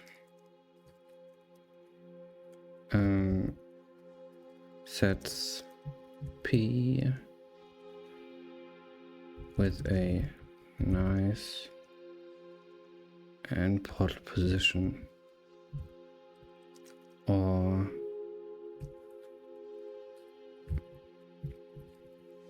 returns 0. And this is v2i p. So we assign this turn 0.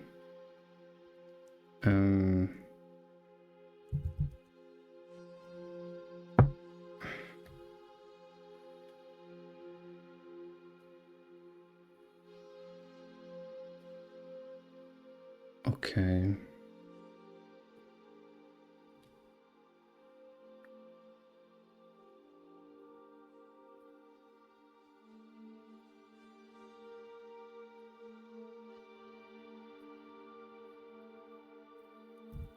Let's write this here. Try the last 3 path nodes.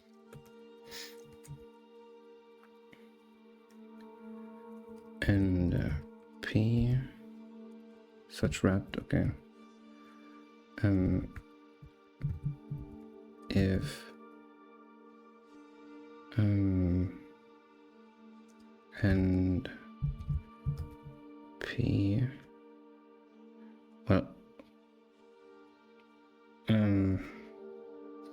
why do I return a value there? I don't need to. But I do need to check if it's failed.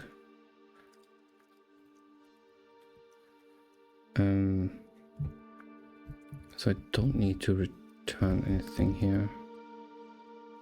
Oh, wrong function.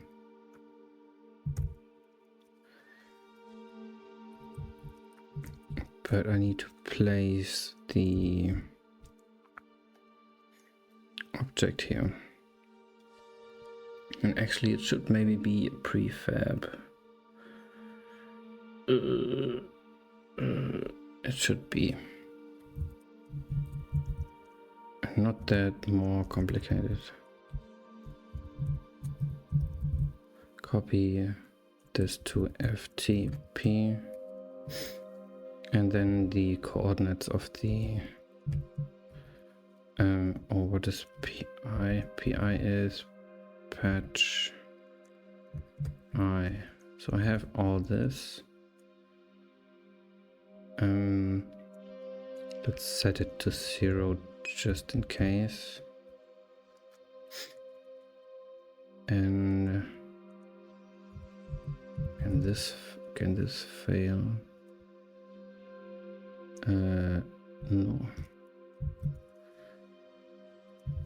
So we need the prefab.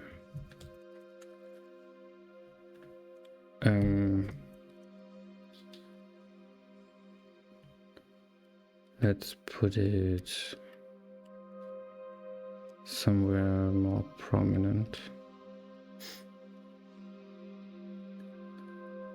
I think that's 3 by 3 is enough. Maybe, or should be more.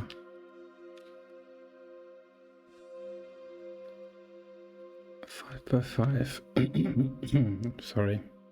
5 by 5 should be enough. Entities.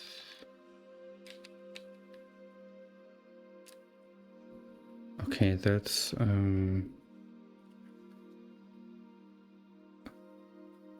it's 3/9. Okay. And 5 by 5. But okay, this is right here. Size is 5. 3 by 9. Yeah. Okay. How do I... Oh, I don't check the sizes. Alright, I just truncate them. So that's fine.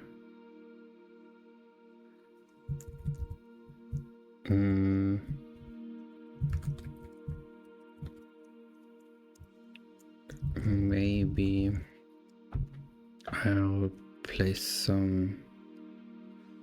Oh, where am I? Maybe I'll place some stones. Make it a bit more decorative. Oh. This BMP view, this bitmap view always startles me. A big fat stone. That's nice. Okay.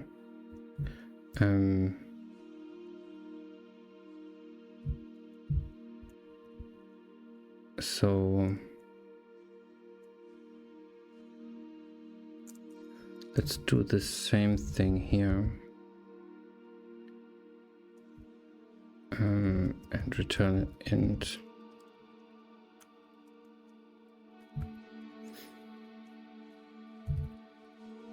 SP.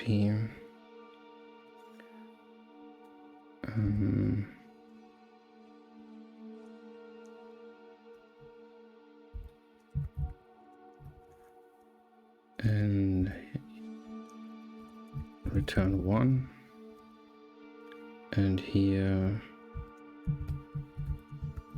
p equals p and return 1. Return 0 here.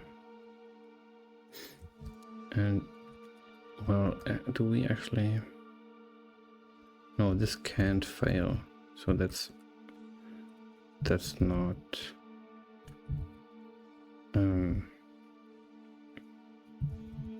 yeah, that's okay.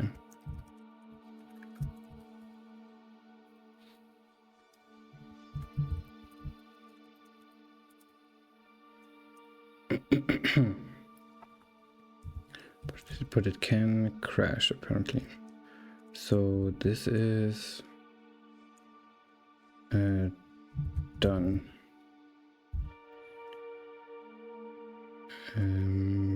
Bmake core. I am in main. I am in update cam. And I'm again dereferencing hero.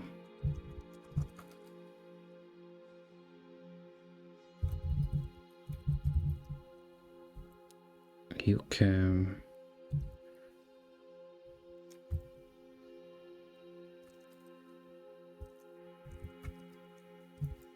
Game mode is 0.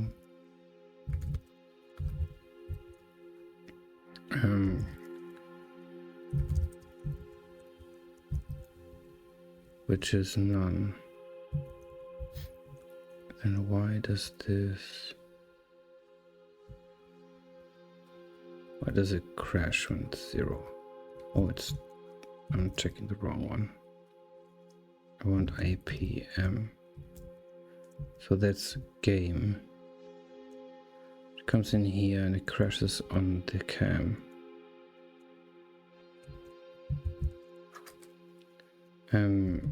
So if I return 0 from the iRun,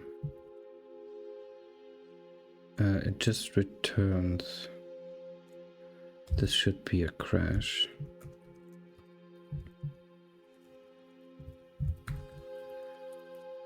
And any more iRuns?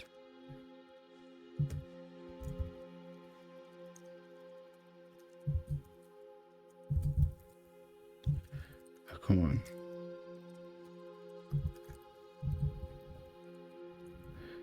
And yeah.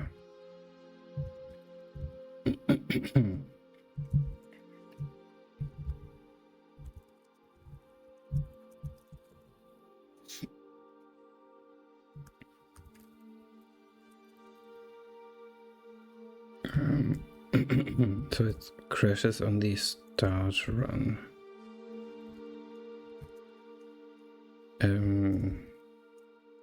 Init run. Whatever done. So it passes in the position.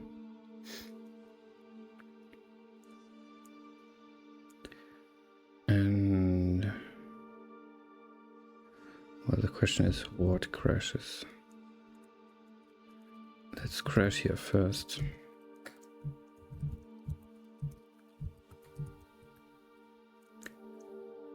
I mean, if this crashes, then I can crash in NP.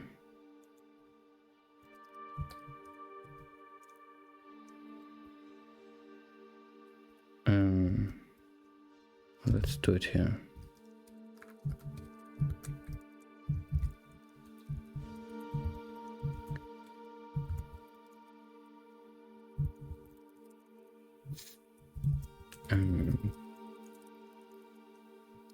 And that was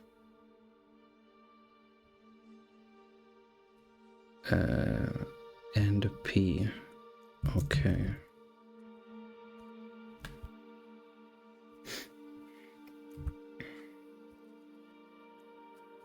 Oh, that's sure. There are not enough markers in the world, so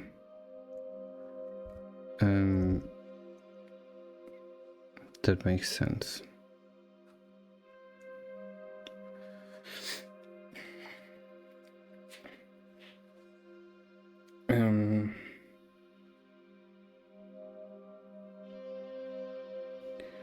I could take all the exits of the patch and find the center of it. Kind of, not really.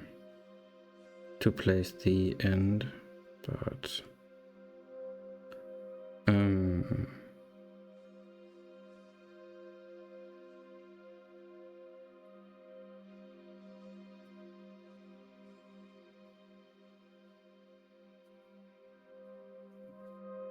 so if this fails, what do I do?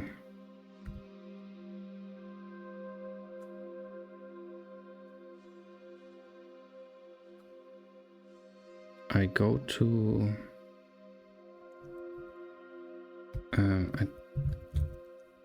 I don't think the patches have a position. Patch exit has a position. The feature, the resource, but not the patch itself. Okay, I could of course check for resource markers, but if there are no patch markers, then if there are no feature markers, then there won't be resource markers. What I have are the exits. So what I can do is for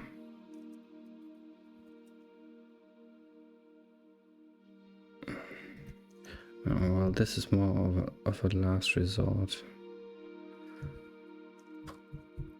Let's make it 100 tries. We pick struct patch exit. We pick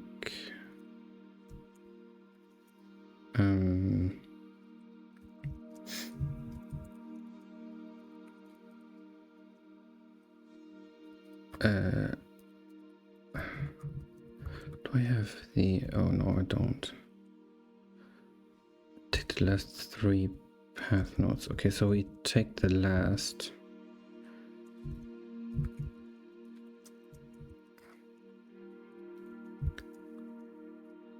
Don't know why I copied that. Take the last patch.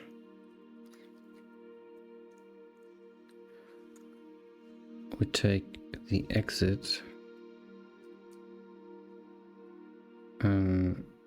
for random exit.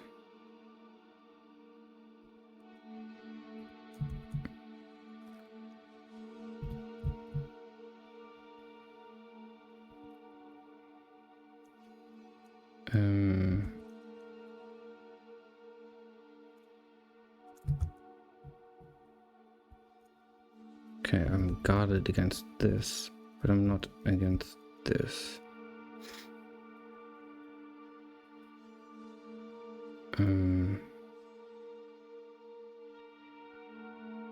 Because this could be -1.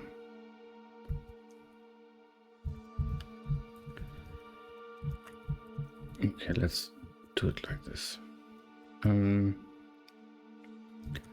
EXA. So I have the exit, which is LNS EXA, and then I have a position, and I will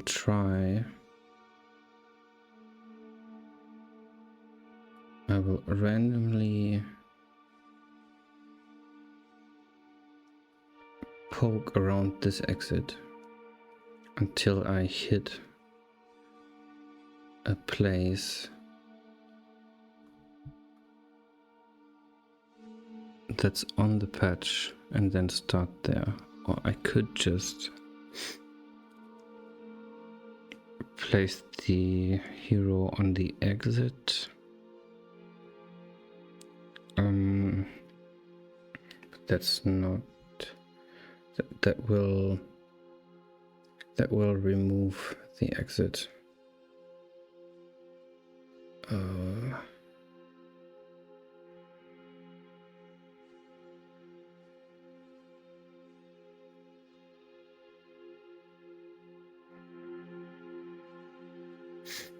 Let's do the random poking approach. So this function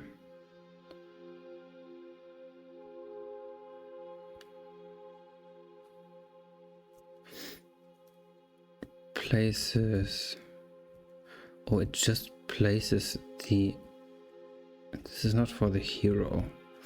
Oh man, I'm really confused by all this. This is just the ending prefab, so I can't just copy paste it over an exit. I mean, it's not, it looks really bad, but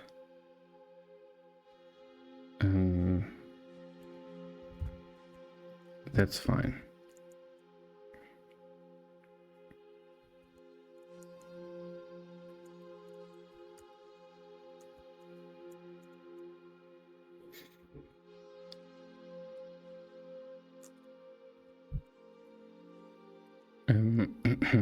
Like this.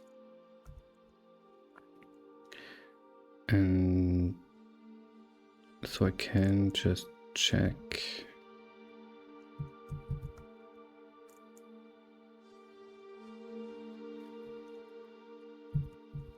Fall back, use exits.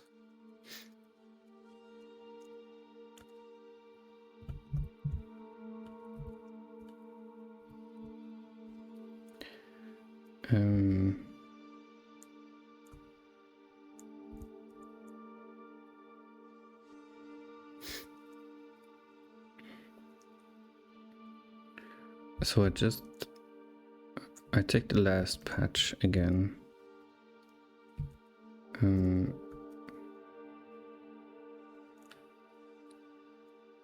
This can actually live outside here.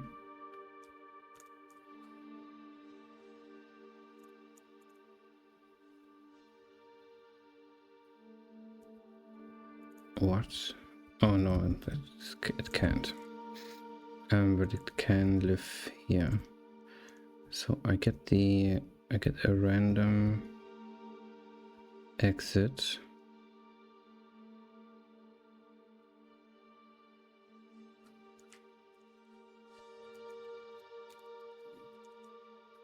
And I copy the stuff over the exit.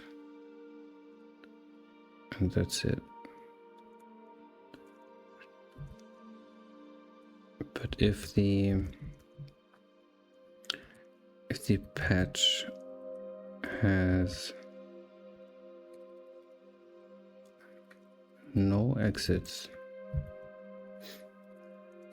then we return 0 and crash.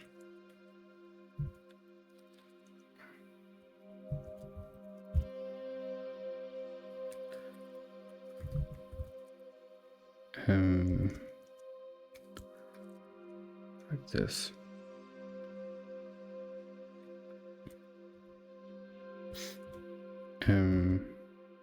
Yeah.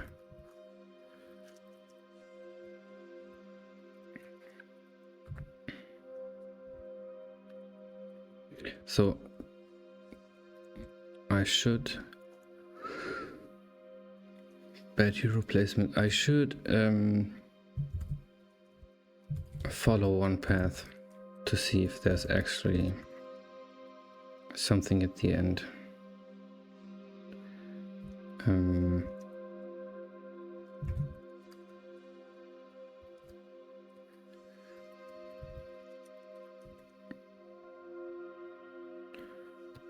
So let's go into the debug mode. I have this map, but I don't know where the end is. That's kind of bad. But I know what the ending looks like. I know I'm not on a path here. That's weird. Oh, here I am. Goes here.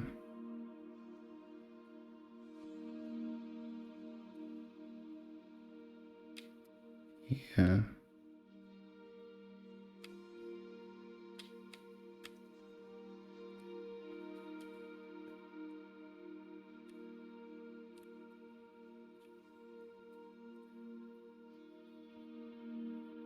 Following the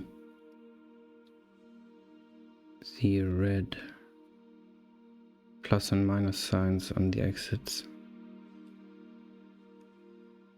Okay, this is a buggy patch. Gigantic buggy patch. Because walls don't delimit the patches right now. Okay, it goes underground.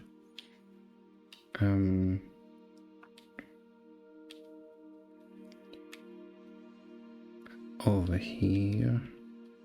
Okay, goes back to this surface. I hope I'm not walking this backwards right now, but I think the red plus and minus signs should lead forward. Okay, down again.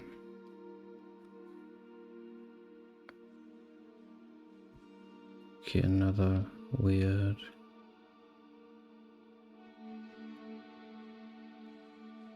Okay, I'm just confused. Okay, up again.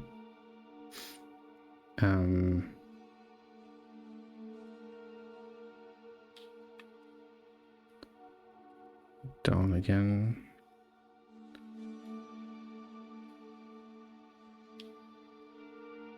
I mean, the ending could be underground.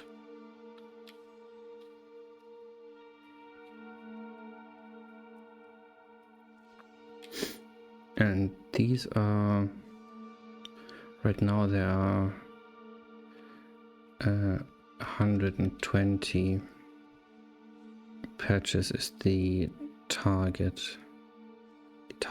length for one run. But I'm not quite sure if it should make it shorter.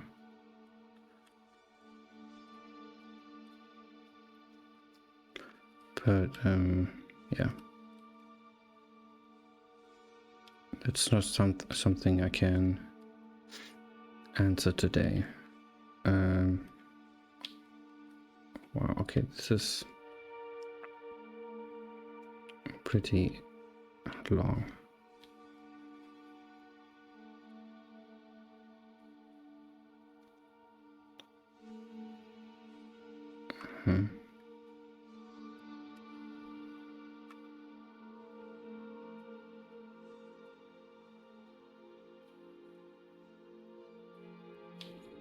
This is also a place where this is such a large area and the only exit is this hole here. That could get frustrating really quick. So I'll have to be aware of that. And keep the patches relatively small and obvious. Okay, where's the exit? Oh, this is again a confused patch.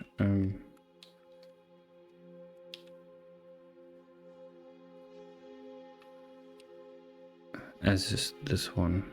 So these walls should make a boundary, but they don't. That's actually a new to-do unlocked. Make walls and buildings delimit patches or patch boundaries, patches.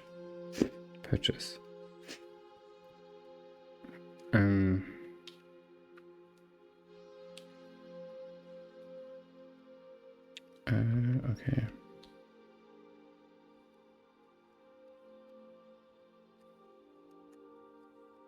Down again. Over here.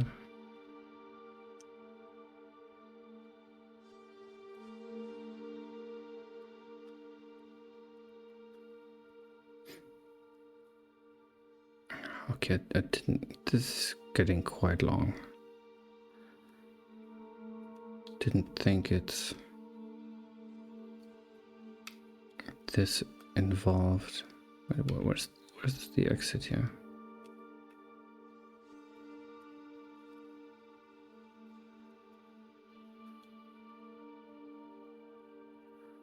Does it die here? Is this the end?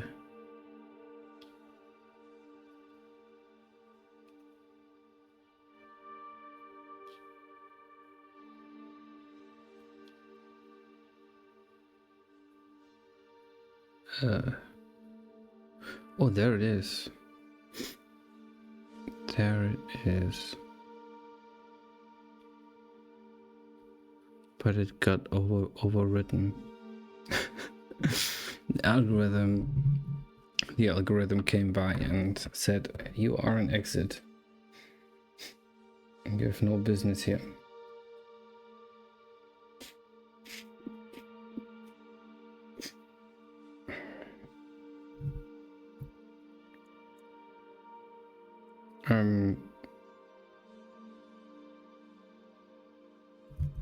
So it works, but the remove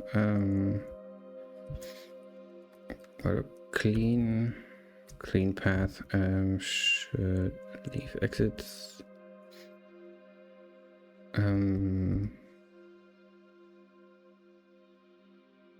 Okay, there is the clearing.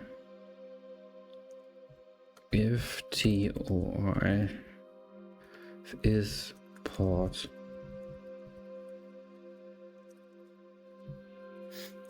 only remove it if it's actually a staircase or something like that. Yeah.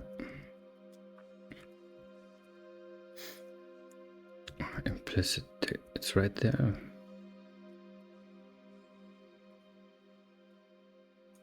It's right there.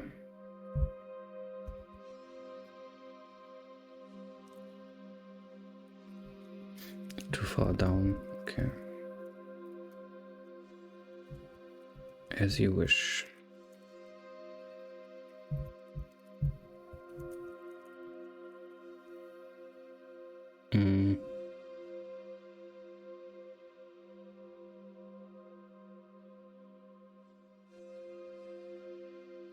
Do I do this again? Maybe I can find... No, I can't find it. I don't have a mini-map. I should have one seed that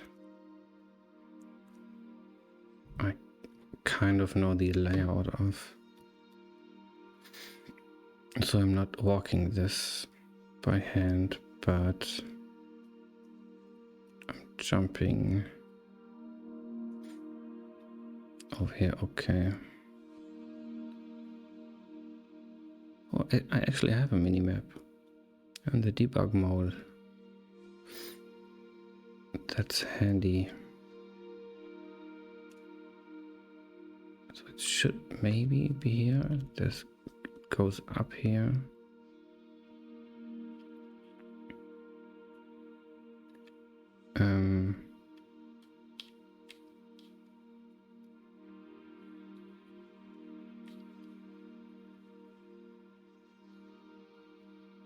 Hello. Oh yeah, it ends here. It's removed again. Why? Why is it removed? Did I not build the game anew?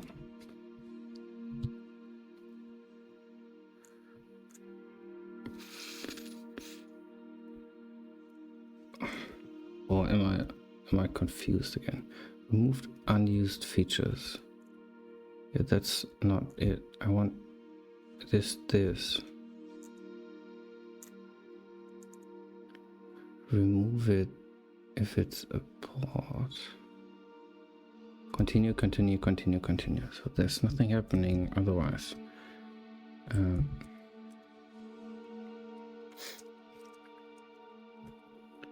Let's try one more time.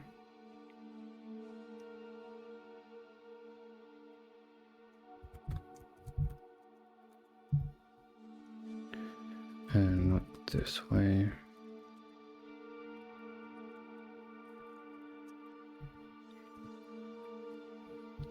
Okay.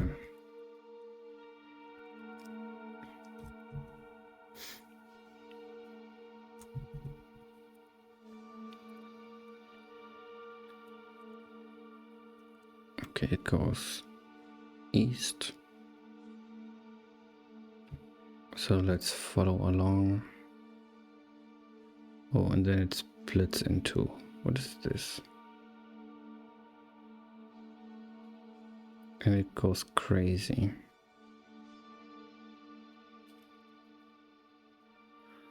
But I believe it, okay, the end should be somewhere up there.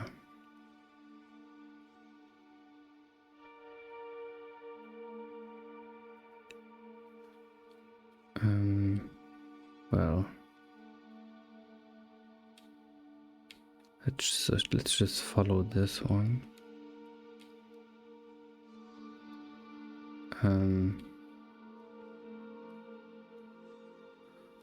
Okay, this is quite a mess. Over here. Don't tell me it goes south.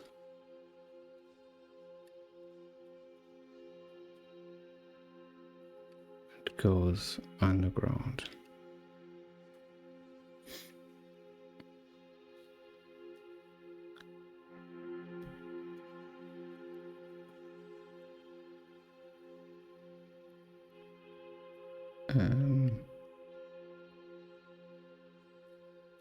Okay.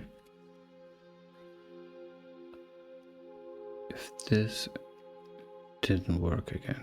Oh my god. Did not work. So the exits don't work.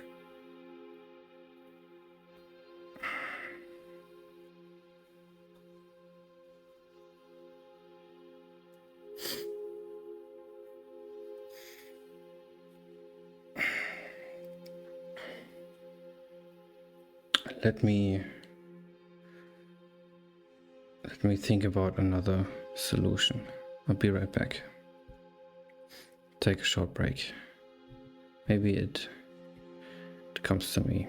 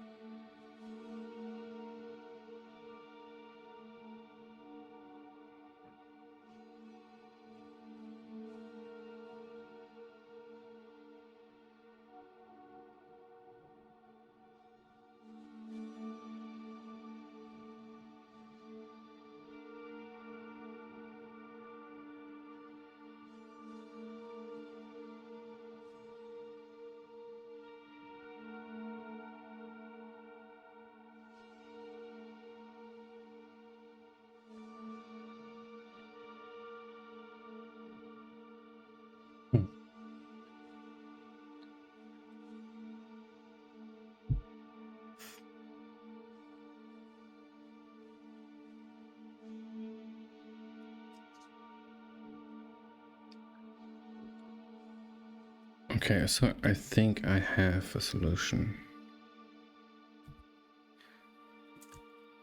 But it's not a pretty one.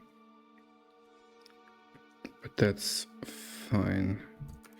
Find path. Does it reset the stuff?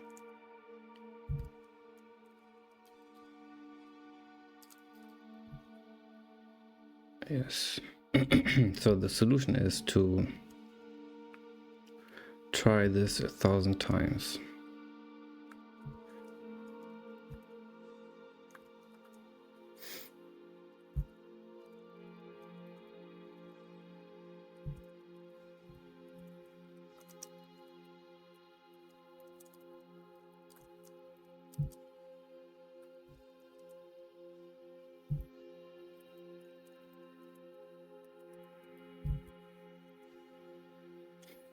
And returns hero starts and fills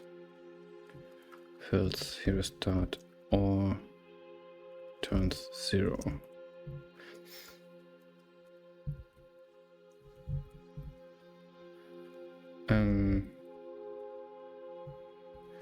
So I mean, this might actually has to be the way.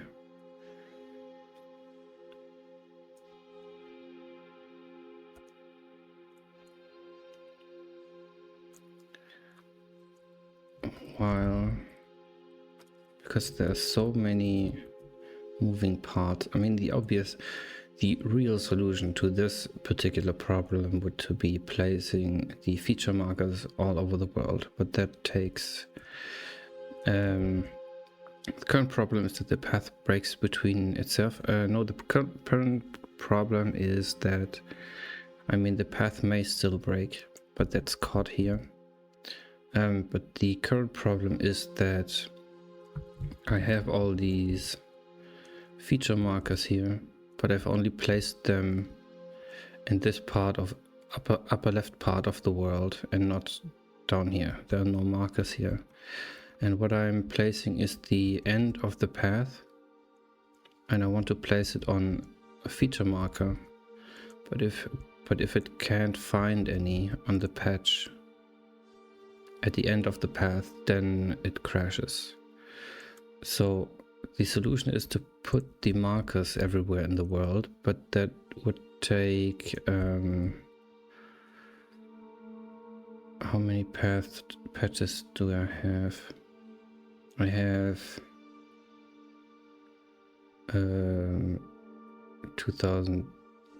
5,000 patches. So that's, let's say it takes me 3 seconds to place one patch. This is 15,000 seconds. That's 250 minutes. And what is that? 4 hours. So that's the current problem. So I'll just try to generate the path just as I do here. Try gen pl hp. If that's 0, then try again. Or the other way around, while try is less than 1000.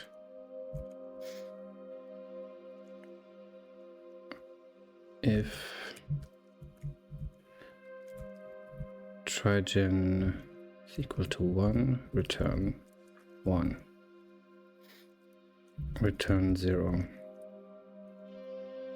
Be careful here.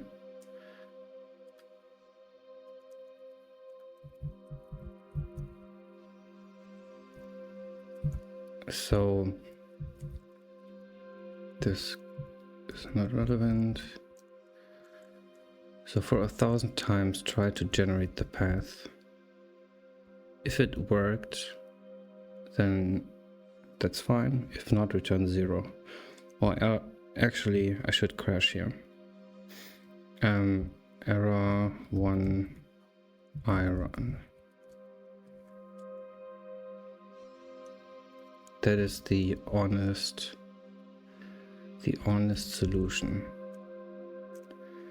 And in the try-gen,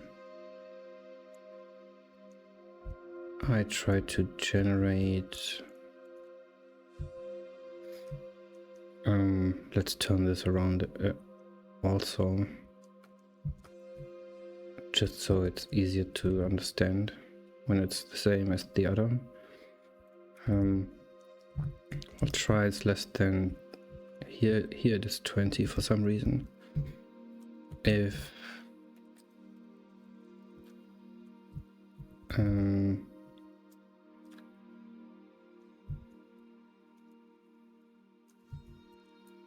yes, that's correct.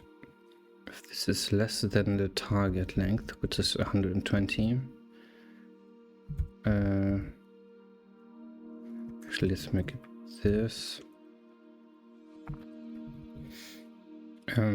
Break. Oh no, now I know why I did it the other way around. Okay, let's leave it before I break more things. So if the path didn't reach the length I want, then return 0.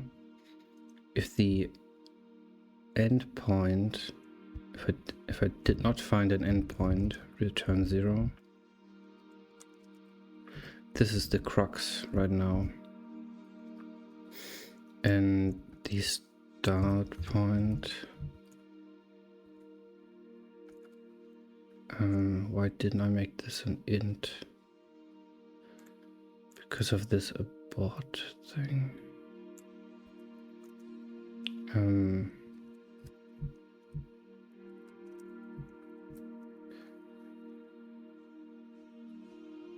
Go to return 0. Turn 0.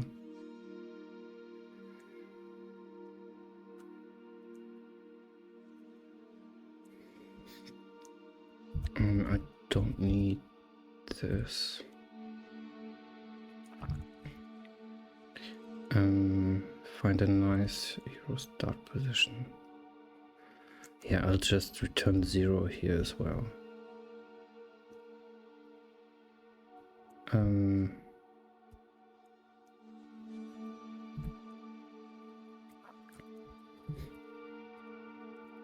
HP equals this and return 1.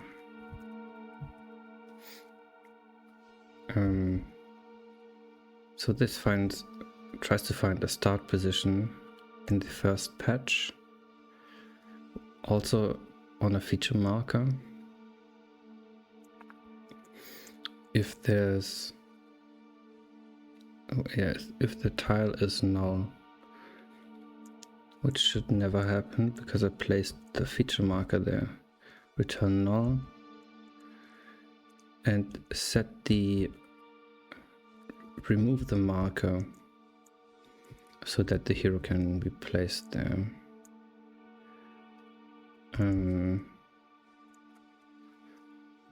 Fills HP with nice hero start point, or returns 0. Okay, so then this is HP is not null.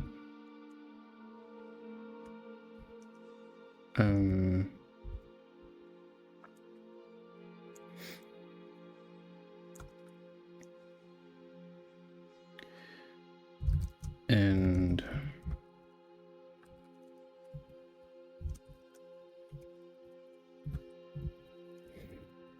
okay, so sometimes the hero position is not needed, but if it is needed, the pointer is not null, And if then the start position is 0, then return 0. And that should be it.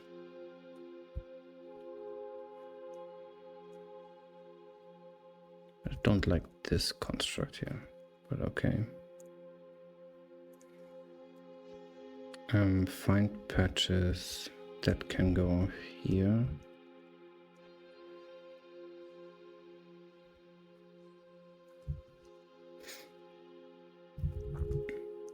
Or do I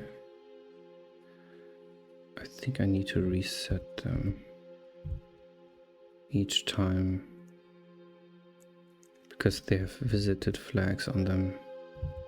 Yeah.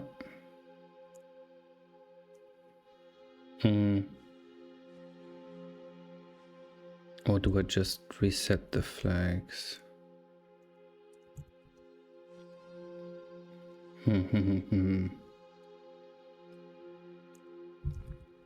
Because this could run for quite a while.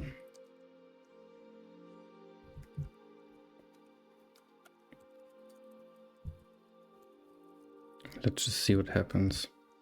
If my stream freezes, you know what happened. Well, I mean, it's limited to 1,000, so should be fine.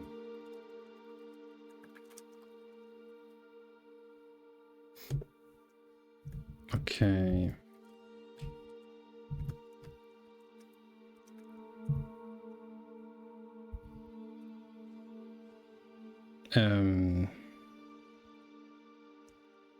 Well, there was famous last words.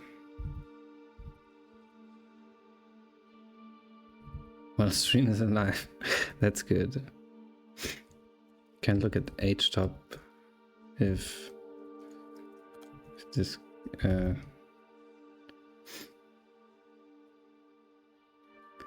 CPU. So yeah, it's single threaded. So I think that saved me.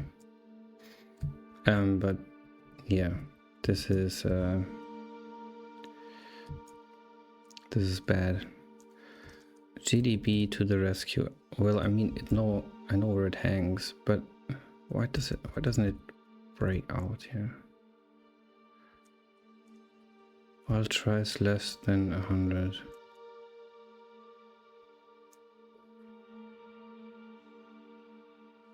Why doesn't it crash?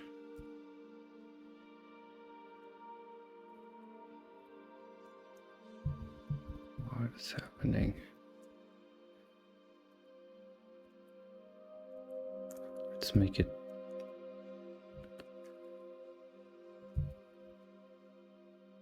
I mean, that was about 30 seconds that it ran.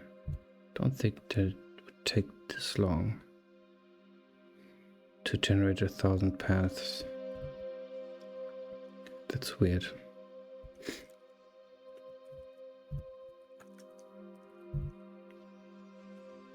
Well, it did apparently.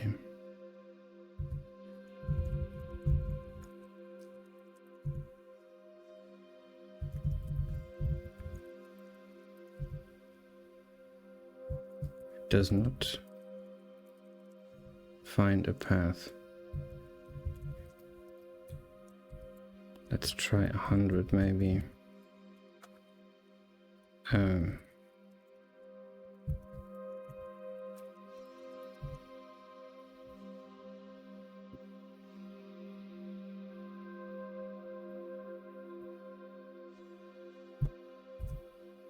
Does not want to.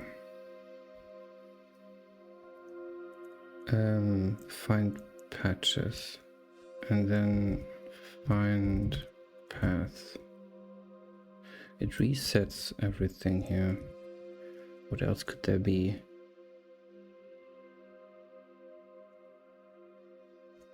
Maybe the blacklisting. That's also reset.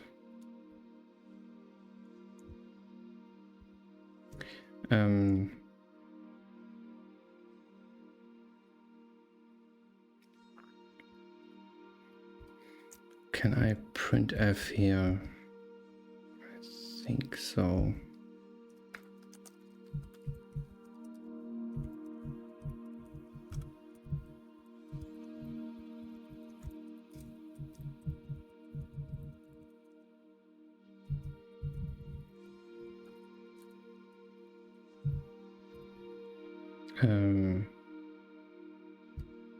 Nope. Does not print anything.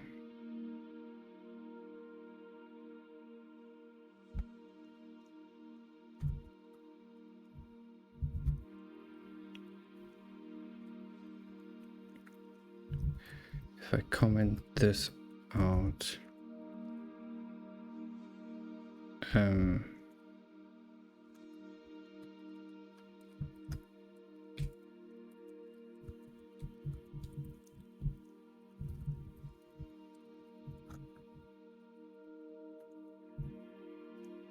okay, it's really just the stupid end pointer thing.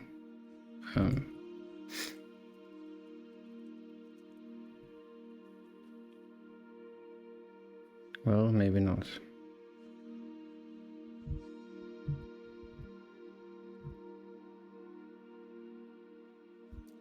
Okay. Oh, I don't... I don't retry the... I don't change the starting position. So that's completely...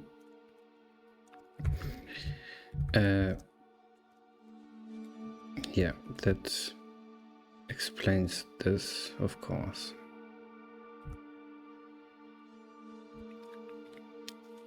So this start point should be in initialize run.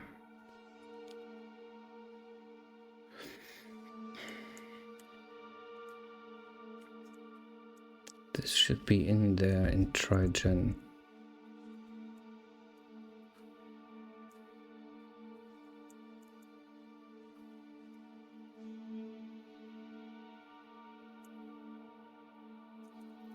But I want a fixed position for the editor. It's the same problem as before.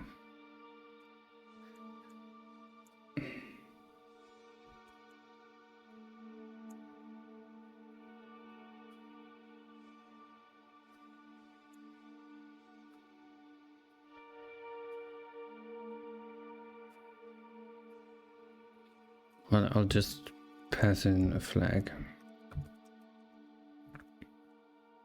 That's the best I can do right now.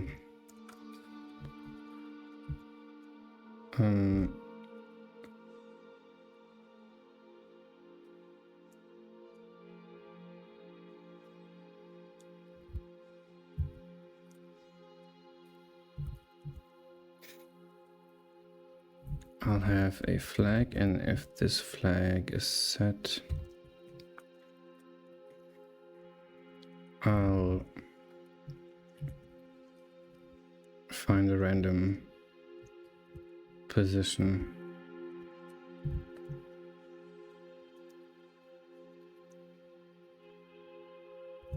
Else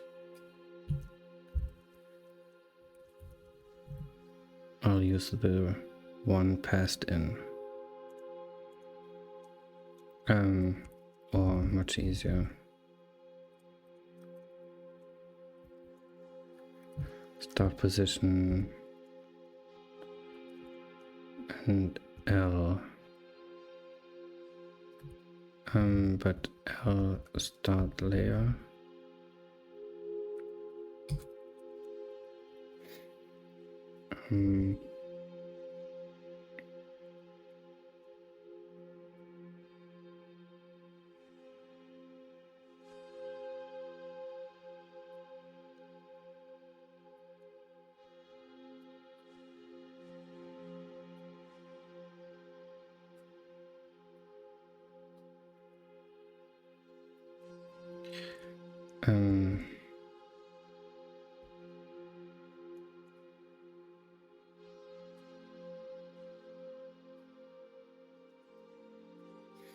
Let's make it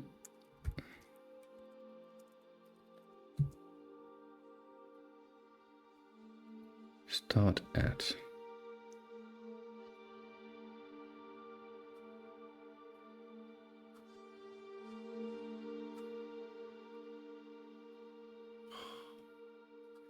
I do want this to be obvious.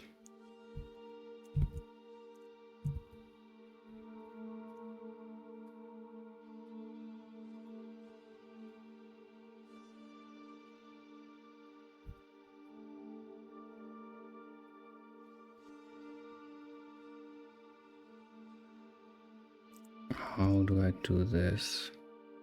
How do I pass in a position that I don't need?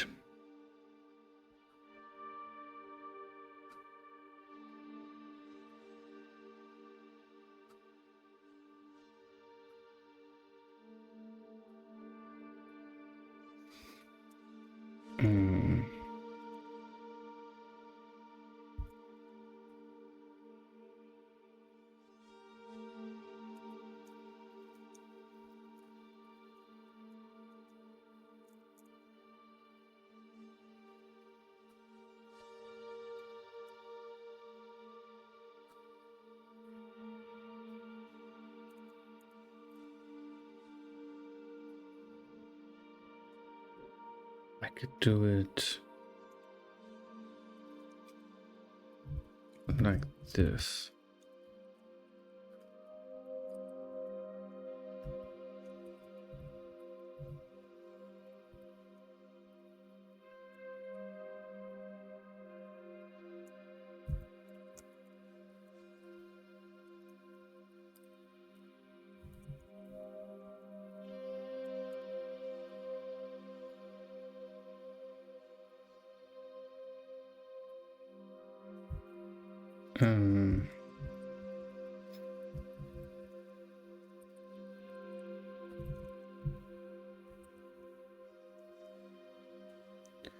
Try gen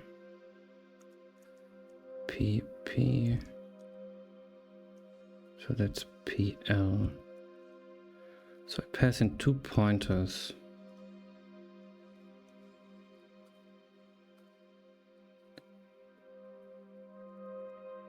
If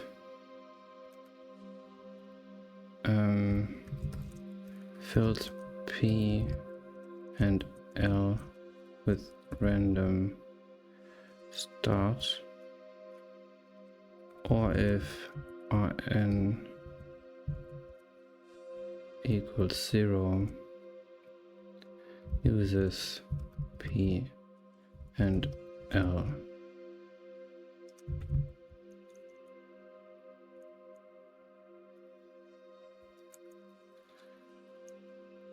Generates path. I mean, this is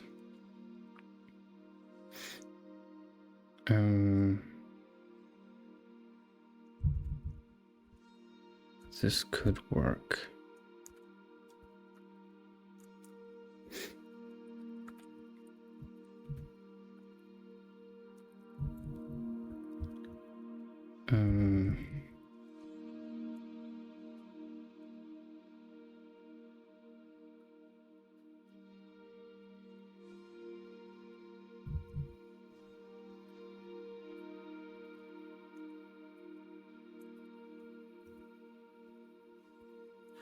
Try gen does not need a layer.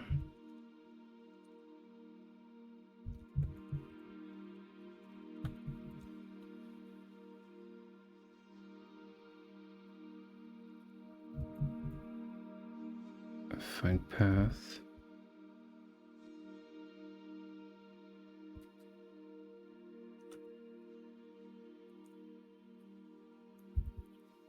Let's turn this on again and add this.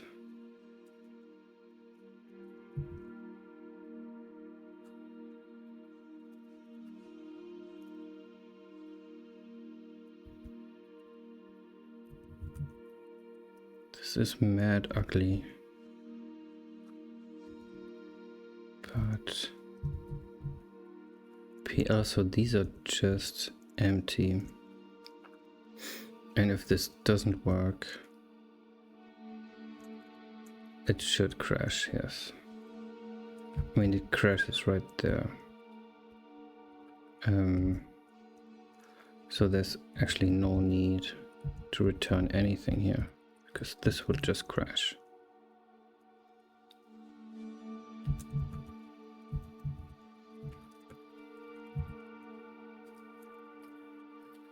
And this is pointer, pointer.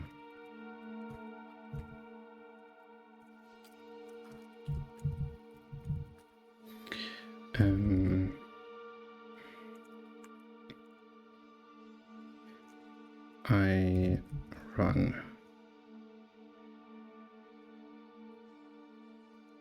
start at. Okay, this doesn't make sense. So this says it should use. It should not generate a random start, but should use the passed in values. And it may actually alter this one when it finds a better starting position. Well, that's actually not what I want.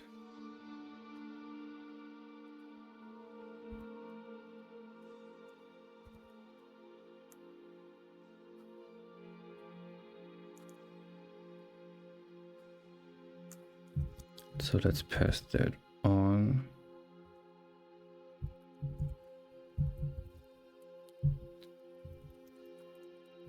And say if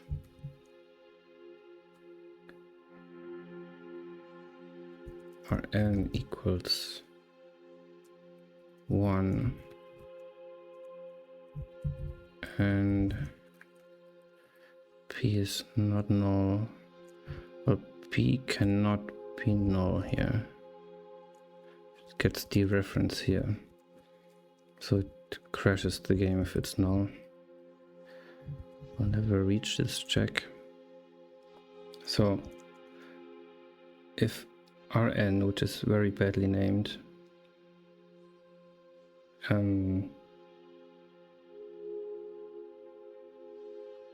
is 1, that means we generate a random path. That means I want this start point to be found. This should start P is a pointer that gets set here. Yeah. Okay.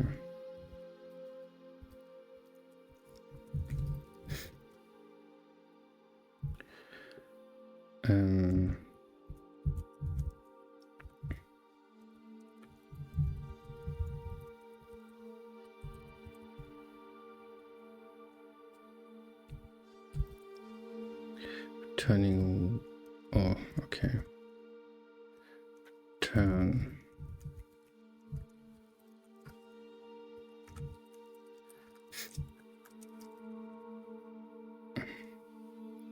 Okay, let's look, we're still at 100.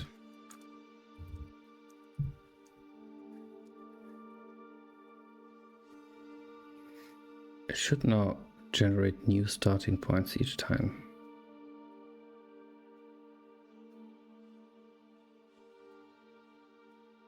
But it still can't do it.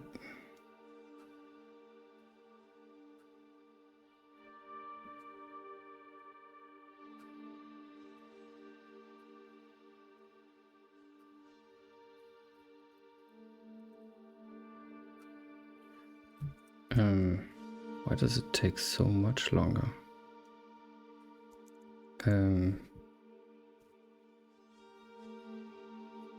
is it stuck here?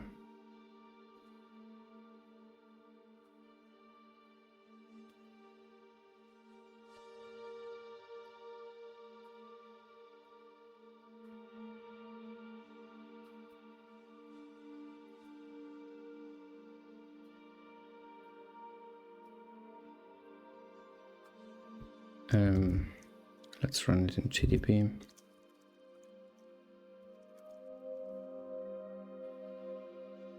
Great.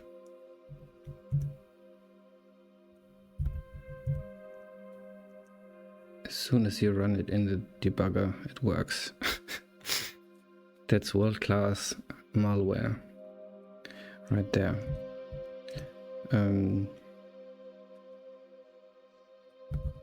Okay, I mean it takes a while sometimes, but that's better than crashing. But it takes a lot of times. Oh, there it is. As soon as HShop opens, the CPU usage drops. Yeah. Yeah. And the network traffic also drops.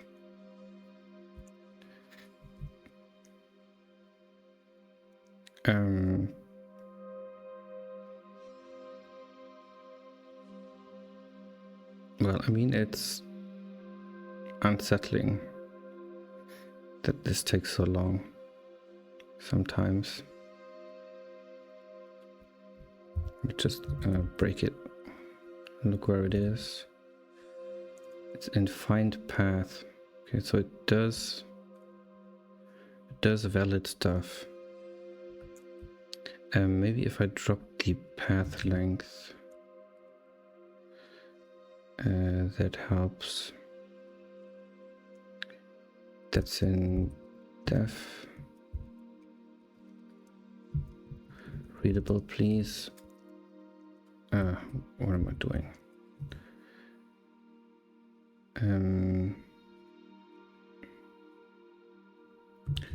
Len, something with len. No. Path. Target. Okay, thanks. Why didn't I name it len? Thanks.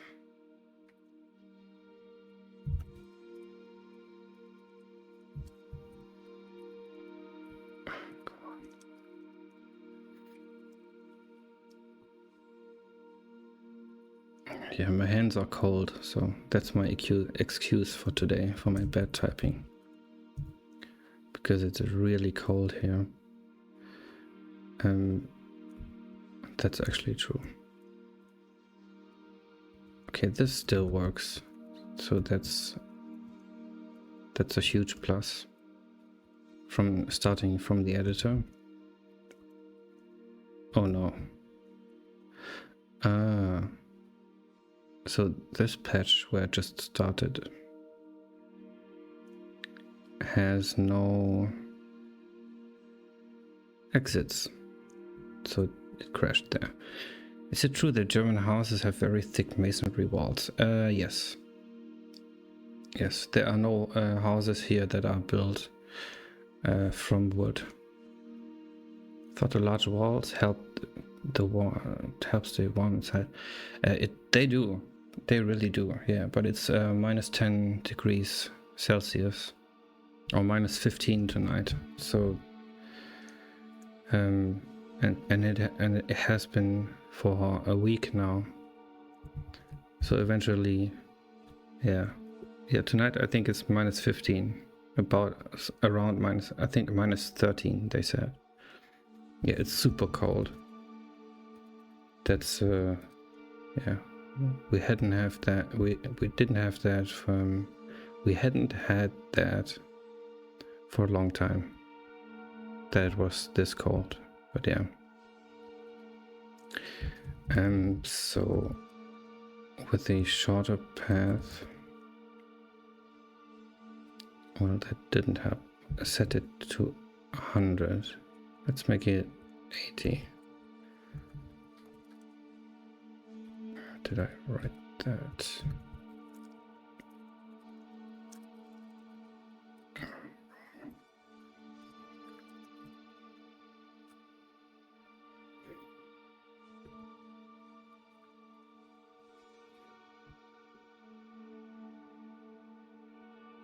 I mean, actually, that's not that bad.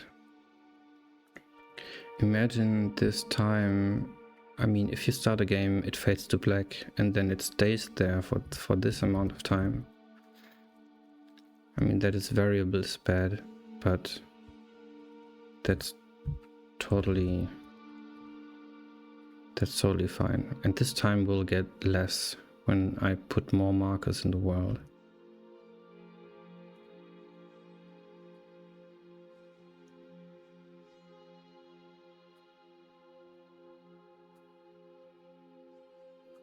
So yeah, I think it's finally done. I think it's finally done. Add the game win portal. That wins the game. Yes. Add the win game screen. That quits the game. Well, it restarts another one, but yes. Add text to the death screen. Did that. Make path follow the feature sequence. Have that. Save the generated world in the save game. I did that. And I think that concludes the pathing for now. It should, let me check if I've uncommitted the wrong term now. Have I uncommented the... No, I have not uncommented the end. So let's just for completeness sake make the path length 50 and let's see for ourselves if the ending is really there.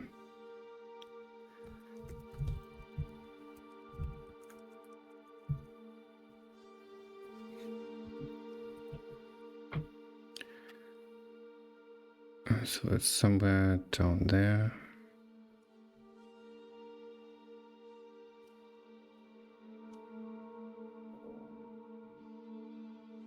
I think it's over here. Let's look underground. It might actually end underground. So here we are. It goes down here. And there it is. What is this? Placed it on an exit again. Oh, I still have this code in there. Still have the code in there. There's no fallback.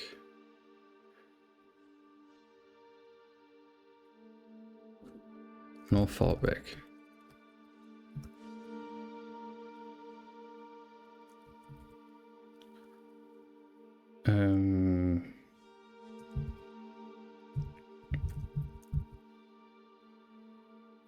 EX.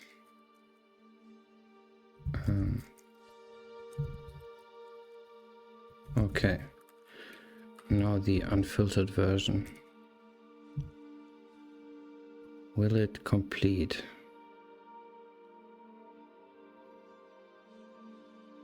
Nope.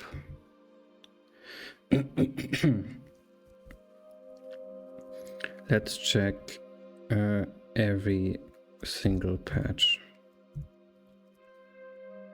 which is stupid.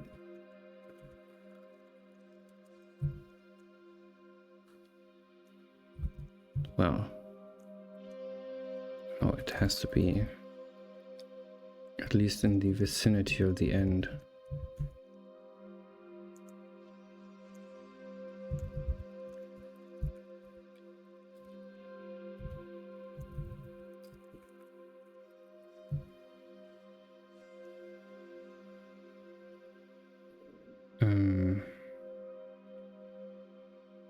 Yeah.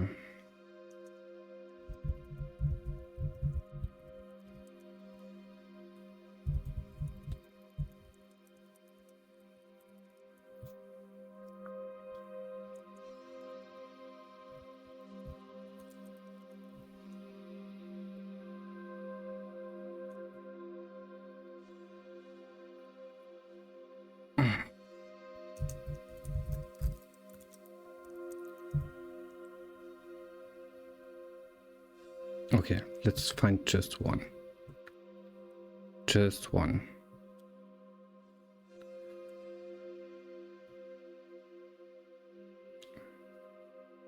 Okay, it goes down here.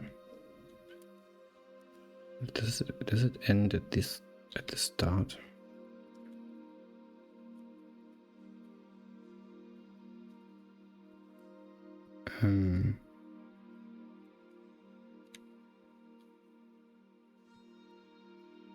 What?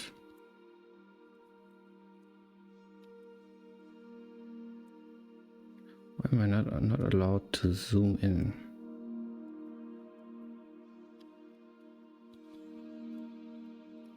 What happened here?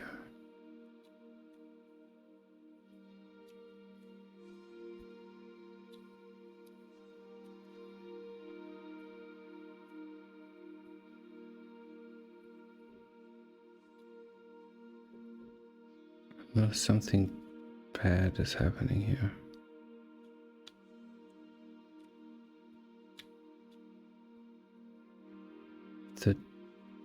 The camera height does not coincide with the terrain. I think the game is hallucinating.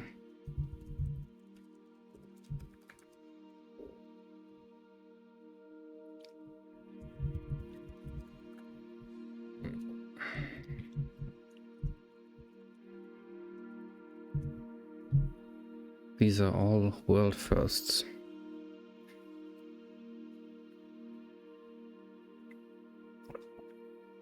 Oh, come on.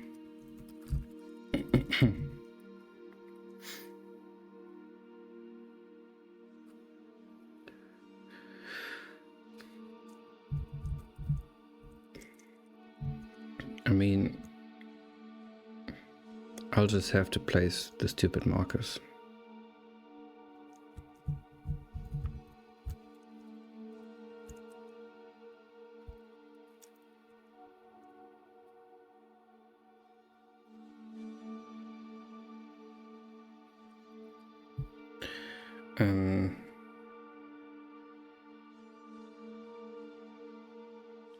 But I don't want to do that just because.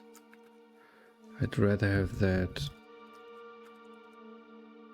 I'd rather do that with another task, like decorating patches in the overworld. Oh, there's not another chance. This is also no. This is right. Okay, this is okay. I'm starting to panic here. Okay, let's go down here. And does it? What does it do? Goes over here.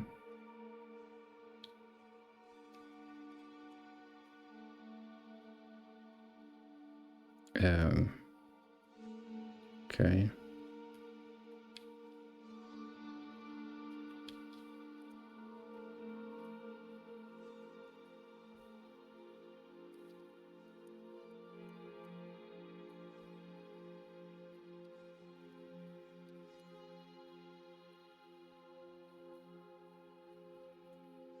Why does it scroll my... Oh, I think I know what the arrow is. Debug camera gets height from wrong layer. Okay, I'm back here. Where do we go?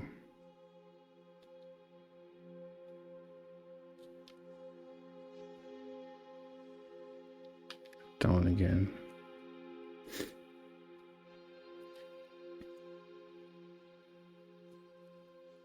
Up again. Please show me to an exit. What's happening?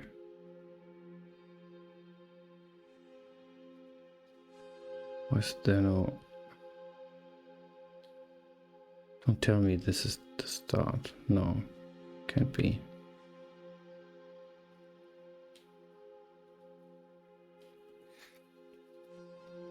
It just dead ends here.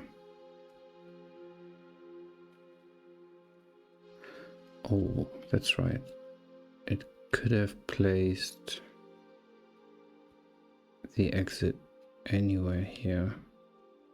This is... Where did I come out?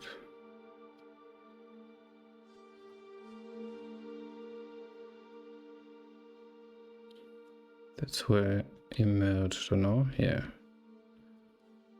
So it could be anywhere on these.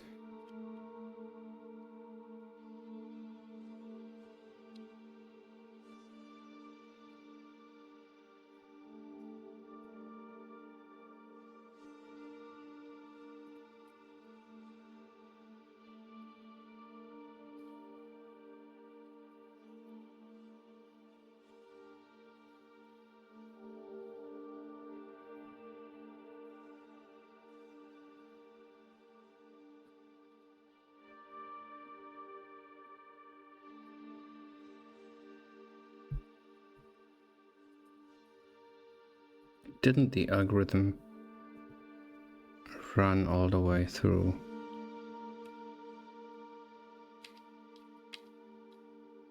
Doesn't that say... Oh, this is pretty cool with the raindrops here that are frozen. Should have modes of dust like this. That's actually pretty cool. But this is yeah, this is where enter debug mode. That's why they are hanging in the air.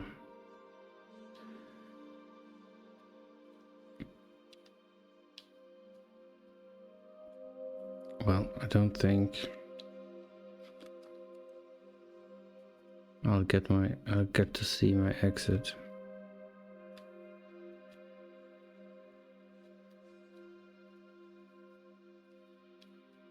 Oh, there is another path. What?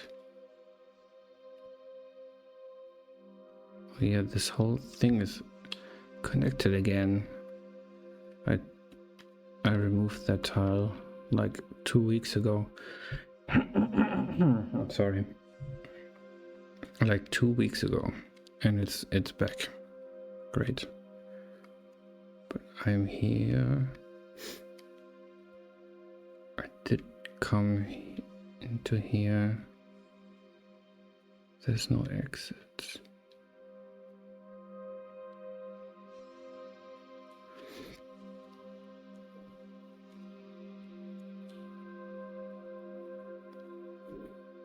This makes no sense.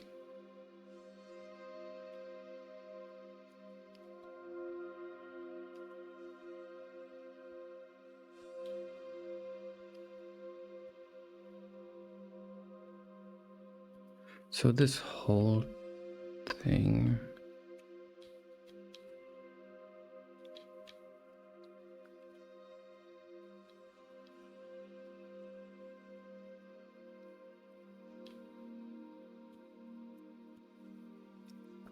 Okay, this is just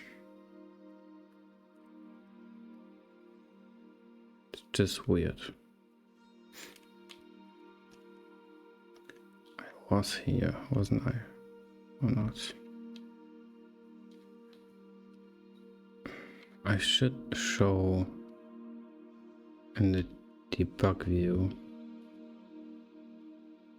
what the last patch is or where it is.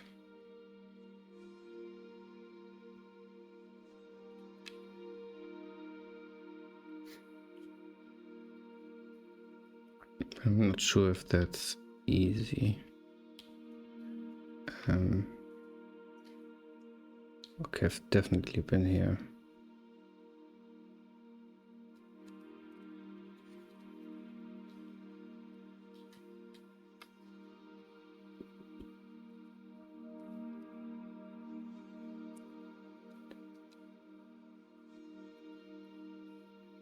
I still don't understand why it goes in circles. When I said it shouldn't.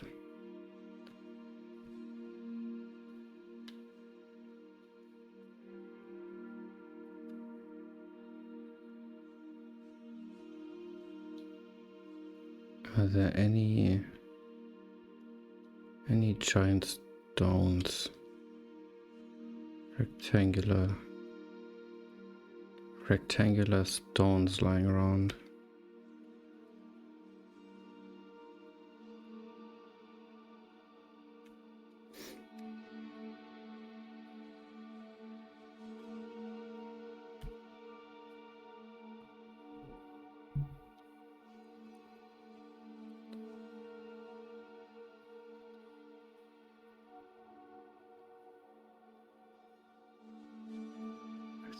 I thought I came this way. It goes down here. What is it doing here? Please be the end. Oh no. That's... I'm not sure that this is not a circuit.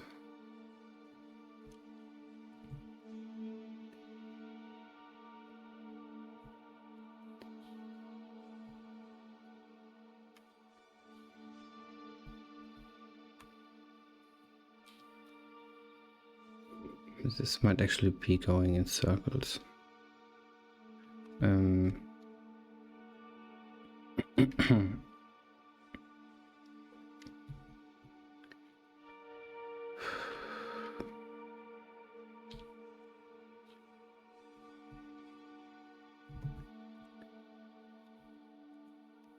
I'm back here. And the path ends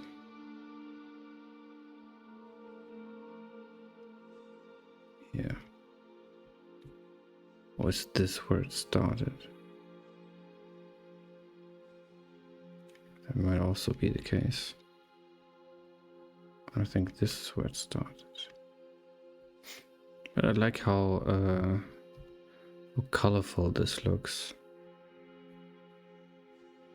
With even just a handful of features, it already looks kind of alive. Even though there's no real method to it. Oh man.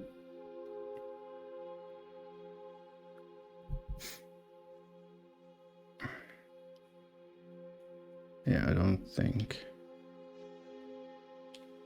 think there's an exit to this. Let's try it one more time.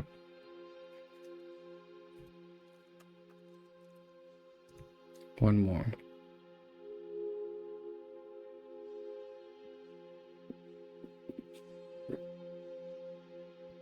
Didn't crash, that's good. So, okay, let's just follow the path. It's just 50 patches.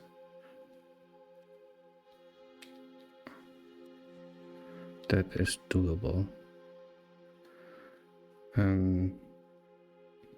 Over here.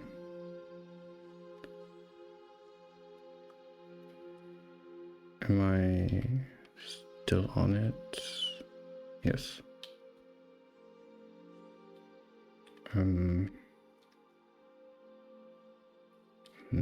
There. Over here.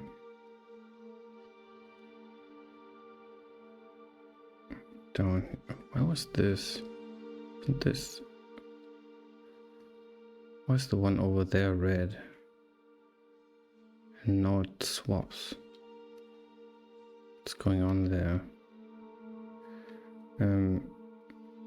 Okay.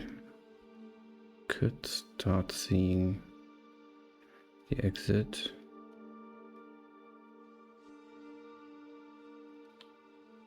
So eyes open.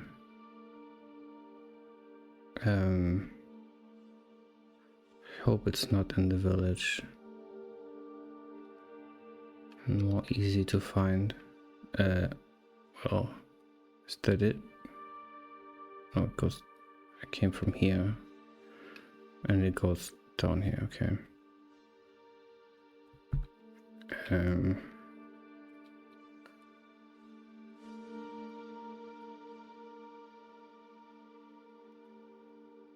Oh, it goes underground. And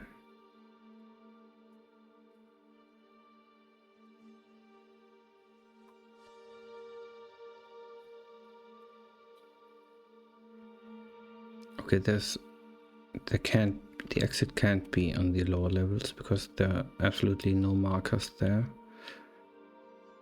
Oh, this is busy.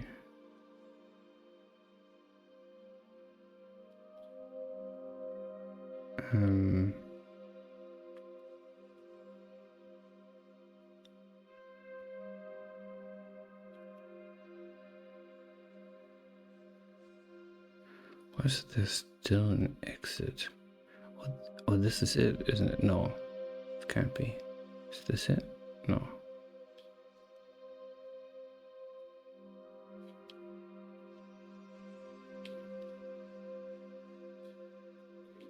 Okay, I mean 50 patches is pretty long already. Not sure if 100 is the correct number. That's twice as long. Hello? Where's the exit? There it is.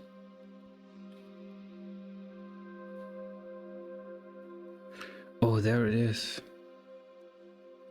We found it. We found it. But the feature was placed over it.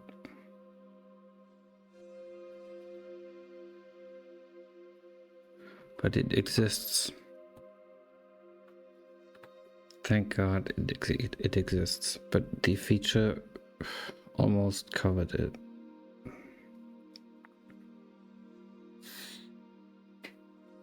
Okay, so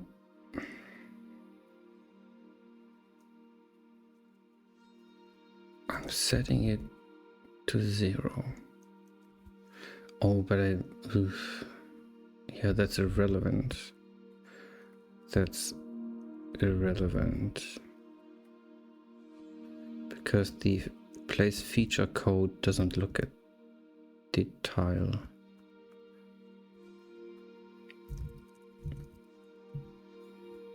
And I put the features. I should just do this before.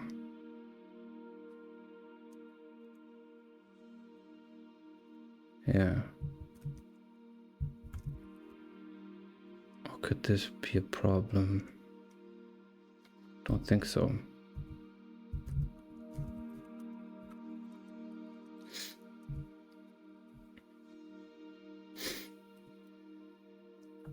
Hey, Orno.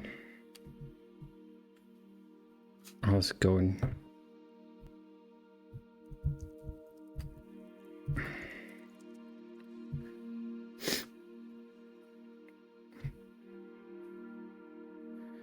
Touched a girl today.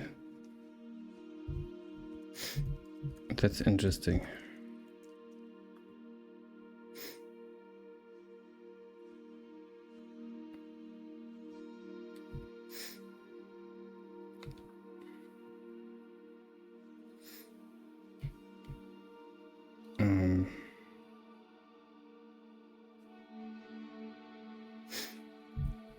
Why does it crash?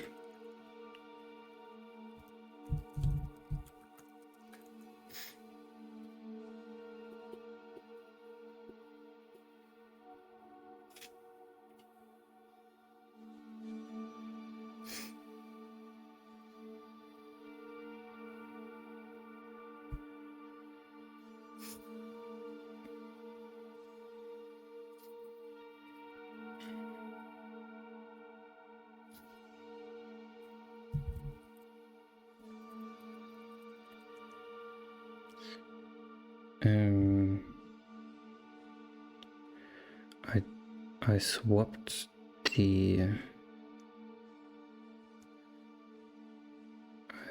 this, and now it's not working anymore.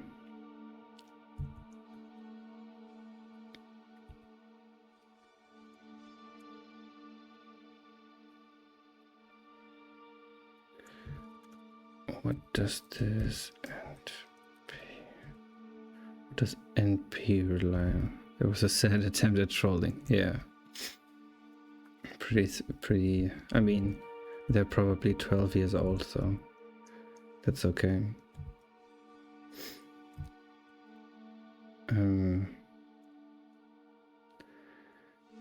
NP. So why does this not work anymore?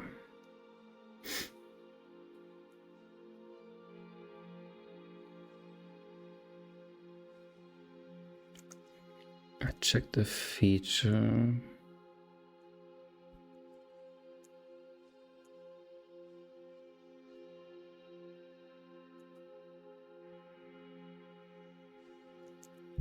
Maybe it's just bad luck.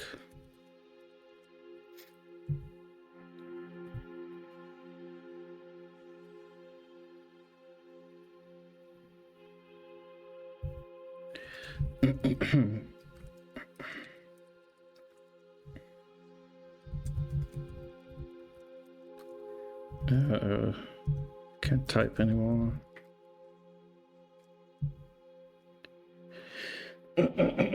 Oh, okay. Was just bad luck. Okay, last try for today.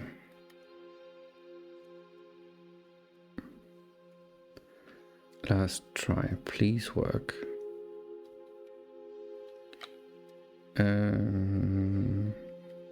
Here. But actually, I think I'm actually happy with how this looks. Even just the random stuff that gets placed in on the patches makes it so that I don't recognize anymore what the world looks like. So it makes it new for me too, which is pretty exciting. Okay, over here, up again.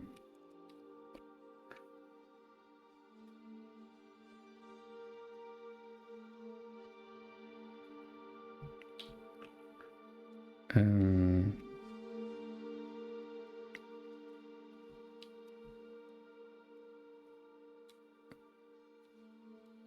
mean, I can't just leave the path length. Why do I still have this at 50? Let's make it 10.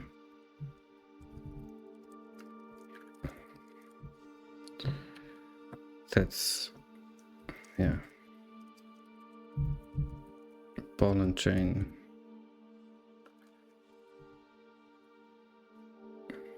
Wow, it finds it immediately. Who would have thought? Okay. Immediately finds a path. Over here. There it is. There is the exit in all its glory. Amazing. Sadly, I can't teleport the player around. Well, actually, this should have preserved the seed. Oh no, oh, it's jumping. Oh yeah, the editor resets it. Oh. Almost. But yes, I would say this is good enough. This is what I wanted for today. Well, I did want to look into an attract mode, but okay. I mean, another day. So what was this all about? Add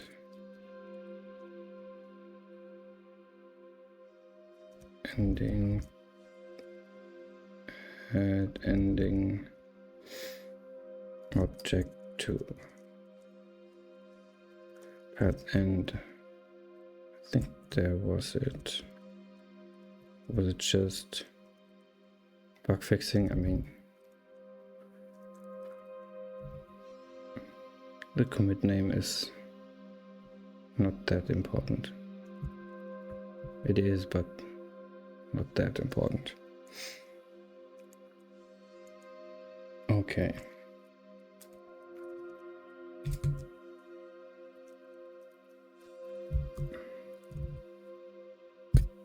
Oh, sorry.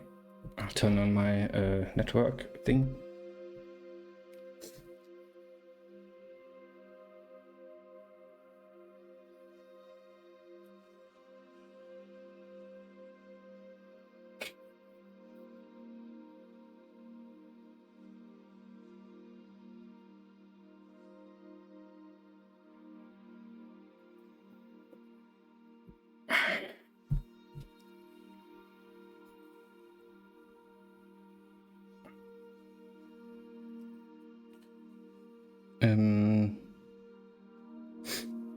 I'll go to sleep, otherwise I'll mess with work. It will mess with it. Yeah, sure, I'll go. I'm just committing and then I'll go offline. So no worries. Yeah, thank you, Andre. It's been a pleasure again. I'll be live tomorrow if nothing happens, but I think I'll be live more tomorrow with more to-dos. 6 hours today. Do you eat before sleeping or do you just go to sleep straight? I'll have a snack, but not a whole meal. Just a slice of bread or something.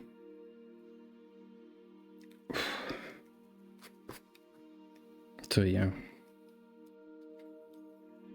So have a good night, and I'll be seeing you tomorrow maybe.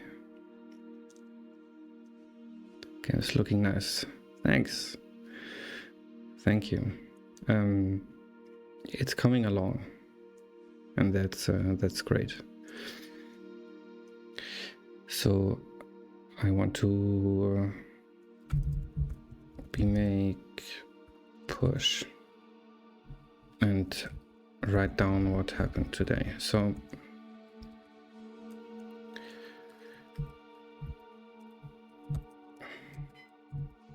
it was a lot of stuff.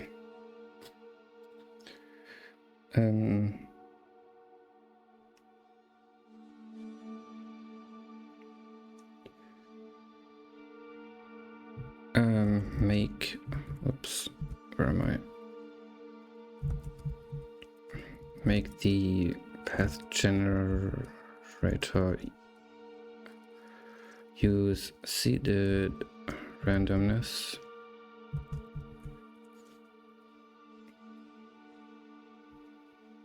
Save the world tiles in the save game.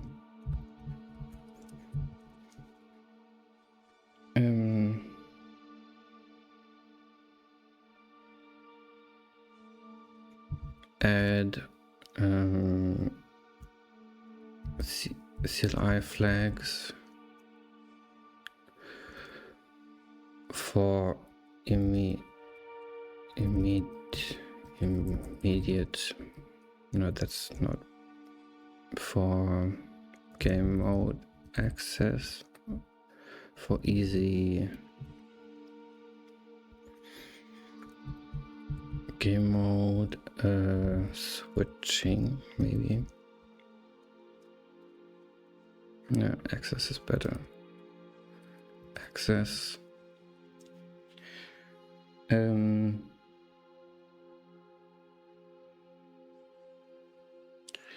Add game ending object and victory screen.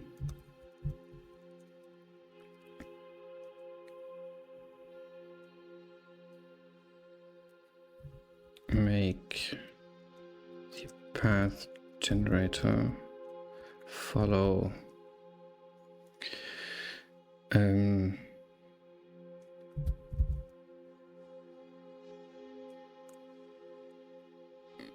make the path generator make path patches rotate feature types.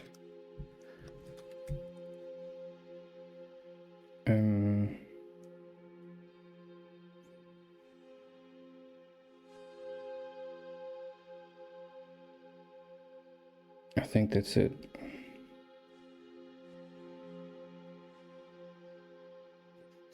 And a ton of bug fixes and smashing the head against the wall, but that's part of it.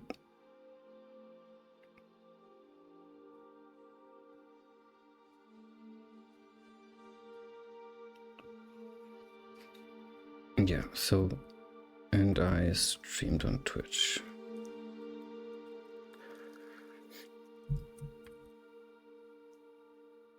Okay.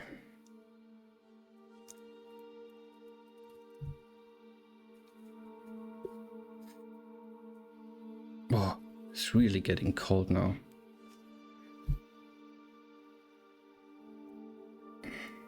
Should turn up my heating.